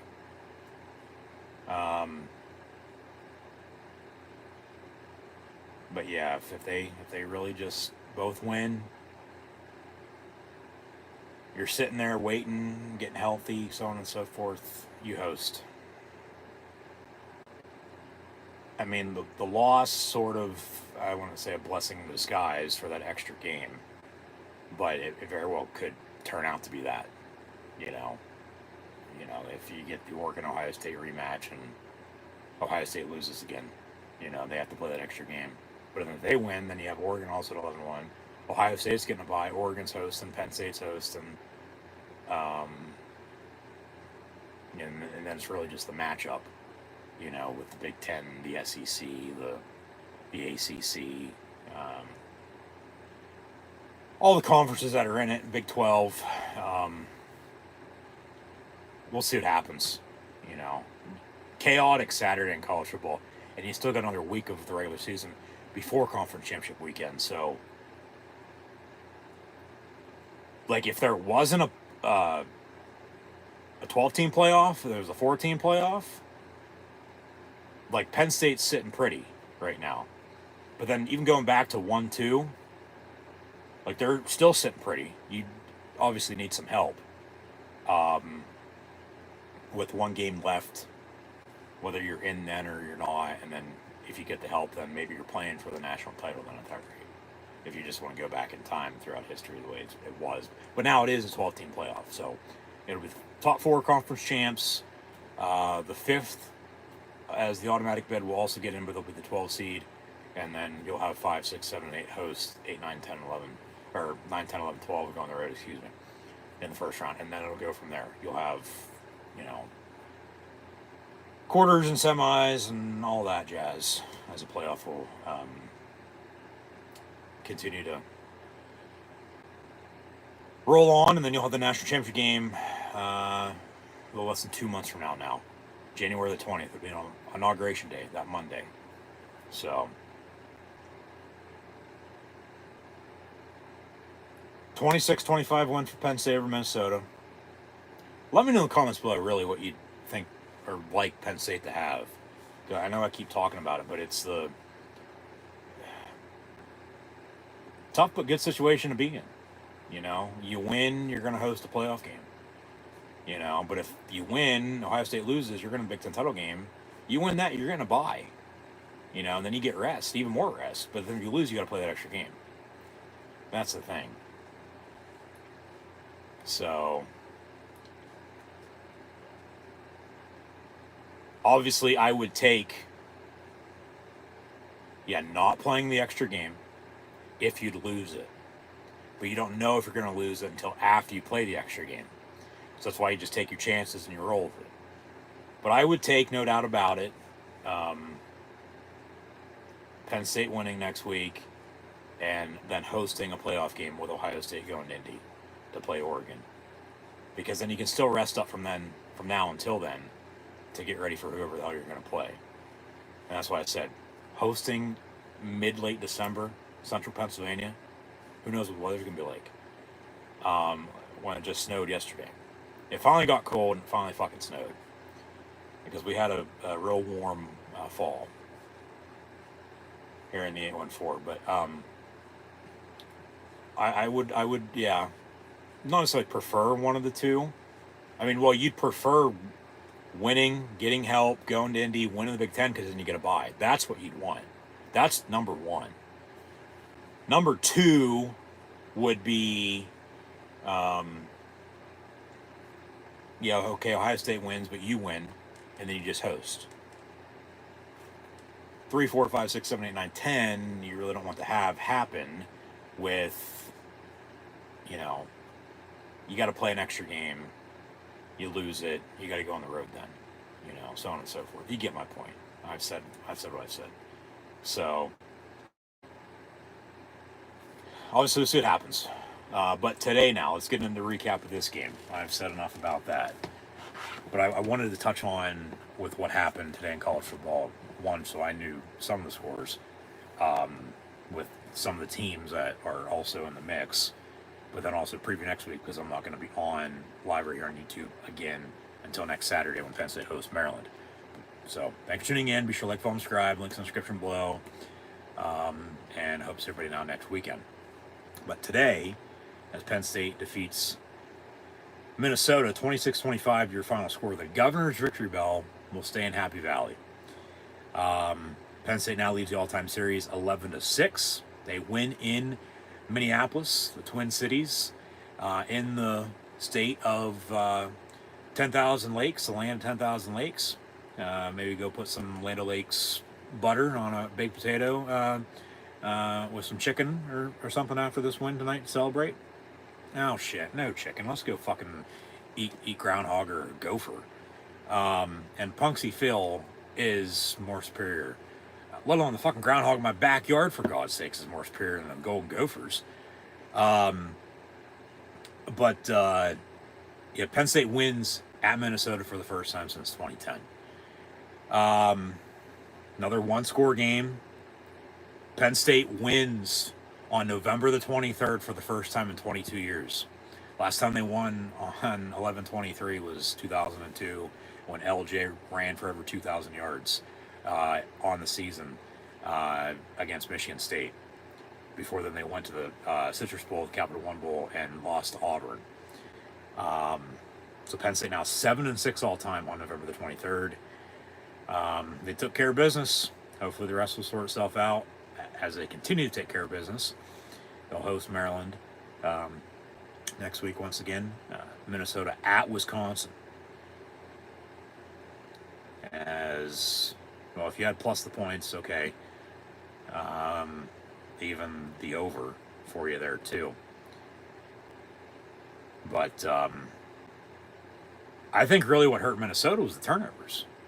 They had 2 turnovers, interception, and fumble, and Penn State got 6 points out of that, and they went by 1. So start and end there, even with everything that happened. We're going to get into a scoring recap here. But Penn State wins on CBS once again. And guess what? Even though they play on BTN next week, the Big Ten Championship game is on CBS. So Just saying, if they can get there, they're going to have to win and get some help. But we'll know by kickoff next week if Ohio State either won or lost against the Michigan Wolverines in the game. But, yeah, Penn State took Minnesota to Suplex City. The Lions made the Golden Gophers tap out into the figure four. As final stats and scores, it's no row the boat, Sky Umaw, go Gophers today. It's we are Penn State. Max Brosmer from New Hampshire to Minnesota was 15 of 23 for a $175, a touchdown, and an interception. Penn State got 3 points off of that pick. Darius Taylor had 17 carries, 58 yards rushing. Marcus Major, 10 of 37, and a touchdown. Daniel Jackson had 6 catches, 90 yards. Elijah Spencer, 2 of 46. Jamison Gears, a catch for 21 yards, and the receiving touchdown. Brosmer had a fumble. Penn State also got 3 points off of that, and they win by 1, 26 to 25.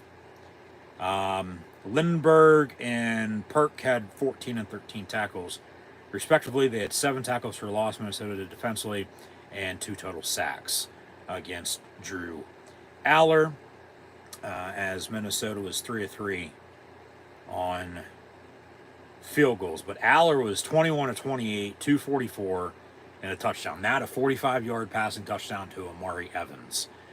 Singleton had 13 carries, 63 yards, and a touchdown.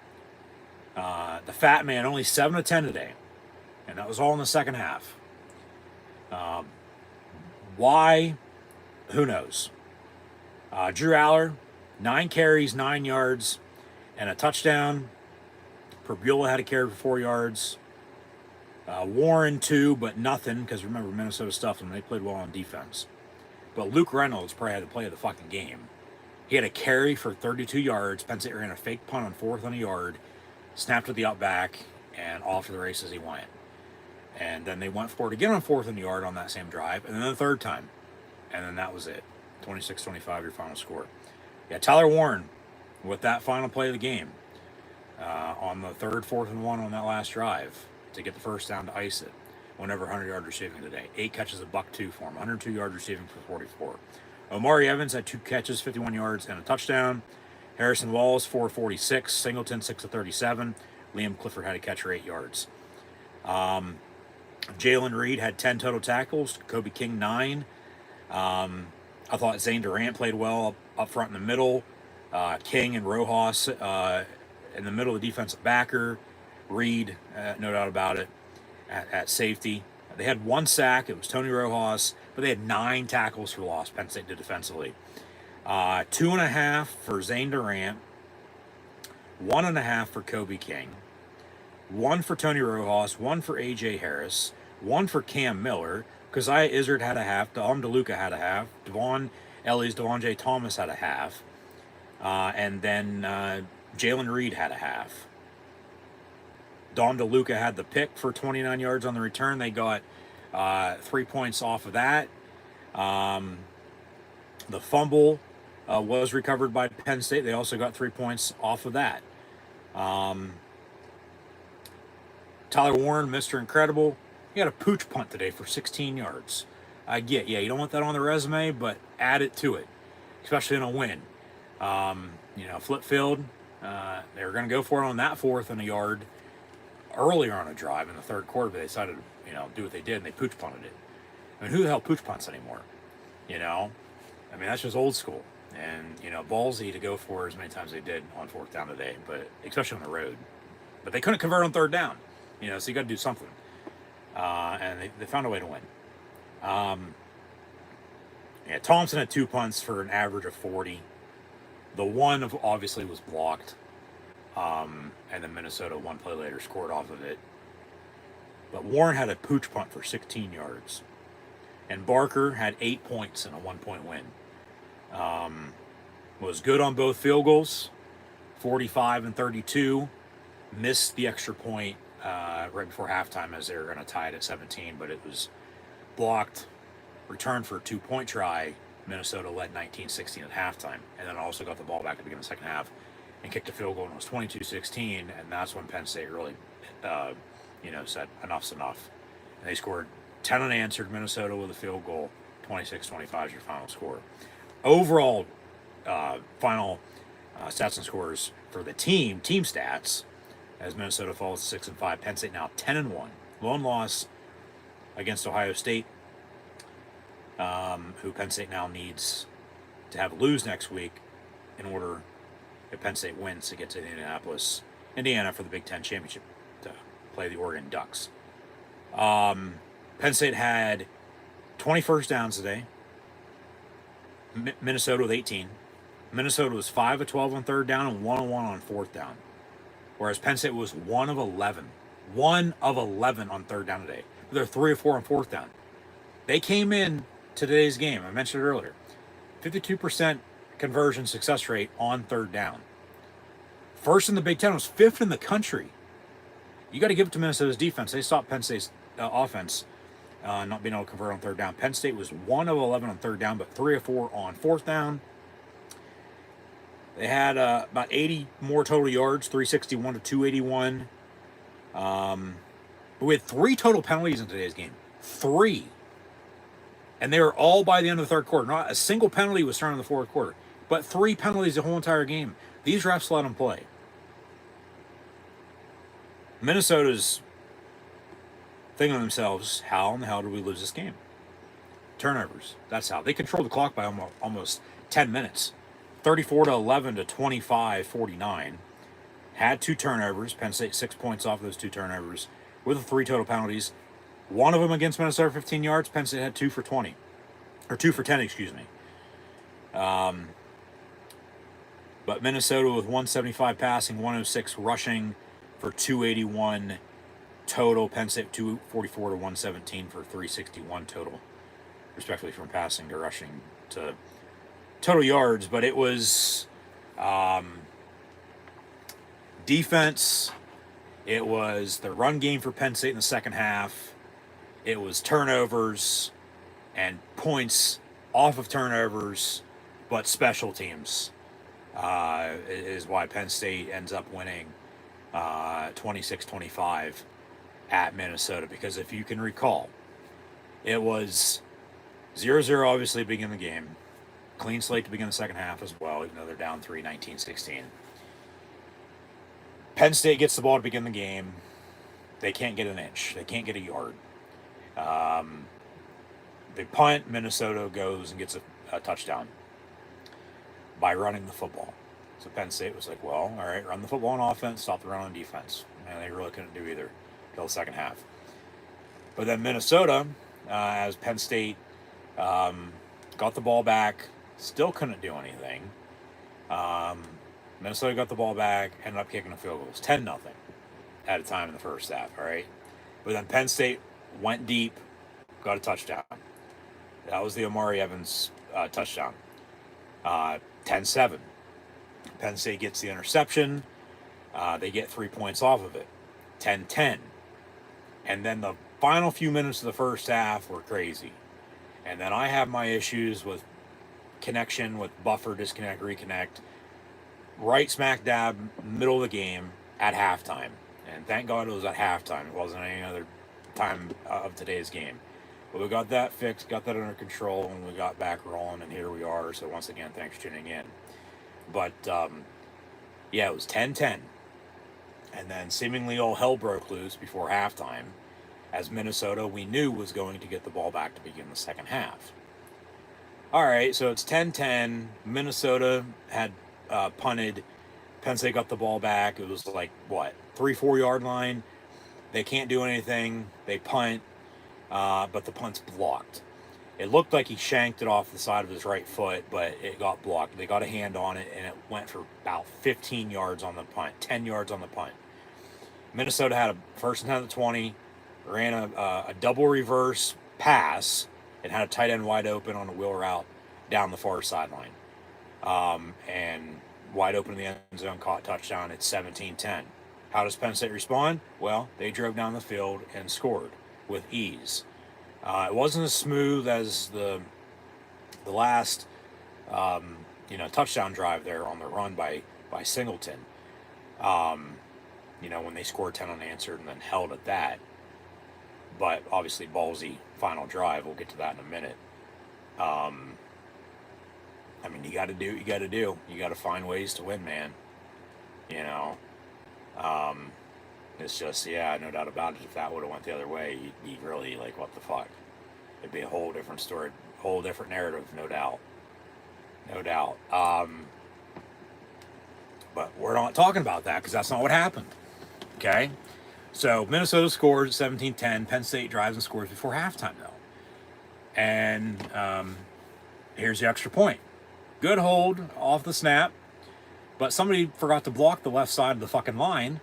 And they ran right through the hole and blocked the extra point. So it's 17-16. Oh, wait. They picked it up, ran it back. And in a situation like that, it's not a blocked field goal for touchdown return, like Marcus Allen and Grant Haley, because they're reliable inside of 40, back to 16 against Ohio State. But I'll digress. Anyways, no, it's a blocked extra point. If you return it, it's good for 2 points, which it was because they returned it to the house, and it was 19-16 then. And it was a game of momentum. It was just back and forth, back and forth, back and forth. You know, 7-0, 10-0, 10-7, 10-10, 17-10, 17-16. Should have been tied at 17 at halftime, but then it's 19-16. It's just a wave of emotions, momentum back and forth all over the place. It's like, so I said at the time, whoever has the ball last, probably going to win this game. Well, Penn State, there you go. You know, because they got 3 4th and 1s on the last drive and, you know, was able to just ice it with clock run out. But then, obviously mistakes, whoever has less mistakes, Penn State there. Even though they didn't control the clock, you know, about 9-10 minutes as mentioned, Minnesota had the 2 turnovers, you know. Got 3 points off the interception in the first half, got 3 points off the fumble in the second half, they win by 1. But it should have been 17-17, but it was 19-16, okay? So that is what it was. End of the second half, Penn State defense needs to stop. They get it for the most part. They force a field goal.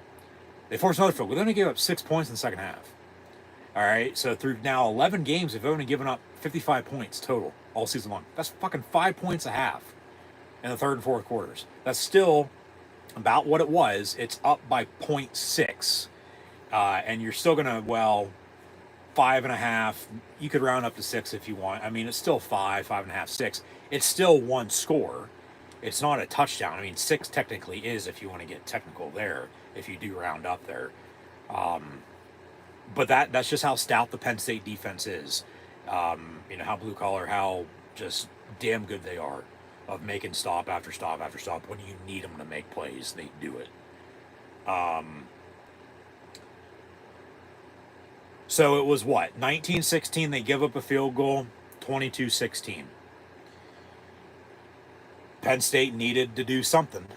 You know, it's like, all right, go kick a field goal, you're still within 3.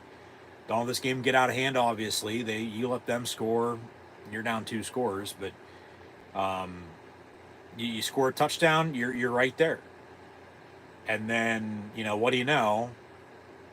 They do drive and score. As Aller had a rushing touchdown, Singleton had a rushing touchdown, Aller had a passing touchdown. And then you had the 2 field goals, but remember there was an extra point that was blocked. So that's how they get their 26 here today. Yeah, you just found a way to win, and that's what matters. Win's a win at the end of the day, because all anybody cares about. Because, you know, it's about winning. It ain't about fucking losing. You know, it's about winning. It might be about having fun, but it's about fucking winning. You know, you play to win the game. But they go drive and score. Okay, it was 19-16, 22-16, but they go drive and score. Tied at 22, but remember, extra point they had blocked earlier. Kick it this time, it's good. They had their first lead with, 3.5 to play in the third, 23-22. Didn't trail after that. Did not trail once more after that. Ended up kicking another field goal. You know, like I said at the time, would have been nice to score a touchdown. go up 8 on them, because then they need a touchdown and a 2-point just to tie at 30 at that rate, because the 23-7 gets you to 30 and they're down 8, 30-22. So couldn't, but they kicked another field goal. Okay, 26-22, Minnesota kicks a field goal, because the Penn State defense made a stop. And then let me look at this to make sure it's right, make sure it's official. I believe they ran that 5 minutes off the clock.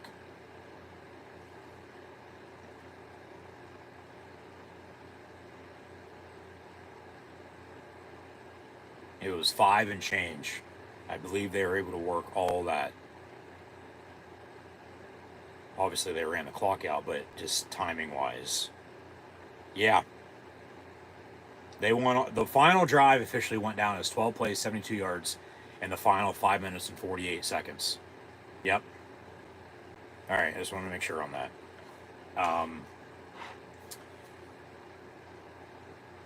Obviously, okay, you still hold the lead at 26-25. They scored 10 unanswered.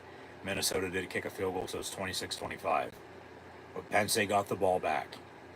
And that's why I said they need one of those drives. Go back and watch it, listen to it if you don't believe me. But they got one of those drives. I think this drive is going to be one you're going to remember for a while. Especially the fake punt. But just on the fake punt, that's 1 4th and 1. They ran and went for it on 2 other 4th and yards on the same drive.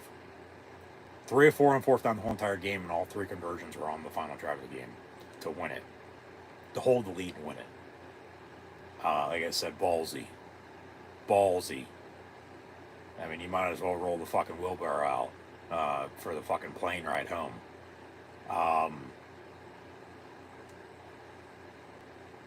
Did what they had to do.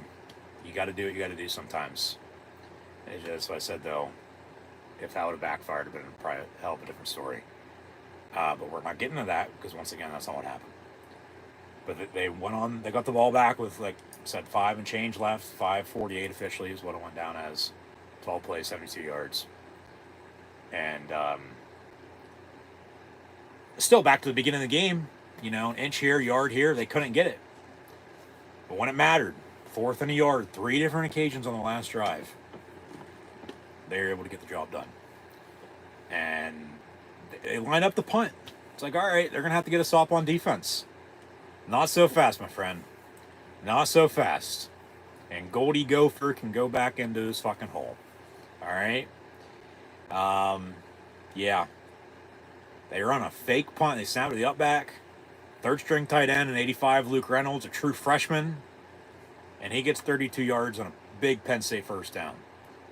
Obviously, Minnesota had timeouts, 2-minute warning, all that. Penn State had to go for it again on 4th and yard and get it. They snuck it, got the first down.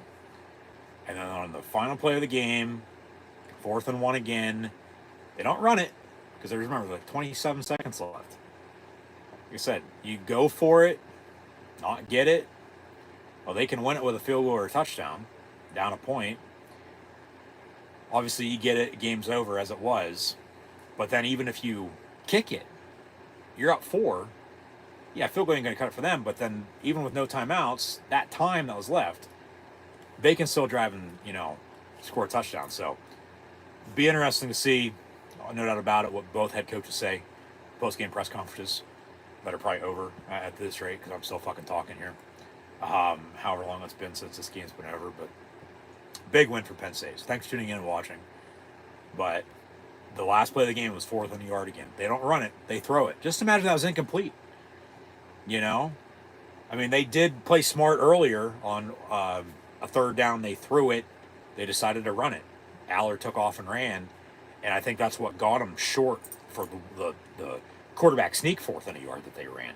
Because they broke the huddle real quick, got up there and snuck it, and, got it. And then the drive continued. Last play of the game, though, 4th and yard. They ran a pass. Simple crosser over the middle of Tyler Warren. And 44 goes over 100 yards again today with that catch. Stays in bounds.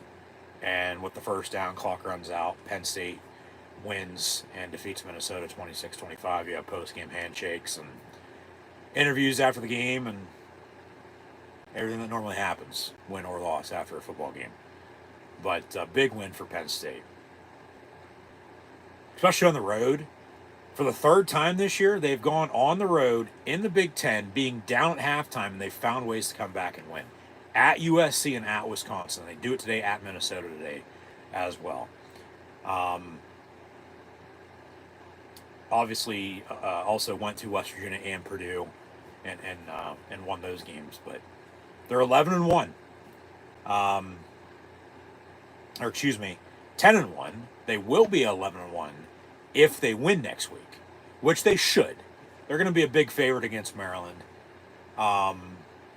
And like I said, the scenarios with the playoff, it's they win, don't get help, they get a home playoff game.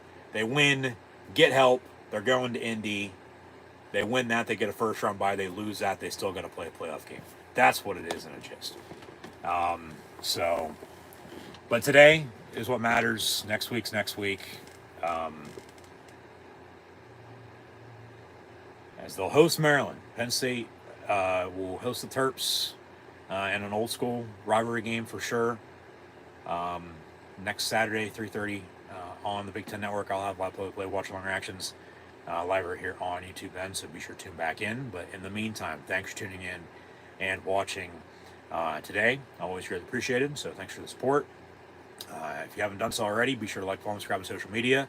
Links in the description below. Thumbs up button. Share this. Be sure to check out Rogue Energy, HopeKThrifts, and Dead and Hungry. Scan the QR code as well. But yeah, we are Penn State, and the Nittany Lions defeat the Golden Gophers of Minnesota by a point. 26-25, your final score, and the Governor's Victory Bell will stay in Happy Valley until the next meeting. So the Lions roared in to the Twin Cities, and they'll roar back with another win, now sitting at 10-1 before they host Maryland next Saturday. So Penn State wins at Minnesota, I might add, for the first time since 2010. 2010. It's been 14 years since they won at Minnesota against the Golden Gophers. So maybe to celebrate, go jump in one of the 10,000 lakes that are in the state and swim on down the Mississippi till you hit 80 and then hitch a ride back to State College. Yeah, man. Big win. So I'll leave it at that. Whether it's 1 point, 2 points, 3 points, touchdown, 2 scores, 3 scores, 4 scores, 5 scores, and a blowout. It doesn't matter. A win's a win at the end of the day. And then Penn State gets the dub against the upside down W in the M, Minnesota, 26-25, your final score. So the Nittany Lions take Golden Gophers to Suplex City, make them tap out in the figure 4, and put them back in their hole for the winter, at least until the next meeting. As Minnesota is 6-5, they will be going to a bowl game. They play at Wisconsin next Friday, so we'll see what happens there. They'll either obviously finish 6-6 or 7-5, but their season obviously ain't over, just yet. Neither is Penn State. Penn State will host Maryland next week. I'll have upload watch along reactions over on YouTube then, and then we'll see what happens from there. So, 12-team playoff in 2024 now for college football. Penn State, unless they lose next week, which I don't think they will, let alone should. You never know, though. That's why they play the game. It was one of those days in college football today, no doubt about it, but they'll be in them at that rate. And whether it's a home playoff game, whether it's a road playoff game, whether it's an extra game, whether it's getting help somehow, and winning the Big Ten and then having a bye, who knows? There's a couple different, situations, as I've mentioned throughout, that, that's what you're looking at over the next week to 2 weeks, and then from now until right before Christmas, but then after Christmas, you'll have the playoff continue into the new year. And then college football is going to crown national champion January the 20th, one way or another. So we'll see what happens with us while they play the games. So today, on the field, Penn State defeats Minnesota by a single point, by one. 26-25, your final score. So thanks for tuning in and watching. That'll do it for myself, for host Encyclopedia Sports, Quinn Luke 96, live right here on YouTube. So as always, once again, thank you for tuning in. Like, follow, and subscribe. And I'll see everybody for the regular season finale now next Saturday. It'll be senior day for the Blue and White as they host Maryland. But once again today, the Lions defeat the Golden Gophers 26-25. And we are